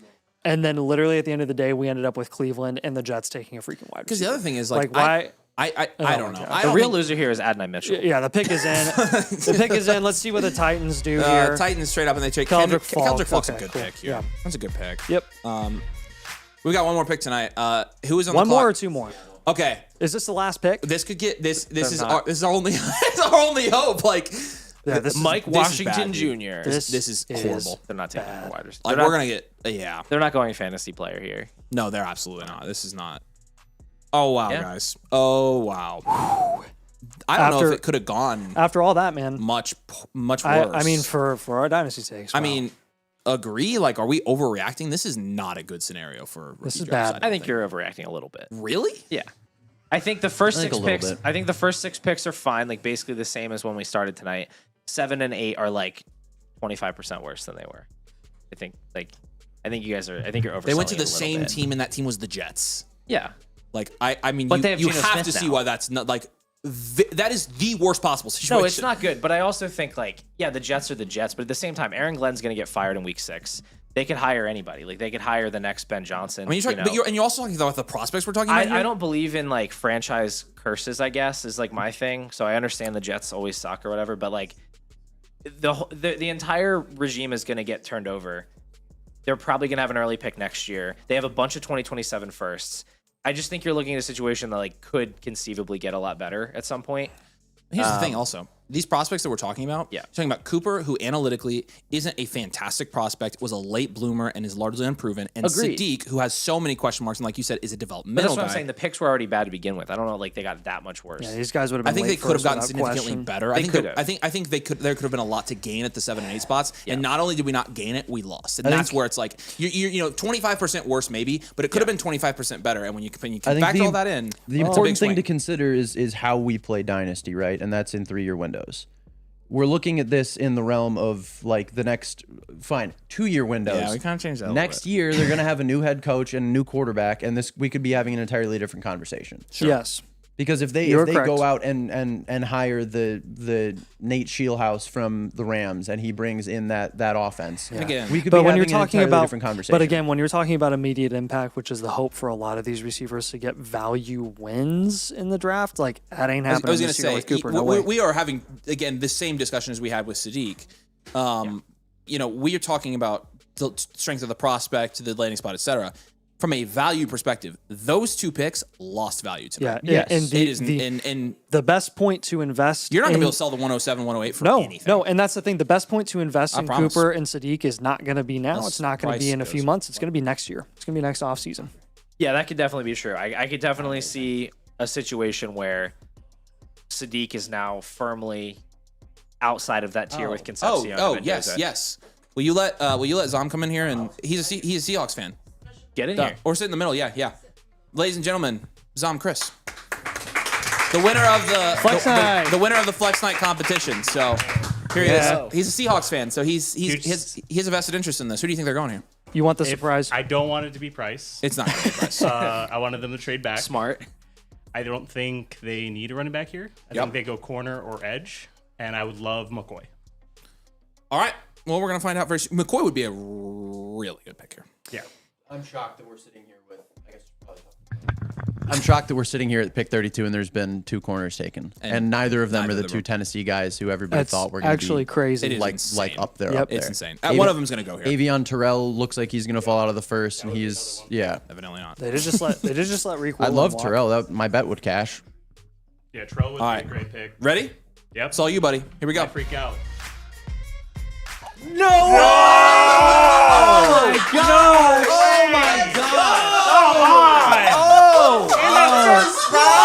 Come on, man. Dude, I just lost all That helps. I lost all That- That helps. helps a ton. That but helps. rookie drafts are Oh saved. my Banger, gosh. man. And tomorrow we're starting with San Francisco. San Fran's on the and clock I bet first you tomorrow? $1 million it's going to be Boston. I would agree with that. I bet you $1 million it's going to be Boston. Wow, They needed a guys. running back. What a freaking ending, guys. Yeah, bad and pick. I like I'm it. telling Alright, you, the we're good starting news with San That's Fran better. tomorrow. That's Yes, better. we wouldn't 107 be got a celebrating. lot of value back there. A ton Yeah, it's of value. Concepcion or Mendoza now. Okay. Man. So The 107 is saved. So I think we would all agree legitimately now. is. I was not expecting that. Ryan, I want to see the analytics on Price with first round draft capital, but I'm saying just right now at least 104. We talked about this scenario. If he went the first round, he'd be at least 104. He jumped For Mendoza. you or ADP? Probably both. Well, he just jumped Mendoza for sure. I mean, yeah, probably, but he's a first he's a round first running round. back. I mean, the prospects. hit rates Like, historically for first round picks. He for produced with a first-round running production backs profile behind are the top running back in this class. by far the Like, most insulated. I mean, Like, he's a good back. Like He's got a lot of mile on his tires. his Oh, yeah. his film is great. From a though. committee with Jeremiah Love to a committee with Zach Charbonnet. It's a little bit of a difference there, isn't it? Just Yeah. a little bit. Yeah, Yeah, Kenneth a little Walker bit. was a really enjoyable pick in fantasy That's this true. past year. That's true. That is definitely the worst case scenario. In for terms Bryce of the here. analytics, this pushes Jadarian Price up to the elite upside tier, and historically in that tier, the hit rate for a running back 1 is 42%. That being said, Yeah. for first round running backs in that tier, it's just Josh Jacobs. So we don't really have like he's a great very unique. sample of what we're looking for there. Yeah. And in getting terms big. of Z-score across the guys who we've seen drafted so far, you're right. He does jump Mendoza, but he does not jump Sadiq, Concepcion, or Cooper. So So I the think names- you could argue that they're all in a big tier. So the names that people will bring up are Rashad Penny, Sony Michel, and Clyde Edwards-Helaire. All the guys, the 3 guys only, really in the last like 10 years that have not hit there who went in the last part of the first round. Yeah. Hopefully not famous Rashad Penny.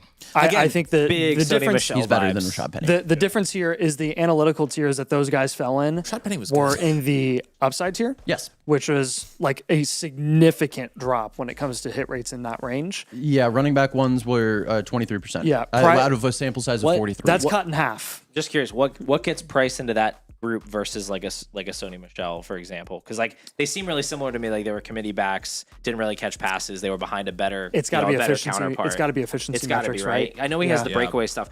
I don't know. It just feels so like It just feels so fake because of the small sample, you know. And he didn't test that well. He's not big. I don't know. It's weird. It's weird. Maybe he's just super good. Maybe he's just like really good running Again, back that's not athletic. Not that athletic. It's less about this for me. It's more about the value of the picks. Like, Yeah, for sure. it helps. Okay, so it helps. I can't wait to get a lot of guys I like one pick later. This is my big You question. probably will in a lot of leagues. And we can look at the big board here, and we're also going to do mocks to see what people want to Is say the about big this board as well. Do we have the big board already? Or is it- They're working on it. Oh yeah, how are we doing it? So- So where do we want to slot Price in? I guess. Jeremiah Love, Carnell Tate, Jordan Tyson, and I would assume Jadarian Price ahead of Concepcion and Mendoza. I'm taking Lemon. Is taking Price Lemon. is Price in? I'm sorry, Lemon as well. Lemon. So Price after So Lemon. 105. So is Price in a tier of his own, or is No. he in the tier with those receivers? I think he's in a tier with Mendoza and the receivers and Sadiq. I think might be one. I would put him in a tier of his own. I would take the running back over the I quarterback. think Mendoza and the and wide receiver Concepcion all are day. clearly ahead of Sadiq and Cooper at this point. I don't like. Yeah. Yep. Okay, Yeah. so then they Yeah. would be in their own tier. Yeah. I would put Price in his own tier. It's first round. He got picked in the first round. First He round, got picked in dude. the first round. Yeah, I know. I would take him. I mean, that is not. We're not talking third round. We are I talking know. first in a class. So yeah, I would take him over Mendoza and Concepcion easily. When was the last time a college football team had 2 running backs taken in the first round in the same draft class? It was a long time ago. has it happened? I think It Yeah, has it has happened. I can't happened. think of it. Yeah, It's happened a couple of times. It wasn't Bama when they had Kenyon Drake and Derrick Henry. It wasn't. Wow, it's 11. Michelle and I know Chubb we- went second we round. flew, man. Yeah, after and Michelle, and which it is wasn't. insane. It wasn't Damian Harris and Josh Jacobs because Harris went in the second. Yeah. So it's not in recent memory, I guess. No, it's not. But I it was did gonna say, happen. it surely didn't happen in recent memory. No, I'm thinking. I don't know. We've got some time to think about this. Obviously, we're gonna do. Let's do some mocks. I want to see the ADP. Let's fire up some mocks, Scotty, if we can. We'll send the mock draft link here down below. We're gonna be doing mock drafts for a while, ranking these guys, having this discussion continuing. This will be a rookie superflex mock. We'll do 4 rounds here. Obviously, a lot of this is still projection. We had how many guys? 9? 10. It could have been worse, all things considered. We Boston said it slides would be out. 10. I'm sorry for you on that one. Yeah, It's it's a just bummer. it's over. Huge But dub. And like, Boston has a chance to go to San Fran. no, yeah, he definitely does, and I Yeah. think it's probably likely. Yeah. Crew, great. When does San holy Fran pick? freaking frick, you guys crushed it. Yeah, Very, that very good. that was flawless. I mean, it is Nice that job, was guys. a lot of hard work culminating to that, and it was incredible. You guys, literally, I don't know, but we have the best team. Okay. Arkansas 2008 from Kyle, Name him. our fun fact guy. So Darren McFadden and Dexter McCluster. okay, Felix Jones. let's go ahead and run this. Let's run our first Superflex mock here, Scott. You can start it. Rookie Superflex. We had 10 guys go tonight, and so again, we're going to see those 10 guys go. Obviously, you're still going to see some projections as to guys like Denzel Boston, Eli Stowers, who's going to go early tomorrow. Yep. Those guys are still going to be projected. It is going to be very interesting in these particular sets of mocks we do now to see the 101 through the 108. If Like, Stowers goes early as expected tomorrow, he will be the number 1 day 2 pick that you got to go for. Oh, 100%. Like the number 1. So I you'll would take rank him over every single wide receiver that goes day 2, including Boston. 1,000%. At this point, Stowers looks like he'll be the 11. Yep. For me. So, Yep. like, how do you? Where are you hoping for him to land? Like, what kind of a situation do you want him about in? that. I have not gotten that far. I haven't either, dude. Yeah. 'Cause I think he's one of the most landing spot dependent players left for Yeah, me. Like, I think it's super important to me that he doesn't land on a team that like has a Dawson Knox or has a really good slot receiver. Like, if he lands on a team with a really good slot receiver, I just don't know where he's getting the routes yeah, to that's true. be a full-time guy. So that's what scares me with him. I think the you upside go. is obviously super high. So at least our first you sample go. size, very small sample size, He's ahead of Lemon. very early, but you're gonna see this. I promise you're gonna see this. Like, Oh, 100%. You're Yeah. gonna see it. Like, Yeah. I'm not even 100% sure it's wrong. I need to think about it. I'm know. I'm I'm there not too. that big I on think- price, you know? I think Price is, we loved. huge on I think Price Yeah. is easily the tier above Mendoza and Concepcion. I don't know if he's in the tier with those receivers. No, I won't My- be taking him over My the gut receivers. says no with Tyson and Tate. that he would be in his own tier. Maybe with Lemon. So then but maybe that's probably the most likely outcome at this point is we put him in he's in his own tier. Which, yeah, I'm just having Caleb Johnson flashbacks with the running back in the team, but it's He's just got a not. higher third higher round. ceiling than I that. know he it's a- does. I know he yeah. does. Just to continue the Jadarian Price hate for a second, okay? We're coming off a season where, like, wouldn't you say the archetype of player that Kenneth Walker is kind of the ceiling outcome you're hoping for with Jadarian Price is like a home run hitting guy who is going to, have breakaway runs, isn't really going to be used that much in the passing game. Like, that's kind of the ceiling outcome you're looking for. He comes in at what, 203 pounds, 204 pounds, 205, yeah. 205 pounds? Yeah. Like, what are the odds that come November, December of this year that it's not right back to Price in the Walker role, but potentially not nearly as good as Walker and Charbonnet in the Charbonnet role, on a team that ranked 32nd in running back targets last year. I get that the hit rates with a first round running back. I just feel like the combination of what he profiles as more of a 2-down rusher. he's far from With- the safest first round running back, which no, is he's why not. he's going 105. And here's the thing, like, Yeah. 105 in a bad class, mind you. Right. Those are better than You're Kenneth right. Walker. Here's what I wonder about that situation. And this His is yards per hour this run this over. leads to a bunch of other dynasty takes that are like I think it could take you down a real rabbit trail of what I think about current players' values. Right. How much of that is a Kenneth Walker take? I don't know. I think it could be more than we think. Because Kenneth Walker, like I get what you're saying. Kenneth Walker's a very good they let the prospect, Super right? Bowl MVP walk, and then they just replaced him with a first round guy who got no usage in college. So really two things come to mind You here know? where I'm like looking at that situation and it makes me ponder. It is no guarantee he's a slam dunk in Kansas City. And I honestly wonder if we see in Kansas City, they use him similarly because of his limitations. Walker did have his limitations. In fact, the matter is, when you're looking at the large majority of his film, I understand he had his moments where it's like, if this guy just got the ball, 30 carries a Wildly game. inconsistent. But he was so inconsistent Wildly. and also couldn't stay on the field. And the other thing here, big thing, Charbonnet coming off an injury here, especially early in the season, Yeah, that's could big. set him up to get a lot of volume early. And what if he does well with that? When opportunity? Emmanuel Wilson's getting the goal line carries, you guys are going to be in shambles. No, you're I- right. It's I a just- valid concern. But the thing is, Kubiak is gone though. That's so it's different, right? not only is Kubiak gone, but you saw that with Kenneth Walker and Charbonnet. You saw that with two different coaching staffs, right? Yeah. So again, Yeah. that's where I think you could make the argument. What if The splits weren't as dramatic with like No, they weren't. shuffling Walker off the field every single time they got inside the 5. But from a fantasy yeah, perspective, we had the same concerns with 2 different coaching staffs with the exact same 2 running backs. for sure. So that's where I have hope. And again, Yeah, like you definitely it's- Gosh, you guys. can't really look at any of these prospects past like I didn't even know, man. Dude, and look say at- like I'm 100% sure. Like this guy's. I mean, you can be confident, but Price is far from a sure. I still am trying to get over the fact that Price actually ended up going 32nd overall. I thought of all the takes, of all the noise and all the takes, that was the did not biggest, most believe that. far-fetched pipe dream. Yeah. Like there was no way that he would was go there. crazy. And then he ended up going there. But guys, look at this. After the first round, people are projecting that Denzel Boston, who is now a second-round wide receiver, is going to be a first-round dynasty asset off the board in this year's rookie class. We were 100% right about the lack of depth of this class and how poor it was going to be. Oh, yeah. This it's is bad. The In late first is going to be 2025, worse than I thought, it- which it's- is crazy. it's but bad. honestly, I really think this has gone. I don't know what you think, Paul. I think this has gone exactly how I thought it would go. Yep. Yep. Yeah, I mean, I think That pick, it could have gone slightly worse. That pick really did change I would things. say It was huge, because yeah. we got the price pick. I would say that we are standing. I'm gonna say we're standing slightly better because we got a second first-round running back and we got Ty Simpson to like a really exciting spot where people are Yeah, gonna take him maybe. higher. I just can't hate remember. those I can't remember the picks. last time a second-round wide receiver went in the first round. Lad. Ladd It was went the Lad. first, yeah. George but Pickens did. Lad's analytical tier was like unbelievable, and everybody knew that he shouldn't have fallen that far. Yeah, no, I agree. So It's gonna be interesting, man. It was widely like accepted. honestly, this is. I'm gonna have to do, and we have a while till we do our rankings. We'll do a reaction video tonight, but like I'm just gonna have to do a very deep dive on the hit rate analytics and like Washington? Yep. honestly, like I'm legitimately considering going back and watching Price film tonight. Like I want to see it again. Yeah, but he's been a staple of like 202, 203, 204 at all the mocks I see. I don't know where yeah, he is now. I think one of the biggest I criticisms mean, he you're is going to bad. hear He's from probably Price. gonna go in round 2.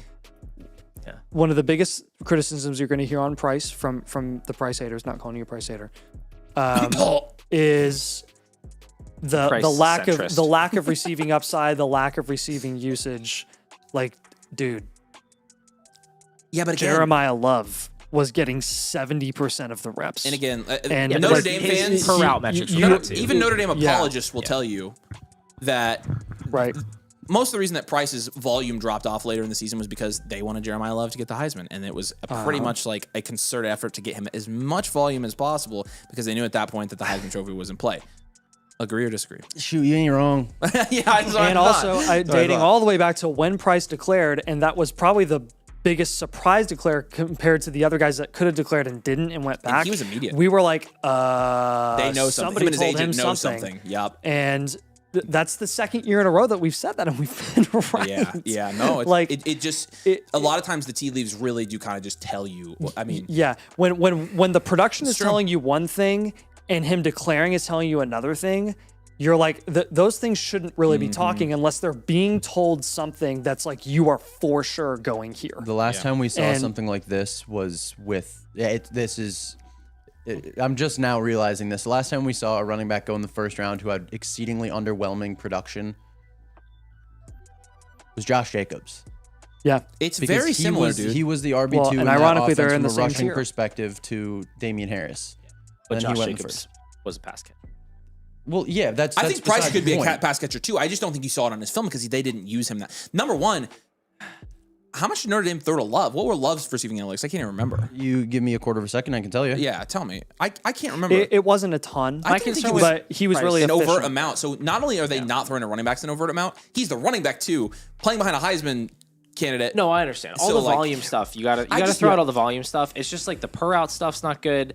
And it's not like he can't do But it. what I'm was just the saying. sample Yeah, I'm just saying it's a lot of absence of- projection. It's a lot. It's Yes. just a lot of projection. And obviously, It has when you to take be, a running though. back in the first round, there's an expectation that you're going to get a certain amount of volume. You're going to get a certain type of workload. So I yeah. get that, and I think we're really quibbling over like a couple of spots. Like, Yeah, he's I mean, it is easily ahead important, He's though. easily ahead of Sadiq for me. He's easily ahead of Cooper. Like that's not a question. I think I'm still taking Lemon over him.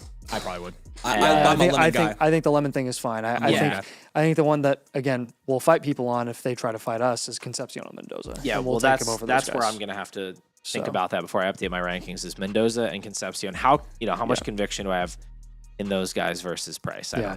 And you are right. Like the absence of opportunity doesn't mean that he has the ability to be a really effective receiving asset. Like that's again, we're that's where we're totally trusting the draft capital and investment. Well, and that's the point I was making with Josh Jacobs is it's less of a comparison of the two players and more of a comparison of the fact that sometimes the production that we see in college is not indicative of the way the NFL sees the outlook. Right. And I'm sure that that the Seahawks, looking at the player that they drafted, said, we're going to take this guy in the first round because we think he's capable of doing all things you expect a first round running back to be able to do. Yeah. I don't think this was a common thread among back when Kenneth Walker was being drafted, that he couldn't catch the ball. Oh, I'm drafting Tom. They You're gonna are have to draft unbelievable athletes. He is physically capable of catching a football. But outside of 1 year where he was kind of force-fed a bunch of I wanted targets, to he's see never the he's never had a high target share in the NFL. That's the thing. Take Lemon. That's mostly been true. Is like he wasn't a pass catcher in college. He hasn't really been a pass catcher in the NFL. But yeah, it's very much coaching, scheme dependent. Like if the coaches want to throw the ball to the running backs, then they're going to make that work somehow. Right, and it's a hard thing to say Jadarian Price can't catch the football or is not going to be used as such, because what are you going to do? Take Jeremiah Love off the field? I'm not. I'm personally. Yeah, I get that there's not a lot of sample size with him catching the ball, but I don't necessarily think it's his fault. Yeah, I think this is an interesting note. T-Guy said Rice is the biggest winner of this draft so far. What do you think happens to him? I mean, is he right back to still where draft he a was? receiver next year if they let him walk? Like, you don't have to plan a year ahead with receivers in this year's NFL. So he's the biggest winner for how long? Exactly. I maybe, I don't know. I feel like there are other big winners in this draft. It could be 2 weeks until he has another automotive related incident and he won the draft, but it doesn't, like, winning the draft doesn't matter in all reality. In Rashee Rice world, it definitely doesn't. And so I don't know. The price discussion's an interesting one, but again, my thing is him being behind Jeremiah Love is everything there. Like, you just and it is a lot of projection, but it has to be. Yeah. I mean, when you have two extremely talented running backs in the same collegiate program, like, if they're both that talented, the only way you're ever going to realize or acknowledge that the second one, who wasn't getting as much volume, is talented, is by projection. And so, like, it's the nature of the game. Hindsight's going to be 20/20 regardless of what ends up happening with him. If he hits or if he doesn't, we're going to be like, well, we should have known he never had the volume. We should have known he was going to be good. And if he ends up sucking, we're going to be like, well, we should have known. For sure. Yeah, my hangups with him are definitely not like just pure volume. It's more so, again, that his calling card is being this like breakaway back that comes in with like a sub 100 speed score. He's not that big either, so it's like, is he gonna get goal line work for sure? Well, we have no indication of whether he's going to be a bell cow running back or not. I'm just going based off the investment. Yeah, and that's the thing. He wasn't viewed as a breakaway back. That was Jeremiah Love's role in that offense. No, I mean, he has like Price I had think he some has the highest breakaway breakaway speed. rate. He had some in the breakaway. class. Who does? He has one of the highest breakaway run rates in the class. 45 is up there, but it's not exactly like where would it rank? Shattering the world. Where would that rank? I mean, I personally didn't think that either, but like, I mean, the class sucks, so it might just be the highest in the class. Yeah. Well, early in the season, it might be a slightly different metric. I know I was looking at something that was like Love and Price were the two highest. You guys figuring this out? You need me to do it? Regardless, yeah, go ahead. I'm just saying his path. I'm just saying, unless we think he's gonna see a big uptick in receiving work in the NFL, which I guess could happen. Again, the Seahawks last year were dead last. It's not really in his profile. The path for him is like get a ton of carries and be really efficient on those carries and score touchdowns. And I'm saying he's not that big and he's not that fast and he didn't really do it in college. That's all I'm saying is just there's so many things you have to kind of piece together and you're just kind of going with, well, they took him 32nd overall. And that can be fine. That's probably fine. I mean, that's a pretty good argument, to be honest with you. Like, draft capital for a running back. Like, it is king for running back. It's a good argument. That you just sometimes that's what you have to lean into. But also, I've said this before. We came out and said we liked Price as our running back too, pretty early on. And that was from his tape. Like, he wasn't ever. Why did you take Tyson first? Early on, we had him and Coleman in the same tier, and then over time, we separated that tier. Why would you do that? Shut up, Paul. Gosh dang it. I didn't do that. I didn't make that pick. Actually, guys, the first round is not technically set in stone yet because if Coleman gets good enough second or day 2 draft capital, it's absolutely not. He will absolutely be in the late first. Yeah, for sure. I totally forgot about that. No. Thing. Ryan, do you have the rank for the So- breakaway run percentage? In this class, they're as of their last season, he was fifth. I'm looking across all drafted running backs right now. Fifth. Okay, yeah. Okay, that makes sense. The only note I kind of So want that's to make high, but it's a bad draft. Go ahead. on the Kenneth Walker comment, far as like system, I think he was a clear injury risk. Sure. And this year we saved him for the playoffs pretty much by sharing that much. I think Price, if he shows that he can be on the field consistently, regardless if he runs good or bad, he'll get the touches, especially at the goal line. And here's the other thing too, and this is why draft capital is such a good argument for this stuff. Why the freaking frick would they have taken him here if they weren't going to give him all that carries? Like, Yeah, I mean, it's not like why would you? Charbonnet. It's That's a not like waste of a Charbonnet pick. can You stay gotta admit, healthy that's either. a waste of a first round pick if they're not 100%. going to give him carries. Well, there was a team called the Seattle Seahawks who drafted a running back in the first round named Rashad Penny. And then they let a 7th round We're going to do rookie this all. Well, who Penny, I started mean, the whole Chris year. Carson You can't and deny. Penny. You can't deny Penny Penny. got hurt. Emmanuel Penny had Wilson is the juice. Chris Dude, Carson to. Hold on. No, I'm Yeah, just kidding. let's not skip over that. Penny had juice, Penny was man. a beast He was when he was healthy. Yeah. He was very Yeah. good. He was really good until he got hurt. He just couldn't stay healthy. Like, So I don't Price can stay necessarily think healthy. that was like a Penny was a bust thing. When Penny was No, healthy, that you were was like, oh, a- this guy can play. That's the injury white flag. Go ahead, Ryan. 68th percentile breakaway across all drafted Okay, running so backs that's in not. I mean, it's not 2015. crazy high. So, they both were kind of breakaway-ish. Obviously, Price had some breakaway runs in his film. I liked Price. I mean, I liked his film all over. I just thought he looked like a natural runner to me. I mean, I know he's not the fastest. I know he's not the biggest, but I think, from a vision standpoint, I think he has decent vision. I think he has decent instincts, and so. But again, like, it's all projection. You're right. Like we don't have the analytics to point to and say, look at this, because, playing behind a Heisman level running back, you just don't have that. And so, yeah, you really do have to lean very heavily into the draft capital. And for a running back, if it were second round draft capital, I would probably be even second round draft capital, I'm like, yeah, probably not. Late first it's aggressive for the Seahawks, a team in a front office that just won the Super Bowl. Yeah, I mean, it's this just is their interesting. Clyde Edwards-Helaire. Oh, poor other. Paul. I hope not. So, do you want to hear some initial 3-factor ranks for some of these guys? I do want to hear some initial 3-factor So, ranks. Jeremiah Love, around where you think he would be. He's a cornerstone running back, early to mid second round ADP, Yep. an okay. overall rank, Yep. RB5, gonna get not precedence to like a Genty just because of he hasn't been on the field. RB5. Yeah, you got Bijan, It would be Bijan Gibbs, Genty, probably Hampton and Achane? Hampton and Achane, one of those guys would be out of him. So keep in mind, this is like a mathematical. It's mathematical, model it's not- and not yeah. our rankings. Gotcha. Right, So okay, we're gonna have Love ranked higher, but it's Yep. so the 3 factors are situational, insulation, insulation, and production. So, So production obviously is going to always be estimated for these guys coming in as rookies. So he'll get dinged a little bit. For he'll that. get dinged for that. Tate as well, foundational wide receiver. Not worried about That's that. always works. Tyson and Tate are basically in the same tier. Both going to be Upside foundational wide premier. receivers. They're both foundational to start. Really, actually. Yeah, Wow. they're both top 20 wide receiver, top 21. So Tyson 21. Where does the upside Tate premier 18. cutoff stop? There, like, where is that cutoff? Because Burden is upside premier, right? Burden is walking the line. I did not pick Tyson, guys. I did not pick Tyson. Cole, I'm gonna freaking kill you, dude.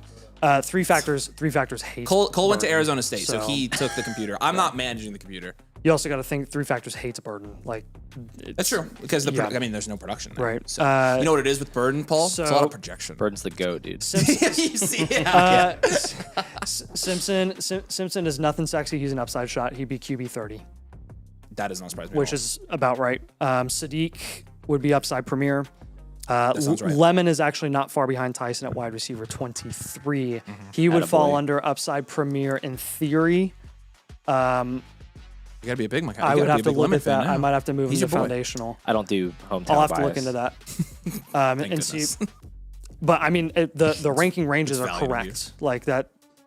And then Omar Cooper is the one that takes the big hit. He's wide receiver 38. Brutal. Frick. Upside shot. Sorry for your loss. And then Jadarian Price. Oh, about to push our agenda, boys.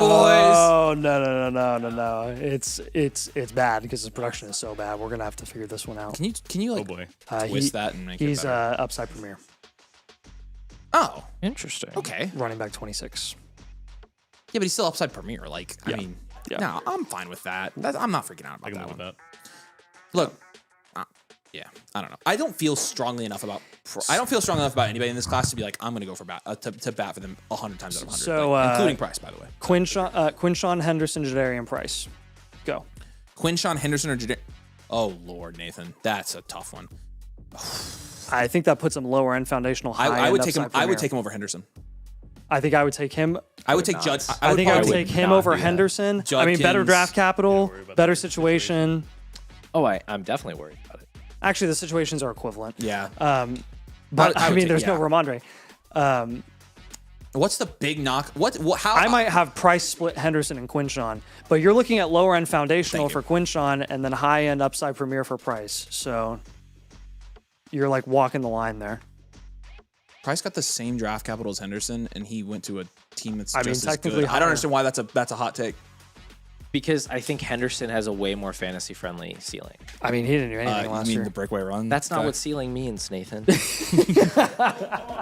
Okay, fine. This is okay.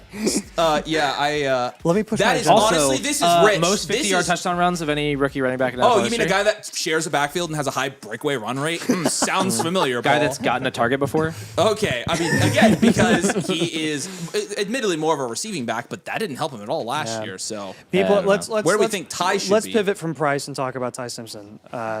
I do not think that's a hot take. I think you're looking at those guys and they both have a lot of questions in very good situations. They're different. I think that's right where he's going to settle. Henderson is a receiving I back. think that's right where Price is and gonna that gives him settle, a higher floor. which is a teens, lower teens. Judkins, I'd running probably back, take, or I'd is probably that take Judkins over mid-teens, Price. The Judkins is mid-teens, late teens. Okay, cool. Yeah.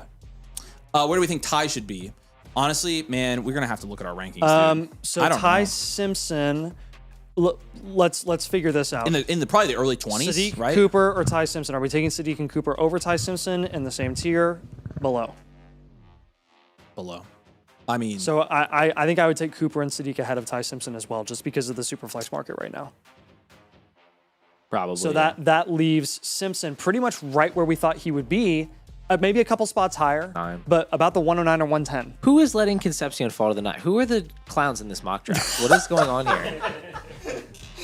Dang. Are they just randomized picks, or like people are actually making these Yeah. picks? What is going on? Casey Okay, so- Concepcion, 109. Unreal. So People hate the we Browns. got Dude, somebody if in the people mock get here this projecting discount- that Jonah Coleman's going to get decent day 2 draft capital to push him up Gonna into get late 100%. first, which That's is very possible. possible. So again, just telling you guys what we're thinking for for day 2 tomorrow. If Jonah Coleman goes day 2, and the hit rates are not good for Looks third like round I'm running getting backs, but they're Lambeau better Leap than over day to my 2 than channel. second round wide receivers. If Coleman and Stowers go where we think they're going to go, they will automatically go over Boston, who is likely to be an early second round pick either to San Fran or the Raiders. sure. Which It's- leaves yeah, it's gonna get Boston interesting. as a 1-2 turn guy. Yeah, Raiders would be a great spot for him. Just It would be a great spot for immediate him. full-time routes. Yeah. I still like Boston. Like, I can still like Boston, but be very realistic Boston about in his the- price. in the JSN role? And his Wow. price isn't near as good as it would have been if he got in first round draft capital. Is Avery, who had Henderson 103 last year, picking Price over him? First of all, again, I'll explain this to you like you're 5 years old, since you clearly can't comprehend anything above that skill level. We had Henderson in a ginormous tier from 103 to, what was it, 107 or 108? Yeah, also, It was all of those guys. Also, 103 Henderson is not 2026 offseason Travion Henderson value. Like, You're not what allowed are to we change talking your about? opinions about that is the players. dumbest thing I've Seriously. ever read in my life. but That's golly. had Henderson 103, I don't think so. That's like the whole flip flop thing. Like, you get up about these players, yeah, because their values go all over the place And they yes, change like crazy. knowing what I know now, having seen a whole. By the way, Henderson had 42 targets this season, so let's not act like he's this big receiving back. He literally could have been the receiving back in that offense with Ramondre. Why didn't we see that this year? And are we going to see it next year? We could. I don't know, but I'm I just, think there are just Will as many Jadarian questions Price as ever get 42 targets in a season? I don't know. I'll book you on it right now. I mean, I have as many questions that's a about very that. low bar though. Like I have- that's 42 targets. Like Yeah. I mean, I would say possibly yes for sure. I mean, you just don't know. Again, like we're knocking him for something that he never really got a chance to show. Honestly, Henderson kind of reminds me of a like healthy Kenneth Walker. Like, his booms are so good looking, and then you see him run the ball every other play, and I you're think like, I'm having a fun time with this. What? I think it's ironic because first year Henderson was score a ton of points when you get big plays and didn't get near as many Nothing targets as we else. thought. Well, he Like, also was super inefficient. I think they're very similar cases. Hey, on highlight my pick there, Tom. Thank you. Plus, why would we even be sliding Price? The dude was drafted higher comparatively than where Henderson went. There you go. There you go. This is a day one running back. by like 2 picks. Yeah, I know, just but like still. Henderson a lot more as a prospect. My argument with I did Henderson, too. to I be did too. clear, I think he has a way like super wide range Tom, of you're outcomes. doing it again. I just think his high end ceiling is still off, really there you go. high. Where if he can clean up some of the stuff that they didn't trust him with last year, particularly like the pass protection stuff. I hope you're right. I just think he came into the NFL with a really robust receiving profile. He showed us the big playability. That's what we liked about Henderson was and the I receiving. think we do see. I can't think of the study or who the analyst was, so I apologize. But there was an analyst who was talking about like the biggest leaps that are made in year 2. It might have been Pat Crane with his legendary running back stuff. The biggest leaps that running backs tend to make in year 2, a lot of the time, where the upside really comes in, is that they do take a leap as pass catchers from year 1 to year 2, and it makes sense because they're trusted more in those situations. I could see Henderson kind of lagging a little bit as a rookie, where he didn't have that stuff down. He comes out in year 2.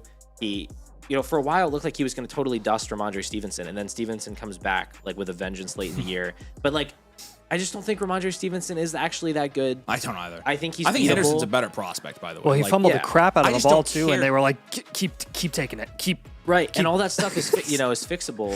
So You're talking about frustrating. Ramondre, yeah. Yeah. It's Ramondre that has the issue. He's a fumble guy. So I don't just- know. I think the upside's still really, really high for Henderson. I love the situation that he's in. with the Patriots offense that I think is still ascending. So Yeah. Honestly, Seattle's very comparable. Good offense. Yeah. Good defense.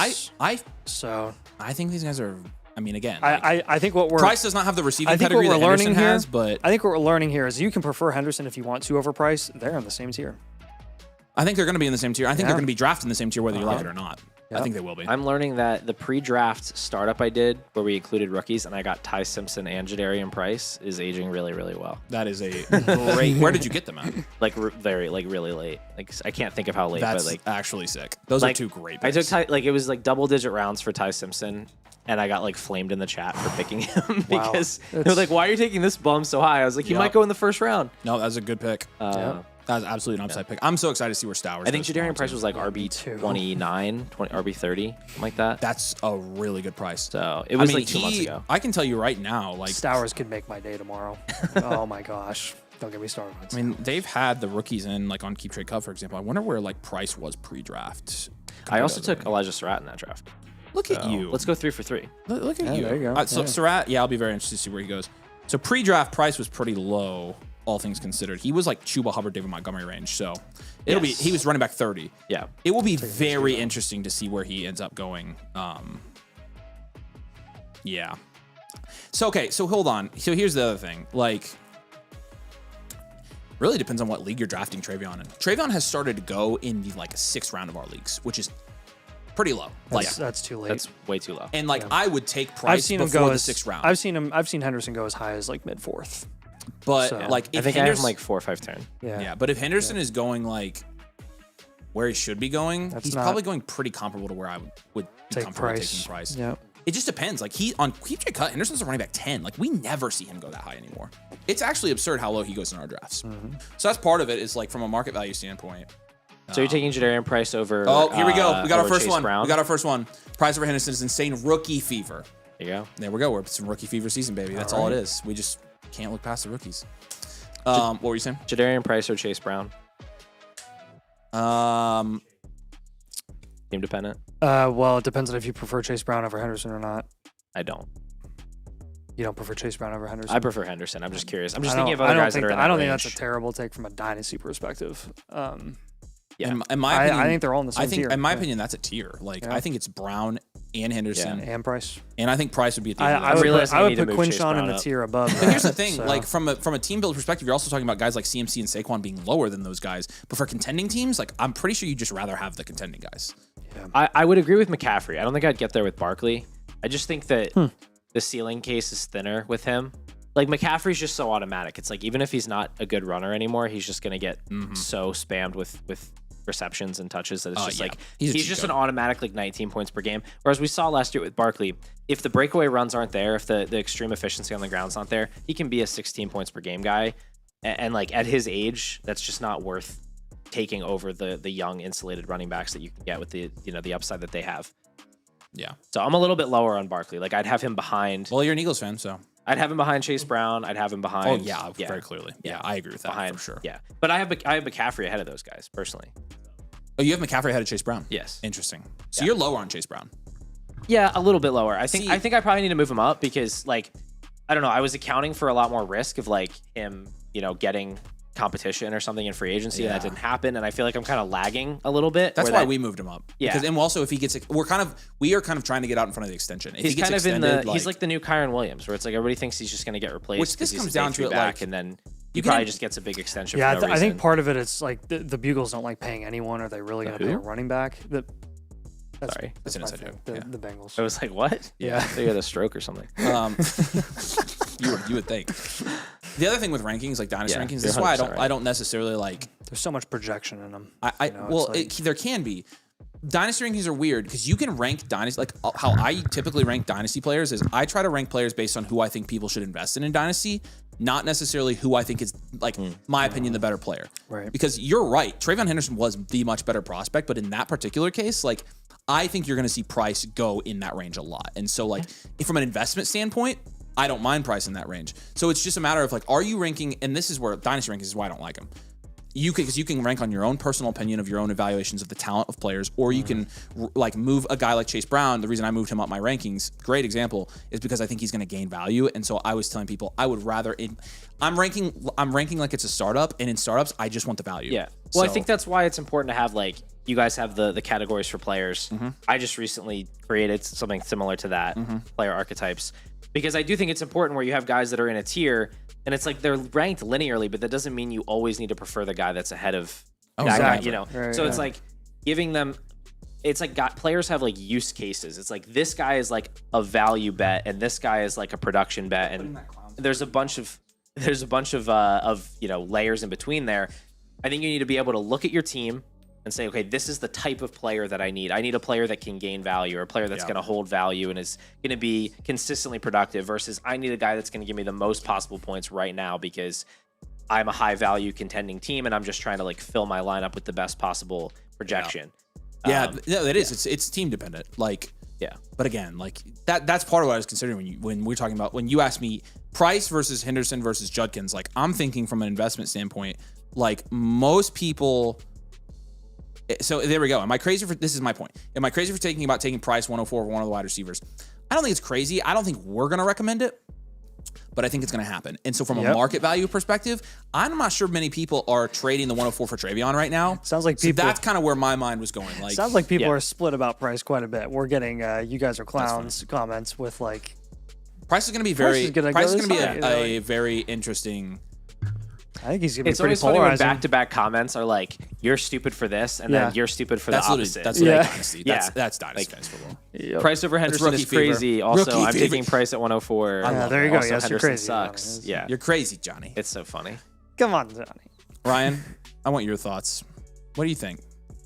I mean, I've been punching some stuff in and finalizing this first round of the bakery, and I know that we've been talking a lot about Jadarian Price and his future outlook. I find it very interesting, his statistical comp, Avery, if you remember that I added that portion to the bakery. Yep.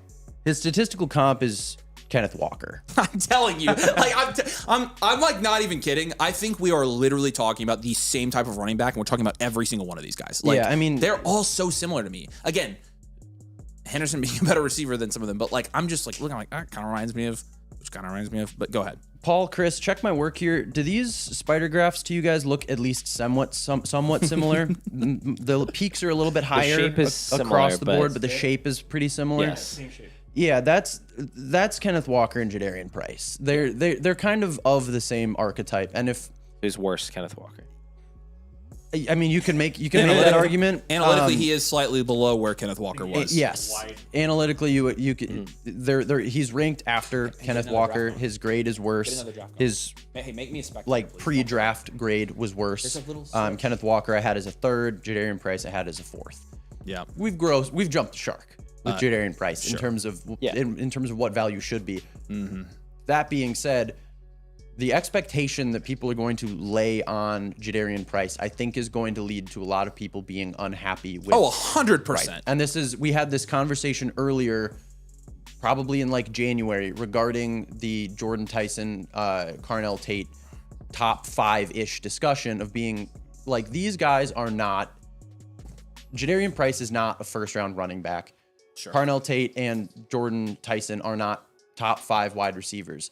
And it's the fallacy that people are going to come into leagues with this year are, oh, well, Jadarian Price was a first round running back, so he should get me the equivalent value of these guys who we kind of view in that same vein. And when you look at the receivers, for example, you had both of those guys go in the top 10. And if you put them up against other guys who go in the top 10, they pale in comparison. And people aren't going to operate with that level of context. They're going to walk into drafts expecting to take Carnell Tate at the 102 and get wide receiver 1 output. Yep. I think you will end up seeing the same thing with Jadarian Price, because you think that he's a first round running back. He's going to be so good. And I think a lot of people are going to end up being unhappy with the output that you get. Yeah. Well, I think that part of that is just managing expectations for a back that, again, like, number one, he's a rookie. Number two, there is not a lot of proven production there. It's less, I don't know. It's just less, it's more about how patient you want to be. And that's where it becomes team dependent as well. I don't think for a contender, you want Jadarian Price in your flex spot this year. Can I? What?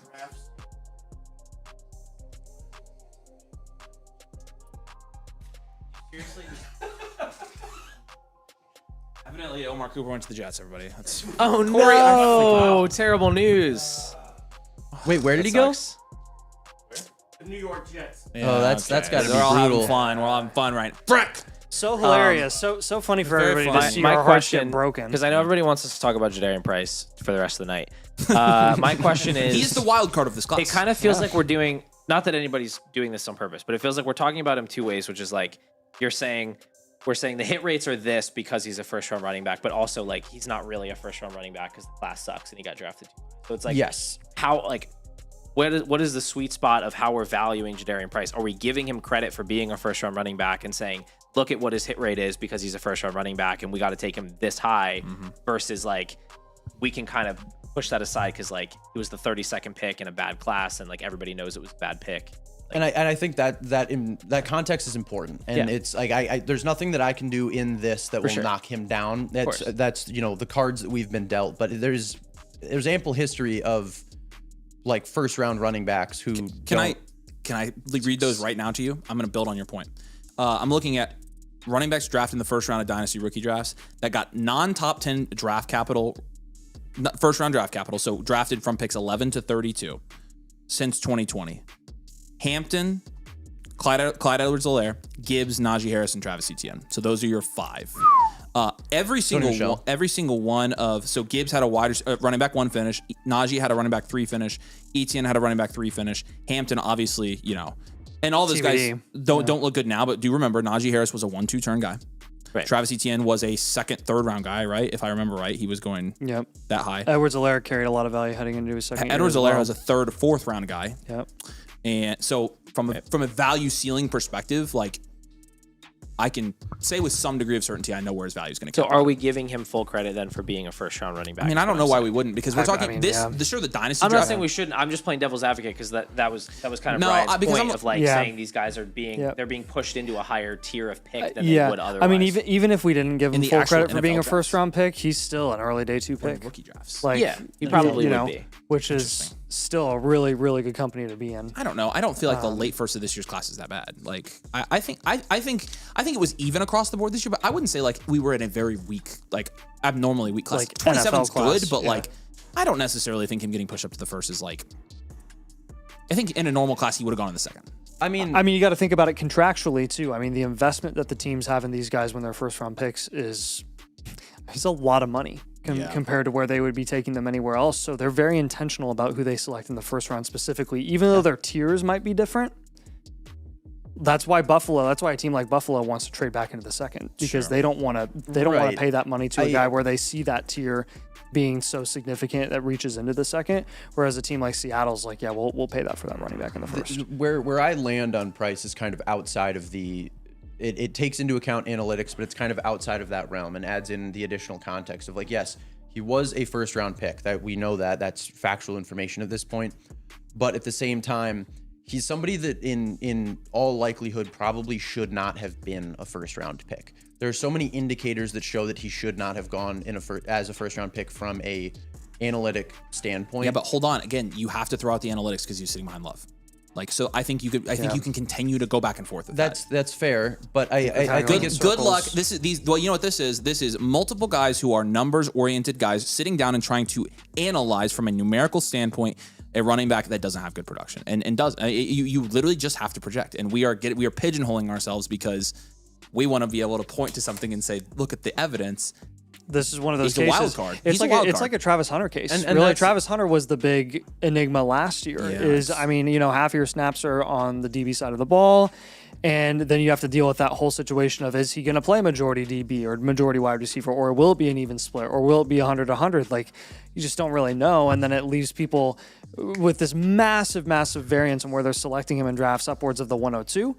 And downwards of like the 109. So I guess I'll kind of drafts. rephrase my point then, and in terms of it being outside of an analytical context, Jadarian Price was a first round pick, and maybe he has the statistics or has the ability to be a true running back one, but there's so many other contextual factors that I think need to be put into place here that kind of at least put a little bit of cold water on the potential hype that you see. And I think there's reason to have trepidation about it, because this is a cliche way of saying it. And I'm kind of trying to understand where I stand on this by fleshing it out verbally.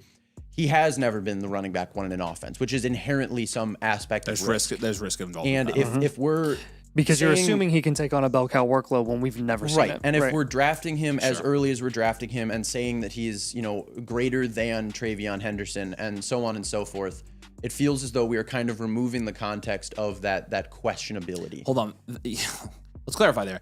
That's not necessarily what I said. I mean, if we're grading these guys based on their prospect profiles, Henderson was a far superior prospect. Yeah, no, I'm so it's not even close. Like, analytically, Henderson was way above him. Yes, like they're not even the same league in my opinion of prospects. And so it's just a matter of what do I think. That is more of what do I think their dynasty value is going to do. And I think Price is going to have a lot of dynasty value. I really do. I think he's a decent rookie draft investment. But you're right. And I guess I'm not as much speaking to the dynasty value of it, and more so kind of jumping the shark to the actual output that we'll see. Yeah. And I think the output the value that we have now, let's say it's actualized somewhere between the 104 and the 108. It will be. Yeah, be that as it may, I think if we fast forward to the end of the year, we might have there's a 50-50 chance that we're looking at this, as we said earlier, and being like, how could we be so dumb?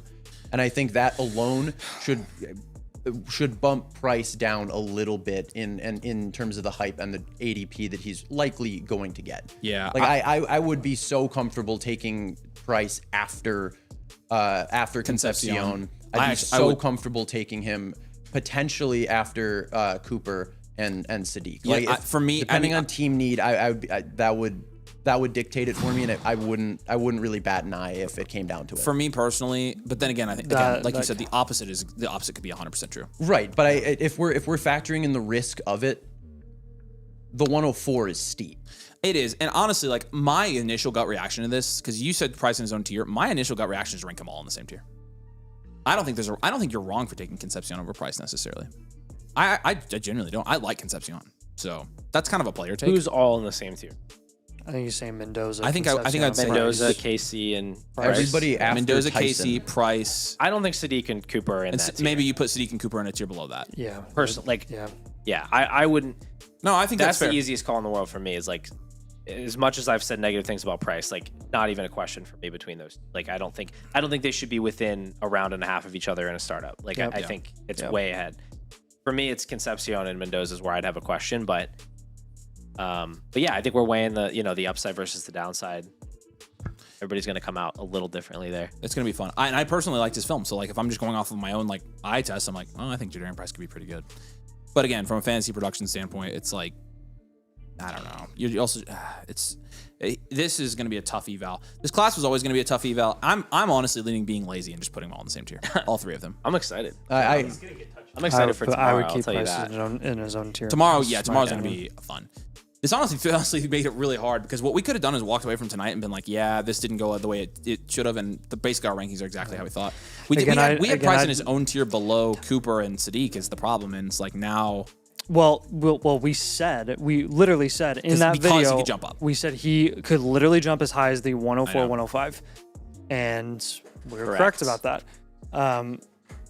The reason I would have Price in his own tier still is because wide receivers continually get more and more crowded overall in Dynasty every single year, and the room for them to move up every single year is getting so much more difficult. Hey, And then quarterbacks, obviously, as a whole, are just being devalued.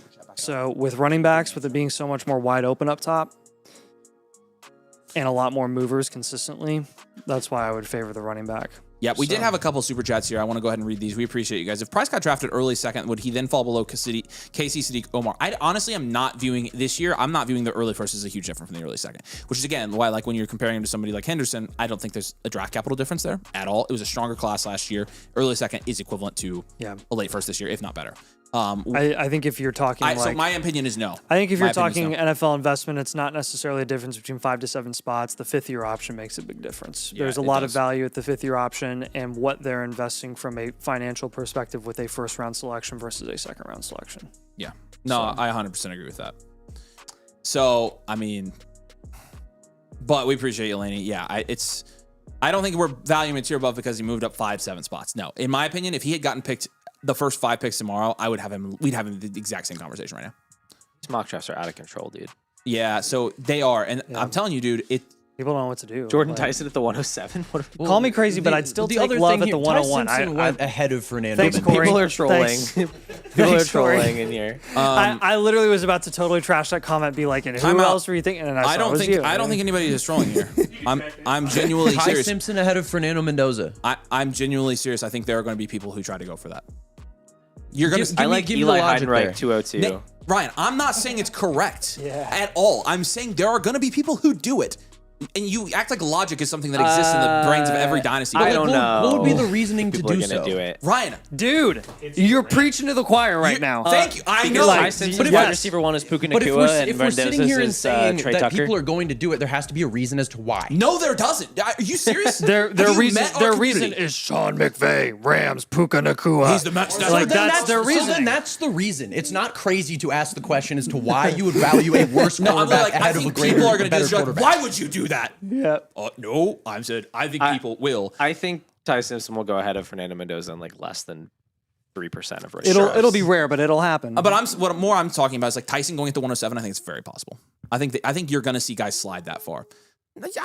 Like you surely have seen crazier dynasty drafts and stuff like this. Like I certainly have. Certainly. This is not. None of this is. I don't think any of this. I need to buy more Dude, 107s. Is last year with how big Or that 108s. tier, dude, last year with how big that tier was after Gensey and Hampton, it was a crap show for like 5 straight picks because I mean you had guys from the tiers below that were going in there. You had some followers from that tier that were going way far down. Nobody knew what to do with Travis Hunter. The IDP people were taking Travis Hunter 101. And then he was going like 107. It was wild. That was a crazy one to monitor. I'm telling you, this year you're going to see so much parity in the first 8 picks. That's not even going to be funny. people were shipping off the 108 for like DJ Moore a month ago, and now you can get Casey Concepcion at the 108. No, I agree. I 1,000%. crazy. It is crazy. I think after this time, I want to go and update our rankings. So Casey in Cleveland, man, I'm like, try to attempt to. It's I can chill with that. I'm vibing going to be with tough. it. Yeah, I'll tell you me how to do it, too. though. So like looking at this board here, who are we most excited? Who are we looking at tomorrow? Like obviously Boston and Stowers. Stowers and Coleman. They will Coleman's close out the first Coleman's round. not getting his name called tomorrow, unfortunately. But Rip. Well, that's hey, you said who are we looking forward to? Said I'm looking forward to Right. Coleman. I It's mean, not I a guarantee, but I'm very Coleman's hopeful. who I wanted to be my RB2 in this class, not Price. I think But the one that I'm That's looking who I forward wanted to the to most also. is Matt. You don't think we Coleman started gets with them in the drafted? same tier, and then we Coleman goes separated tomorrow? them from Price over time. But I still think Coleman's Coleman's so a he'd go day 2 round caliber 4. prospect. I really want him to. Every single mock I've looked I know. at in the last month It's is I know. 4th round, 5th That's what round. we've been saying. Yeah, it's so bad. I think he's more of a 3rd round guy than a 2nd. I think he runs a 4.95 40, and that's why he 4.95. I think Nice. he didn't test. He didn't do it his pro day. Yeah. I think people are worried. Honestly, the Z-score stuff is going to play a pretty heavy factor in my overall rankings this year. Well, that's a problem because it doesn't look good. That's what I'm saying. Dude, that's what we're doing. But with, it's putting price lower than what we want, and that to me is... Yeah, it's putting him at the interesting. 108. The problem is that it has Sadiq at the 105. And the reason for that is this is situation agnostic. It's Sure, just taking yes, into account the 100%. draft capital. You need to Sadiq apply went the to his own additional team and not with context. Cooper, I would probably say Sadiq at the 105 is not... I mean, I guess it depends on where... I don't know.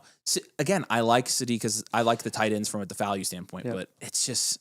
the Z scores will be great. They will, but but again, that... I don't know. It's just, you're right. It's Highest pick situationally independent. you would trade for AJ Brown.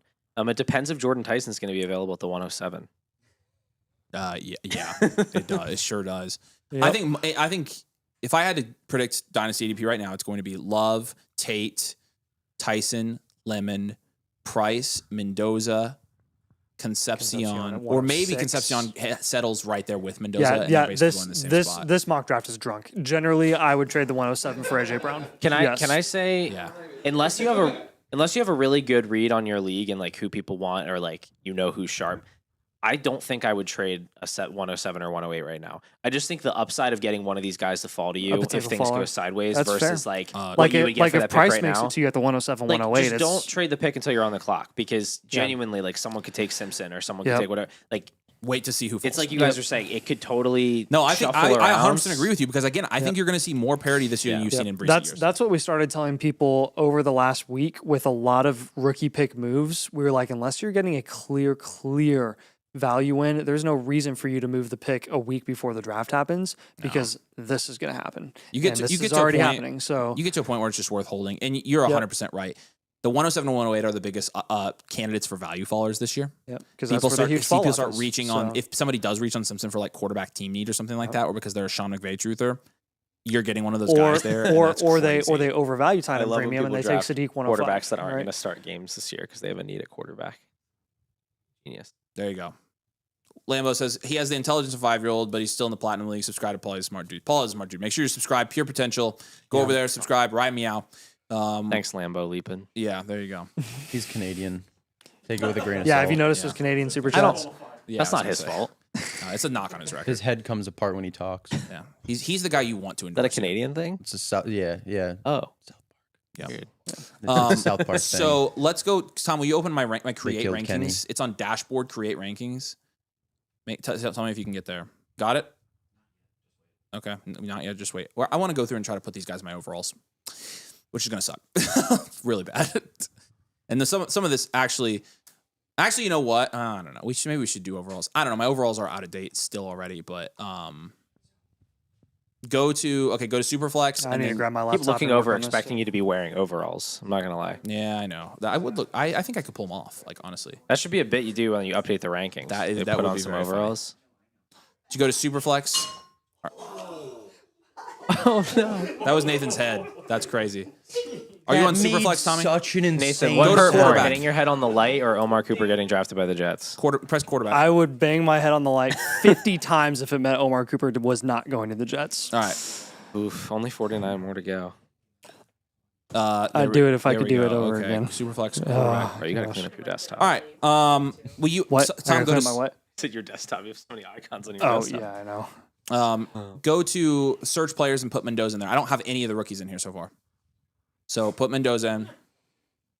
Go ahead and add him. He's gonna be at the bottom. He's like a click and move. Yeah, I'm gonna follow along here. So go down and click Mendoza, and then yeah. So let's. Oh, I'd put him ahead of Richardson. Yeah, right. I think he was just putting him there so you could All scroll. right. Yeah, let me see. Let me see. You can scroll and then click. It should let you do that because you don't have to do the drag and drop. You can do click and then click in. So Wait, why don't we start with like our rookie rankings? I mean, we can. That's a whole different ball game. I think. Okay, so. fine. I guess we I'm could not do that ready like for that once yet. it's all Okay, settled. so scroll down for me, Scotty. Or sorry, Tom. That's used to being Scott. Lawrence, Mendoza, and okay, actually, you might have cooked here. Correct ranking. I was gonna say this looks right. Yeah, take As- him. as I was long gonna as- say I'd take him over Baker. As long I as wouldn't- you're I would like not take him plus- over Lawrence plus or minus a Love few or spots Dak. from Man, Cam Man, why is Ward. Love that high? Frick. Wait, hold on. Wait, whoa. Yeah, Love over Herbert. That can't be right. No, and Knicks. Look at Nick. Look where Knicks is. Knicks is behind Love. That's not. And Dak.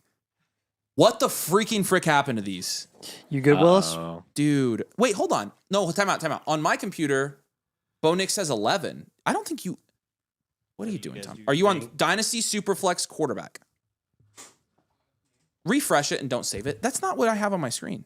Mine look correct on You've my got to screen. be on one QB. You've got to be somewhere else, dude. I'm him. Dynasty Superflex. And then their Knicks is at 11. They moved, dude. Look Yeah, at that. that's different. Love's lower. Bizarre. I know. Okay, add Mendoza back, and we'll put Mendoza right there after, like by Dak. He'll be in the tier with Yeah, he'd be ahead of Baker, Darnold, and Goff. Yeah. And Ward. He'll be in the Love Dak tier. Ahead for of me. Love or below Love?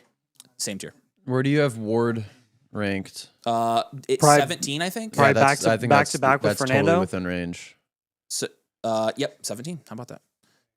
I also, yeah, this is where Oh, what do we do with Ty Simpson? where I put him. Yellow. Okay, that's perfect. Put Simpson in here. What Right if we ahead just of Bryce what if we Young. put Simpson right by Stafford? You really don't like Bryce Young, do you?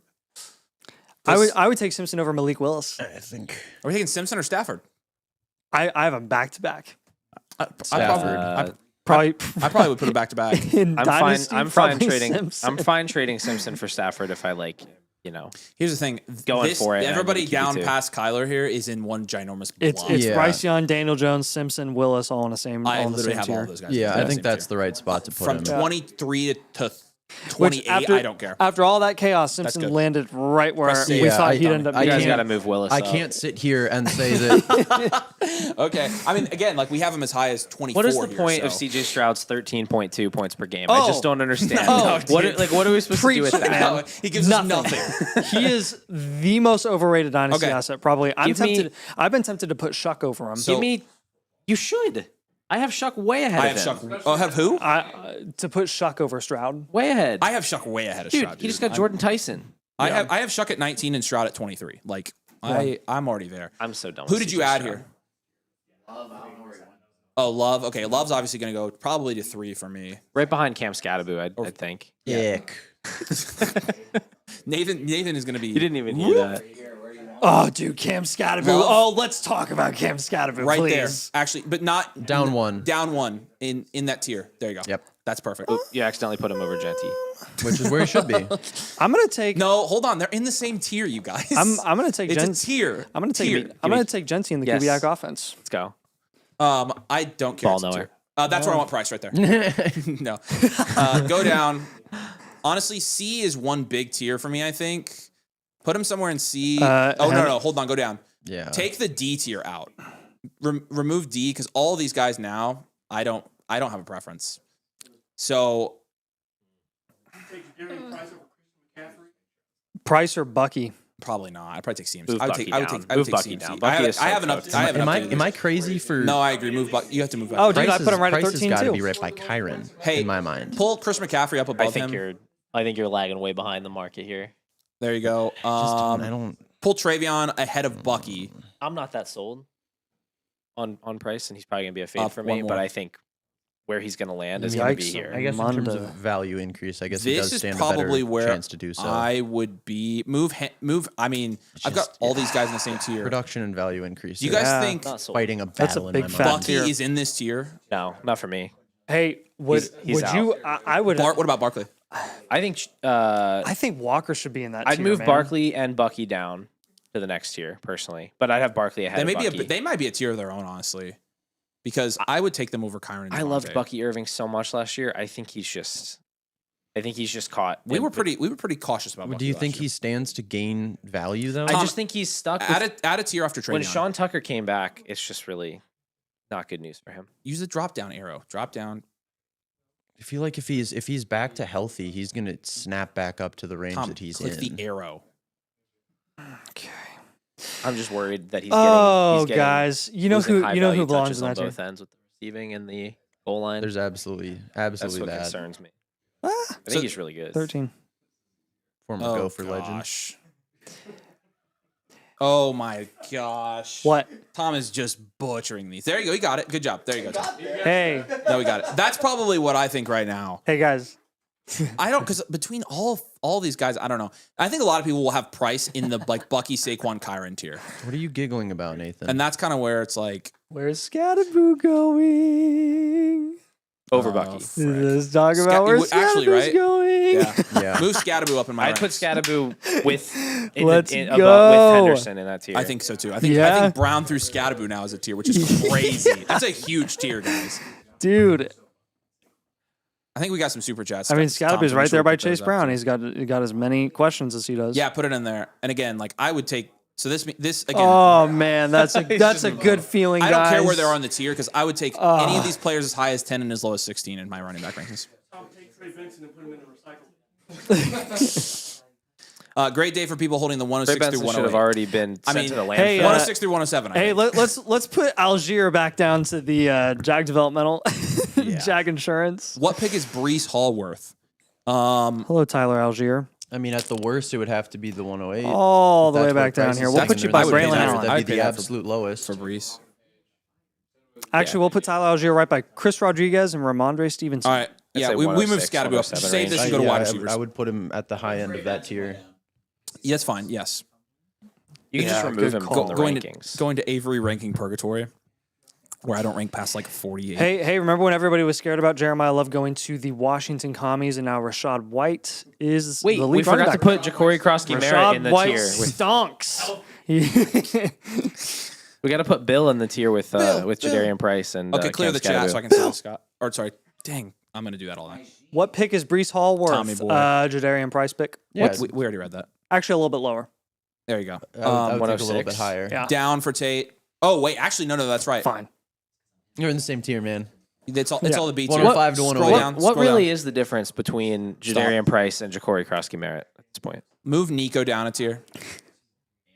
I'm just curious. No, keep Wilson on a lot, tier. okay. I'm not gonna do this to Wilson yet.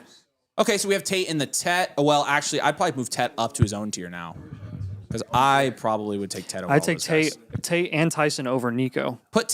Hey, here's what we're gonna do. Put McMillan and Tate in their own tier. Ooh. Below those guys? Why don't I see Luther Burden on So the you take screen? him below You're Wilson. not gonna be happy with me. You're Below not gonna Wilson be- is fair. You accidentally put Rome over him, I think. I I feel like we gotta move Rome down, man. Dude, what are my we talking guy. about? I feel like we gotta Brother. move Rome down, man. No. Luther Burden Truthers. Wide receiver 3 on his own team. It's kind of rough. Okay. Yeah. Luther? Luther. We'll see. We'll see. Who's the other one? Loveland. True, So we got Tate and Tyson Good point. I didn't think and about the that. Pickens, Olave, Garrett Wilson tier. Yeah. Yeah. Yeah. So 13 okay, and 14. So that's Tate and McMillan, and then Olave, Pickens, Wilson. I'm pretty comfortable with this gut Yeah, reaction. that's pretty fair. I feel like that's so high for Tate. No. Yeah, they're not same tier for Yeah. me. That's fair. okay. You're right. Move Yeah, Tate, you can drop move the tier. Tate down to so Tet's in his own tier though, because I wouldn't take Ted over London. I would take No. London. So I think this is how my rankings will be now. The Tet tier. All right. Stop saying my Cole's like, where's Jean. Boston? Like, we haven't put him in. All right, let's do Lemon. No, we're doing Tyson. Tyson. I just did Tyson. Scroll down. No, for you me. didn't. Yeah, You I just did. added it, They're but you watching didn't rank Tom do him. my rankings. That's what I'm. And you're talking into the mic out loud about your rankings. Sorry, I'm doing my brain. I know. Wow. Down. My brain can't Down make sentences. probably between Igbuka and Odunze there. We gotta move I've Odunze got down, him man. at Tom, I'm not doing this with you. I've got him ahead. Tyson I've got him over ahead of Nico Ibuka. and Come Lad. on. Here, scroll down. Scroll down. I'm with you there. I have ahead of Nico and Lad. Frankly, Tyson should be ahead of all those jabronis. Yeah, I Nico and would, Lad. I would consider So him we're gonna above have we're gonna Lad, have yeah. two Saints wide receivers in the top. And 50. ahead of Garrett. Oh not my ahead of gosh. Garrett. Garrett just got Actually- 2 first-round pass catchers added to his Dude. offense with Geno So Smith where, at quarterback. where are you ranking Olave then? Kellen Moore. Don't sleep on Tyler I Shuck. feel like you see what Massive asterisk that I have had no time to consider any of this. I I'm know. just totally just talking off the top fine. of my head. We won't But hold it against you. I do think I would have Tyson considerably higher than this. I mean, like, I know we raised concerns that he's in the same offense with Olave, but like I would take Tyson over Nico. Nico is too high. I'd take the him over ceiling is Nico still there. and Lad. The ceiling is still there. So just move Tyson to the top of this tier. Yeah. Yep, that's what I at have. least. I'm right at Honestly, 14. I'm I think the tier below is But are great. Tyson and I think Tate in that's different tiers? I fine. thought we agreed they were in No, the same I think tier. you're right. I think they are in the same tier. Move Tyson to the next tier. All right, fine. I agree with that. I do think Wilson stays there though. Like I don't know. Wilson is so much better than Cooper and Sadiq. It's not even funny. It's like legitimately not even. He's close. going to be the type of receiver who, the second that they get an actual quarterback, he's going to He's gonna go. He's he'll going be to go 30. nuts. off. Yeah. Yeah. Like he's in such a difficult position because everybody knows he's a very, very, very good receiver in an awful situation. Yeah. And All like right. if we're playing this in 2 to 3 I'm fine. year This windows, puts Tyson as high as 10, so I'm good with this. Do we keep Olave in this tier? Is the thing. Yes. Yeah. Oh my god. If you're keeping Wilson in this tier, you got to Huh? keep. No, Olave you in this don't. tier. Yeah. No, you I don't. don't think I you don't do, have to move man. Rasheed Rice up, Tom. I think I'm good with where I got Rasheed. Thanks. I'm totally So fine with that. with Lemon, I don't have Burden that low. You guys need to chill. You do. No, I don't. Behind Marvin Harrison, Dude, what do you actually think he's gonna do? Like be the wide receiver 5 next year? are you taking Rice or he's gonna Mekhi score Lemon? more points than Marvin Harrison. That's a low bar, but still, Marv is a much more complete. If Marv hits, gotta admit, Marv has a much higher ceiling than Burden No, does. You taking Rice? not in, Or, this, not in does. today's NFL. you taking Rice or Mekhi Lemon? So we added Lemon in there. I think that's probably right No, where they should just leave him in that be. tier for me. I don't care. I think I'd take. See, Rome's already moved down 3 spots, you guys. Guys, leave a comment in the chat if you want me to argue with I Avery have about I have Luther Lemon Burden. ahead of Rome, I'm not doing this with you. behind Rice and Ladd, and Nico. I don't know what to do. With. I don't have the energy for this. Rasheed in C tier. I really. I would take Rishi over. Tom is stacking Nico. the deck over He there. is stacking the deck. I'd take Rice over Nico. I'm gonna have to think about some of these guys right here. I don't know what really to from do 10 with to 20 like is tough Rice for me. versus Wilson. I mean, they didn't draft a receiver, bro. I'm not gonna be peer pressured and moving Rasheed Rice up. You guys, I mean, I only have him at like 15. So stop putting these comments up. I get it. 15 Rob has isn't counted that 3 unreasonable. times. How high do you want us to put Rice? Like, I feel like 15 is very reasonable. That's where So I have Luther him. Burden. No, Luther. no. Would you take Lemon or He's Ladd? scared. He doesn't want to. He doesn't want to. Actually, doesn't want the what is smoke. like what is the actual crux of the argument for Luther Burden? Have If you say yards per out run, I'm going up. have to you that. ever watched him play football? Up to Yes, dude. I liked him at Analytics. Mizzou a ton. The analytics are on such a small sample size that like people are comparing him to wide receivers when they're talking about a yards per out run in their rookie season. Had so much more volume that it's much more impressive when you do that on that volume versus Luther Burden and the amount of routes he run. It's very different when you have to consider volume when you're talking about efficiency because it's the same reason that backup running backs tend to Backup running backs Weren't we are just so talking about efficient Jadarian when they Price don't have for the like backup an running hour back. and a half of the efficiency on a small sample? I mean, it's a little bit yeah. different No, because I- I'm talking about Luther Burden's NFL production. No, I understand. I think I think he was a great prospect. I mean, I think the yards per out run is obviously, it's definitely a large part of the argument. It's not the whole argument. I think he was a really good prospect and he was underdrafted. I think the I agree with situation he's in is perfect. I I definitely don't think it's perfect. I think it could be less crowded. And he I would don't thrive agree with more. the ceiling point though. I feel like saying that Marv has the higher ceiling is like saying like George Pickens has a higher ceiling than Amon-Ra St. Brown because he's like a prototypical X. He's big and he's strong. Like in today's NFL, what Luther Burden brings to the table, I think, is more fantasy valuable than what Marvin Harrison does. Like Marvin Harrison, I don't think it's the type of receiver or play style that is my ceiling thing there. I it's would just have that I would Marv have is- Burden and Concepcion I think like this is back-to-back. in the case of Marvin Burden. I think it's more Like of a late 20s it should be more of a or Marv mid-20s. stance of like It is a Marv he's done stance. nothing to show us anything besides. I mean, it's a prime example of take lock. That'd be a great name for a podcast. That would be Whoa. good. I don't think this is take lock. I mean, I've got Marv ranked pretty low in my rankings here. But like at the same time, if you go, I mean, I'm not going to ask him to move it around because I don't really care that much. He's never really shown us anything, and he's still ranked as like a top. What I think he's Luther 20th Burden would receiver. never get alphaed by Michael Wilson. I mean, here's the other thing. There, in that case, you're comparing two wide receivers that really haven't shown us a lot. Luther Burden has not shown us a lot yet. One of them's just in a better situation. Well, Luther Burden had every opportunity in the Which is- playoffs which is the to point. really have his coming out party. Why did that not happen? Is I guess my question. But that's kind of the point that he's making, though, is that Luther Burden is in a better situation and he's ranked behind a receiver who's in a Again, worse situation. offensively, it's a better situation, but it's crowded there. I mean, that absolutely plays into my ranking. If Luther Burden were on a team where he was like playing with one other good receiver or pass catcher or weapon, I would rank him significantly. But he higher. is. But he's not. He's Colson not. Loveland. Again, Roma Odunze is not dead. Yeah, You I can say think all you I think want. that's the big difference. Is I'm just not. I do I think think Roma Roma Odunze Odunze is is good. I think if Luther Burden is as good as I think Luther Burden can be, I think that he can surpass. Like, I think he can relegate Rome to the kind of role that Rome is predominantly. I mean, I don't think that's a hot as take. More of Scroll a down, sacrificial Tom. X. Scroll down on my rankings. How far do I even have them apart? Two spots, 20 and 22. So I mean, yeah, this is 3 spots. So like, I 21 don't and even think that's a 22. hot take. I literally have them within shooting distance of each other. So like, I don't necessarily think that's a hot take. I tend to like Rome more than I like Luther Burden, but at the same time, like, I don't necessarily think I have Luther Burden as high as 21 in my rankings. Like, I think Ladd McConkey is a more complete wide receiver and has more volume available to him readily. I think a guy like Rashee Rice, you can make the same argument. Egbuka, I'm sure you can make the argument that you can put Luther Burden over Egbuka. And so basically you're talking about Egbuka and Odunze. So if I just think Burden should be in that tier with those guys at least. That's how I view it. A very, very small. I think behind Marvin minuscule Higgins is change where in I'm like, it starts to become, I start to take it personally. I don't really have, again, I have them all in the same tier. So we're going to have, I think we're going to have to do a whole video on how tiers work because I personally like, you we could roped take them into that pretty successfully. Yeah, I think that, hold on. Roped me into what? The Luther Burden conversation. Oh, you did. Yeah, you did get me roped into that. Yeah. I'm just saying, like, I mean, I have them, if you talk about tiers, I have them potentially 1 spot apart. I just feel like you could move Marv to wide receiver 35 after the season, or you could just do it now, you know? It'd like save time. 100%. I'm right there with you. Well, then you are, Like my friend, killing your own McBride, credibility on Michael that Wilson, one. I think you Jeremiah know it, too, Love. because your model has Marv as, Me and everybody else, right? I mean, yeah, but like, Garrett also, Nussmeier is going to be starting in the fantasy playoffs for the Cardinals. Like, it's just... Like, Imagine getting a 17% target share. I mean, Garrett you're arguing Nussmeier in over. the fantasy See, here's the playoffs. thing: you are arguing over a 3-spot ranking difference, and I just don't care. No, Like, I know. I Three's just don't. every- What I'm Everything arguing Avery. is that there's going to be like a 3-round gap between them by week 6. Who Roman or Marv Marvin and Luther Burden, yeah. I mean, the only way that's probably possible is if Luther Burden literally balls out and Marvin does nothing. Which Yeah, that's the median outcome. That for me. is no, I'm the. just kidding. That's, I- I I'm was just like, come kidding. on. I understand what you're saying. I get it. So- I don't even know if it would have to be more prolonged than that because I think so many people would look at the situation in Arizona and say, well, it's gonna get better, and just kind of put a pin in Marvin Harrison and say he's gonna get a quarterback next year and he's not gonna fluctuate all too much because everybody's already written off this year to move into next year.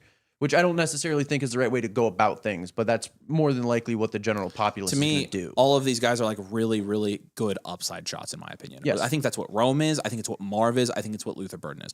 We have them all categorized as upside premieres, right? Luther and Marv and Rome. Yeah. So we look at them very similarly. Like, Yeah. so if you think Their value upside trajectories are very similar. I like Rome Odunze a lot, but you are not really stretching me that hard to say that it's going to be Luther Burden. That I don't. I mean, I just have them. It's a difference of 3. Yeah. It literally is. Like, I'm telling you, that is so small. Like, I don't dislike Luther Burden. I loved him as a prospect. He got kind of gypped his last year at Mizzou. Like, I his don't think you can say that anymore. gypped. Yeah. Yeah, you can. I don't think you can say that. Huh? Really? You can't say that? No. What does that mean now? Gypsied. Actually, I'm not. Actually, I don't care about this. I'll say it. And you can cancel me if you want. Clip that. Yeah, I don't care. His sophomore year tape at Mizzou was incredible. Yes. I literally loved it. Yes. So I like Luther Burden a lot. I was very high on Luther Burden as a prospect. I don't care enough to fight about 3 ranking I view his spots. rookie year as positive personally versus. I view it as neutral. Like, Yeah. I think you saw the flashes that you want to see from Then Luther you still Burden. love him. Sure. This isn't what people want us to talk I about don't- right now. If you guys are looking at wide receiver rankings, Rome, Burden, and G. Will should be in the same tier because Rome, Burden is behind G. Will. Now G. Will has the same competition and worse QB. But Because he's better. he's Like, just what? way better. Yeah, way better. I was gonna say. I feel Yeah. like you feel like that's apples and oranges because what you just default to there is Garrett Wilson's just better. And that's basically And dropping. Cooper's also, in my opinion, Cooper's not nearly as good as Rome. So No. or Right. Burden. So I mean, I would have taken Burden and that over would be Cooper all day. arguing to drop Garrett Wilson down 2 tiers and like almost 10 spots. And I don't think anybody would sit there and say that they would rather have Ladd McConkey over Garrett Wilson. See, this is what the Luther Burden terrorists do, though. They come at you for literally. I'm not affiliated with that. No, you do. I think you are. I think you're the secret leader. Like, they're like, if you don't have him ranked at 19, I'm gonna lose my crap. And I'm like, Dude, well, you do not want to see where I have him ranked. where do you actually have him ranked? There's no shot. I you don't. have I him mean, higher I than don't know his 15, right? positional ranking off the top of my head. I actually do think I have him ranked ahead of Garrett Wilson, but Holy smokes! we'll see. I mean, the situation's a lot better, but it's just, oh man, I couldn't do it. I just can't.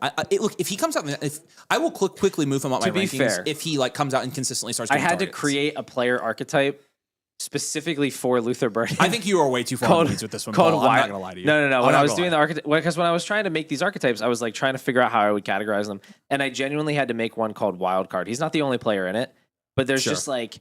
I genuinely think his upside is just so ridiculously high, and it's higher than Garrett Wilson's from a value standpoint. Because Garrett Wilson's going to be 26 in a month. And also not only the age, but the situation doesn't look like it's getting better anytime soon. Yeah, exactly. I agree. The ceiling is higher than Garrett Wilson, right? And so that's where it's like there's definitely room for him to fall more. That's why he's a wild card. It's like he can go. His ceiling, I genuinely believe, is at like pinnacle 99th percentile is like 1-2 turn guy in startups. Like I think that's totally possible. I can't get there. I think he's a 2-3 turn ceiling guy to me. Like that's. So then that's why I have an issue when people go draft him in the 4th round. I'm like, okay, I like Luther Burden, and like he's started falling in some of our drafts. He started falling like late 5th, and I liked him there a lot. Yeah, like I'll take him there. For sure. I like him there a lot. Yeah. I know it's one of my more bold calls. I don't pretend like it's 100%. And again, rational, like but if Loveland wasn't there, if Rome wasn't there, I'd probably be on board because again, from a college production standpoint, it's just a matter of like how does Ben Johnson, how is he going to utilize Luther Burden? I also have questions. here's a hypothetical, and then we can move on. Okay, we know the yards per out run was really good. Obviously, limited sample routes. We would agree now there's no obstacle between him getting full routes, right? Like DJ Moore is gone. They have no other wide receivers. I generally agree. I'm not necessarily concerned about the routes run. I'm more concerned about the target share. No, I know, but I'm saying last year, part of the reason his yards per out run was so high is because he earned targets at a high rate when he ran routes. Well, so the question is, I'm not saying that his efficiency is going to scale 100%. He would be the wide receiver 1 in Dynasty.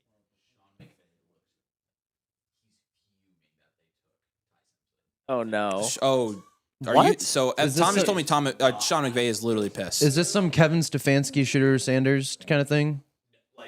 One, oh no! One thing I what want. did he say about it? Sean McVay kind of always looks.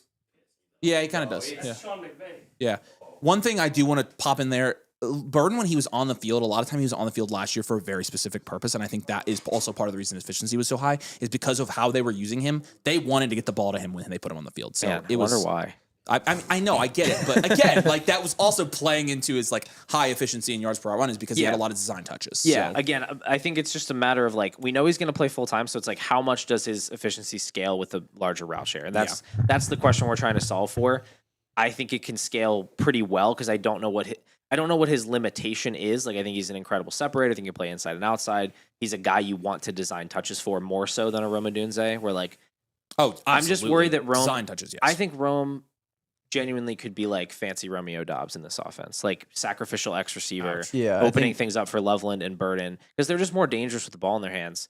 And that's where I think Rome's real life skill set could be a lot more valuable than his fantasy skill set, where he could be a guy that gets like a 19% target share, and the other two guys are just eating underneath, just like Amon-Ra and we've seen Laporta and Amon-Ra do in Detroit. This is an awful comparison, but it's the first one that popped into my mind. And you're gonna have to bear with me because this is more of a usage aspect rather than an actual. Bear with me. Oh, I'm cooking. Rome Odunze to Jawan Jennings and his usage in San Francisco as kind of that sacrificial lamb, big X receiver to open up the field for Kittle and for Ayuk, or Kittle and Debo, or Ayuk and Debo. Like it allows you the opportunity to have that X receiver that you need in an offense to operate as your red zone and your boundary threat and your deep down the field post guy if needed. Yeah. While still, he's good enough to draw a safety over top in a traditional zone defense and open up so much underneath for the players around him. That's how it always looks. Somebody asked him about the pick, and he said that like he'll keep that between him and Les. Very interesting. Are we sure Puka didn't just like punch an Uber driver or something? So, Is he in rehab? like he looks like he's just like has a straight face. So, I don't know, the Lions comp is interesting because I personally wonder. This is what I struggle with. Is he more of an Amon-Ra or is he more of a JMO? Who? Because Amon-Ra. Amon-Ra. Oh. I think he's from more, a utilization standpoint, Yeah, will he be used more like Amon-Ra or JMO? Yeah, he's more of Because last year he was used like JMO. Yeah, I think that was because DJ Moore was in that offense being used as the target hog. I have a hard time looking at what DJ Moore did last year and be like, that is it. Like, I mean, he was not really that good last year, DJ Moore. He was very, No, he wasn't good. He wasn't good, but I think it was like He still drew targets. I think it was a type of veteran he did, deference. but not. I think Ben Johnson strikes me as this like Colson Loveland hard-nosed wasn't. guy who thinks whose offense genuinely is very complicated, but I think like eases his guys in and like wants there to be a high level of. I think Burden's mentals just weren't quite there last year to like understand the whole playbook, and that you can say that's a red flag. which was reported on ad nauseum. Yeah, and he ran some of the wrong routes and stuff, but like that's fixable. And I think that's part of why He's DJ young. Moore ran so many of the routes and had more of some of those first reads where like you could at least trust him. I mean, you couldn't actually trust him because DJ Moore just improvises all his routes and is never where he's supposed to be, and that's why they lost the playoff game. But Yeah. theoretically, Now, I mean, again, I only have him ranked 3 spots apart for I a know. reason. I Like, know. I know. I honestly like see like you make good points. I don't know. I also go back to Loveland. Loveland is a big reason why. I think- Loveland's the best of all of them. I think Loveland is so good, and also like I know you said that like DJ Moore was getting targets there, but for the majority of the year, Loveland also wasn't getting targets. Right, but the point that I'm making is not that DJ Moore was the alpha in that offense and was the most efficient and most valuable pass catcher. It was just more so that part of the reason why Luther Burden struggled to fill that Amon-Ra role was because there was another guy there who was going to be at worst a 60 catch guy. Sure. And if you remove that from the offense, I know that we don't love the vacated volume fallacy to a certain degree, but the targets do have to go somewhere. And they it's will. not going to be a one-to-one. Those 60 catches and we'll call it 90 targets go directly to Luther Burden, but he will pick up on some of the targets that his target Oh yeah, value he's going to will get more increase. targets this year, undoubtedly. Right, It's just and a the matter way- of how high does his efficiency stay. Like, And the way that he plays receiver fits more in the Amon-Ra role of being an underneath, over the middle kind of receiver. And obviously the design touches on screens, so on and so forth, in comparison to Jamison Williams, who is going to be forever that he's gonna run your 8s and your 9s, and he's going to occasionally get you on like an end around. But he's not a full.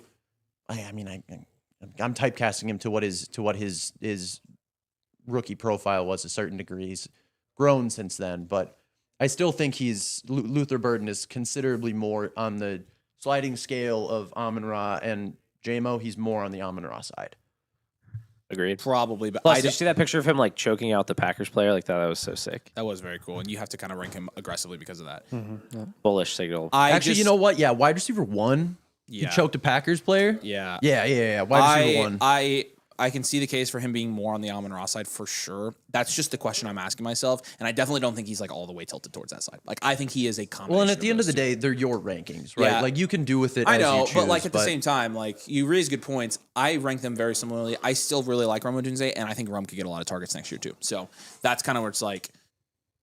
I just believe in Rome Odunze, the player. Still, I think last year he was banged up. The volume concern for Rome is a real thing though, because even when he was like very good early in the season, he was not getting a ton of targets. Like he was scoring touchdowns. and he was dropping We a should fair number. answer Jordan Yeah. Chase's question. Smitty production or Lemon pedigree the next 2 years. I would take Lemon's pedigree. Lemon. Yeah, you can't. I think everybody is going to rank Lemon ahead of Smith because Smith is also an older guy. I love Smith. But I love Devontae He's Smith. he's But he's such 20. he's he'll in be that 28, same right? vein of guys who are like a far better NFL player than fantasy because he does everything so well. He's Yeah. one of my absolute favorites. Yeah, He won the Heisman for a reason. yeah. All right, where do we put KC at? We put him in there right behind Luther. In that tier is fine. Like I don't. I've got him right in front of Luther. Yeah, I was gonna say I would put him right there in that exact same tier. Devonta will be 28 Yes, through yeah, midseason. he'll be 28. So again, it's got to be Lemon there. Lemon is the future there. That's He'll shocking. be the wide receiver one there I for a long don't time. like That is that. so old. Yeah, and you have Smitty in the next tier. Yeah, and AJ Brown. Yeah. All right, We'll move those Cooper guys around. time. That's probably the tier Cooper's going to be in. I have Cooper Do right. we actually think so? I have Cooper right behind JMO. All right, he'd be at the bottom of that tier. Yeah. I guess. Yep. Whatever. Right behind JMO. I'm very depressed talking about this. Yeah. I think I want to. I don't know if I can allow Omar Cooper in the same tier as Zay Flowers. Well, honestly, you could move Zay Flowers up a tier. Comfort. I think you can move Zay Flowers up a tier here, especially if they didn't draft. a That's wide what I'm receiver. talking about. Yeah, They didn't. I mean, Well, they I just think they got out exercised without a that. tight They end or a wide exercised receiver. his Yeah, fifth-year there's options, too. no additional pass catchers in that offense. Man, so all the far. boys in the Pure Potential Who? Discord are going to be so proud of me getting Zay Flowers moved up a tier. Killer Don't Trav. move Hunter in my rankings. You kidding me? Yeah, what the freaking frick? I like Travis Hunter still. Let's go. Are you a Travis Hunter guy? Based Avery. Yes. Let's go, dude. I think Travis Hunter is such a good value right now. He's so undervalued. Yeah, keep him there, dude. What the frick? I love Travis Hunter. He had 100 yards in his game right before he got hurt. He's like, oh, he's gonna play full time. Avery, you know now. he's a cornerback.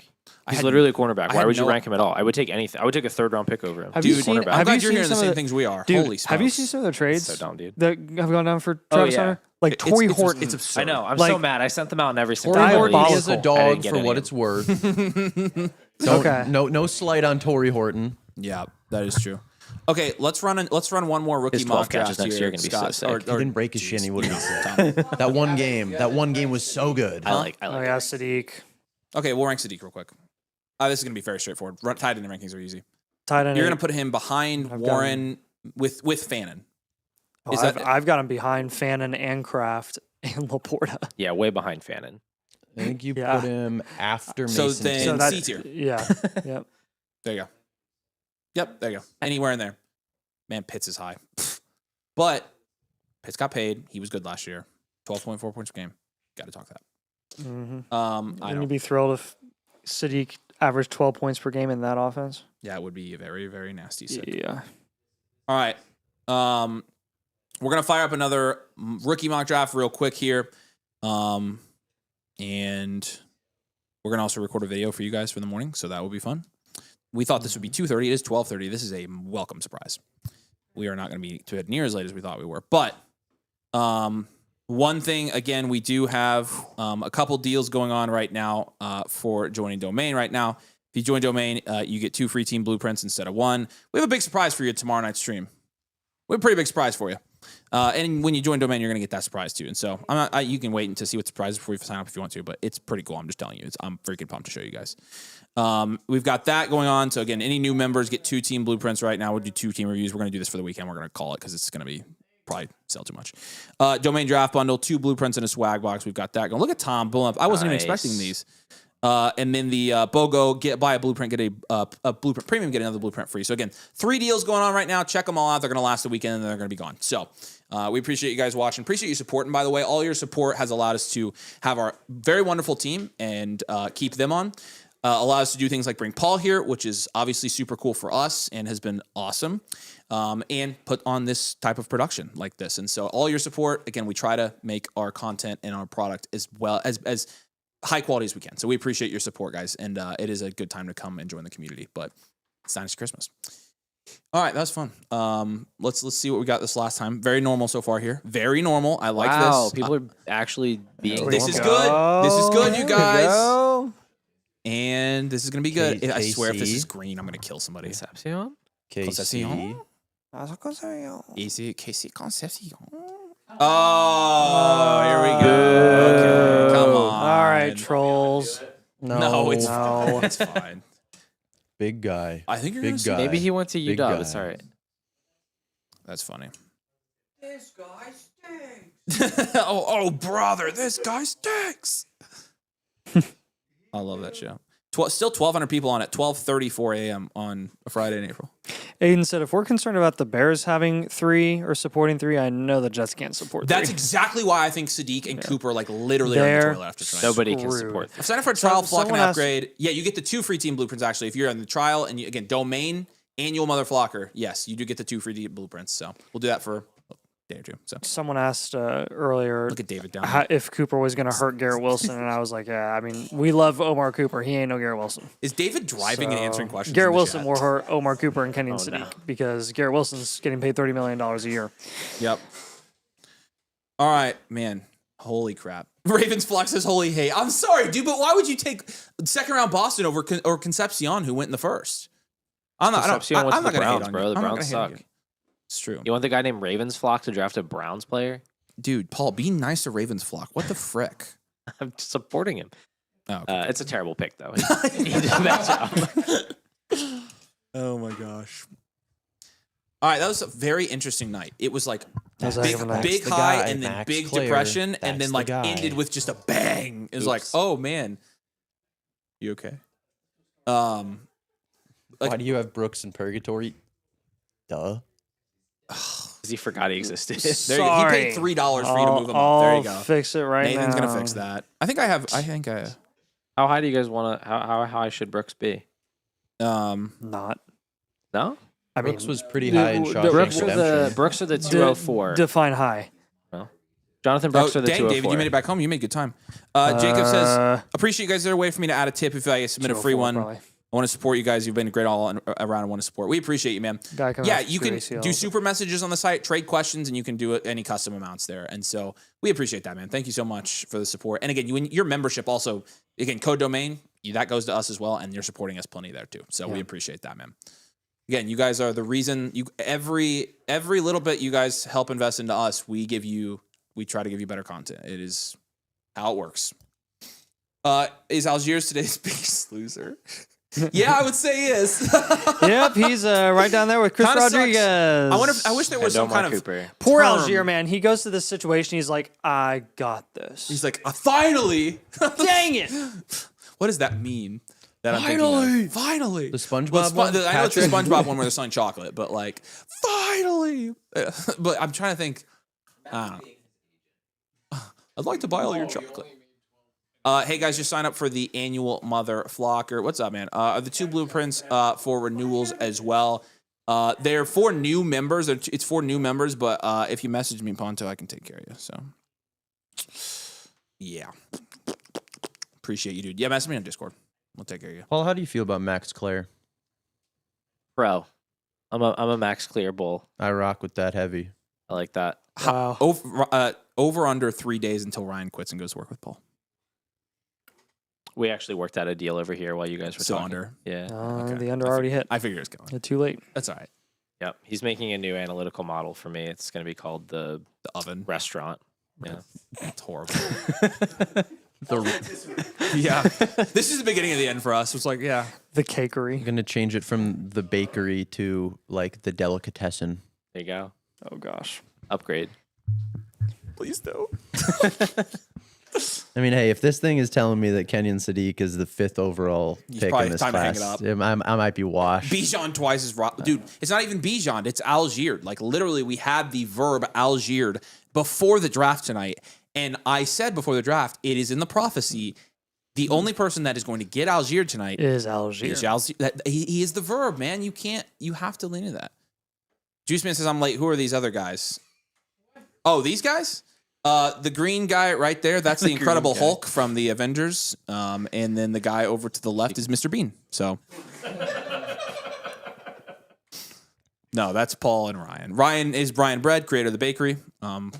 We shove the bakery down people's throats now, and they probably hate us for it. And but it's a great model, by the way. Why are you Ryan's shoving down a throats? genius and one of my good friends. And then Paul, obviously from Pure Potential. If you're watching and you're like, I don't know who that is, I'm not subscribed to him. I've got really good news. You can subscribe to him. So like you could go over there and press the button. We learned today, And that you don't can have have to 2 unsubscribe subscribers from at this the same You have to do time. one or the other. That's fascinating. I would really appreciate it, actually. Pure potential. Jacob, yeah, no, seriously, go subscribe. Appreciate you guys for the entertainment on that. $100 tip coming your way as long as Nathan changes his laptop skin to his reaction of Boston getting picked at the 107.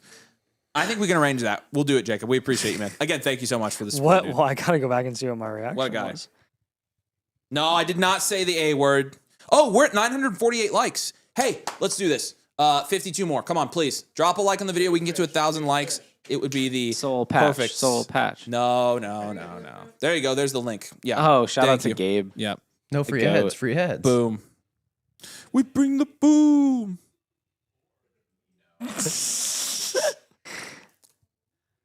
We're getting close. We're getting close to Mason. Well, that's what it was. Bunum, Actually, bunum, Ryan's is bunum, better than bunum, mine. bum. That's funny. What was mine? Guess the Cardinals on drafting Ty Simpson. Guess not.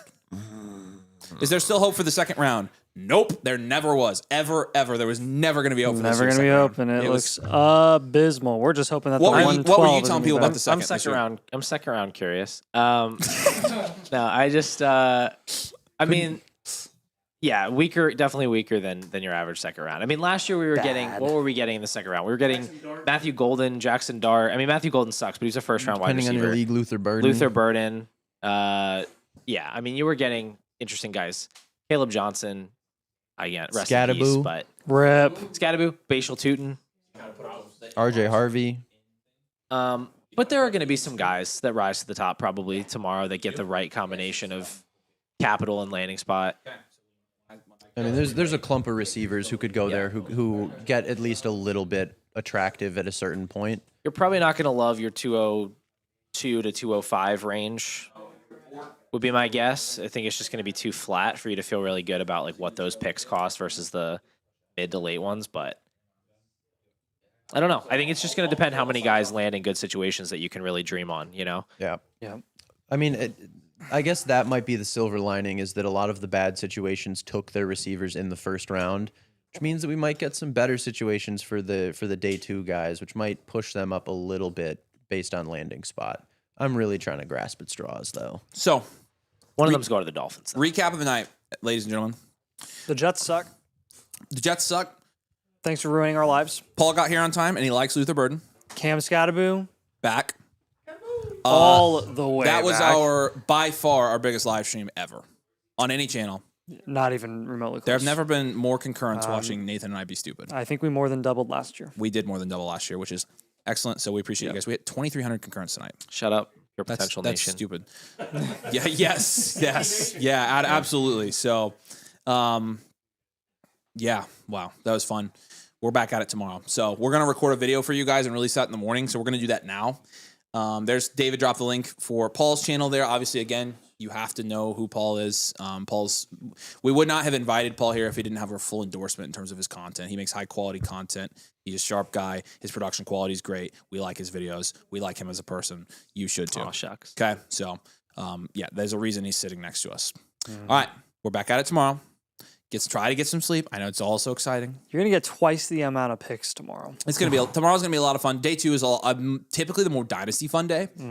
So we're gonna be really looking forward to that. But A lot of picks. A lot of picks tomorrow. So we'll be. I don't know. Teams. I mean, we seem like we're more than ready for having lots of picks. We're starting a little earlier too, aren't we? Yeah. Tomorrow is gonna be easier. So, all right, guys, that was awesome. We love you. We appreciate you. Get some sleep. And we're going to do this again tomorrow. Christmas lasts more than one day in Dynasty Land. So peace out. There you go. We love you. See you later.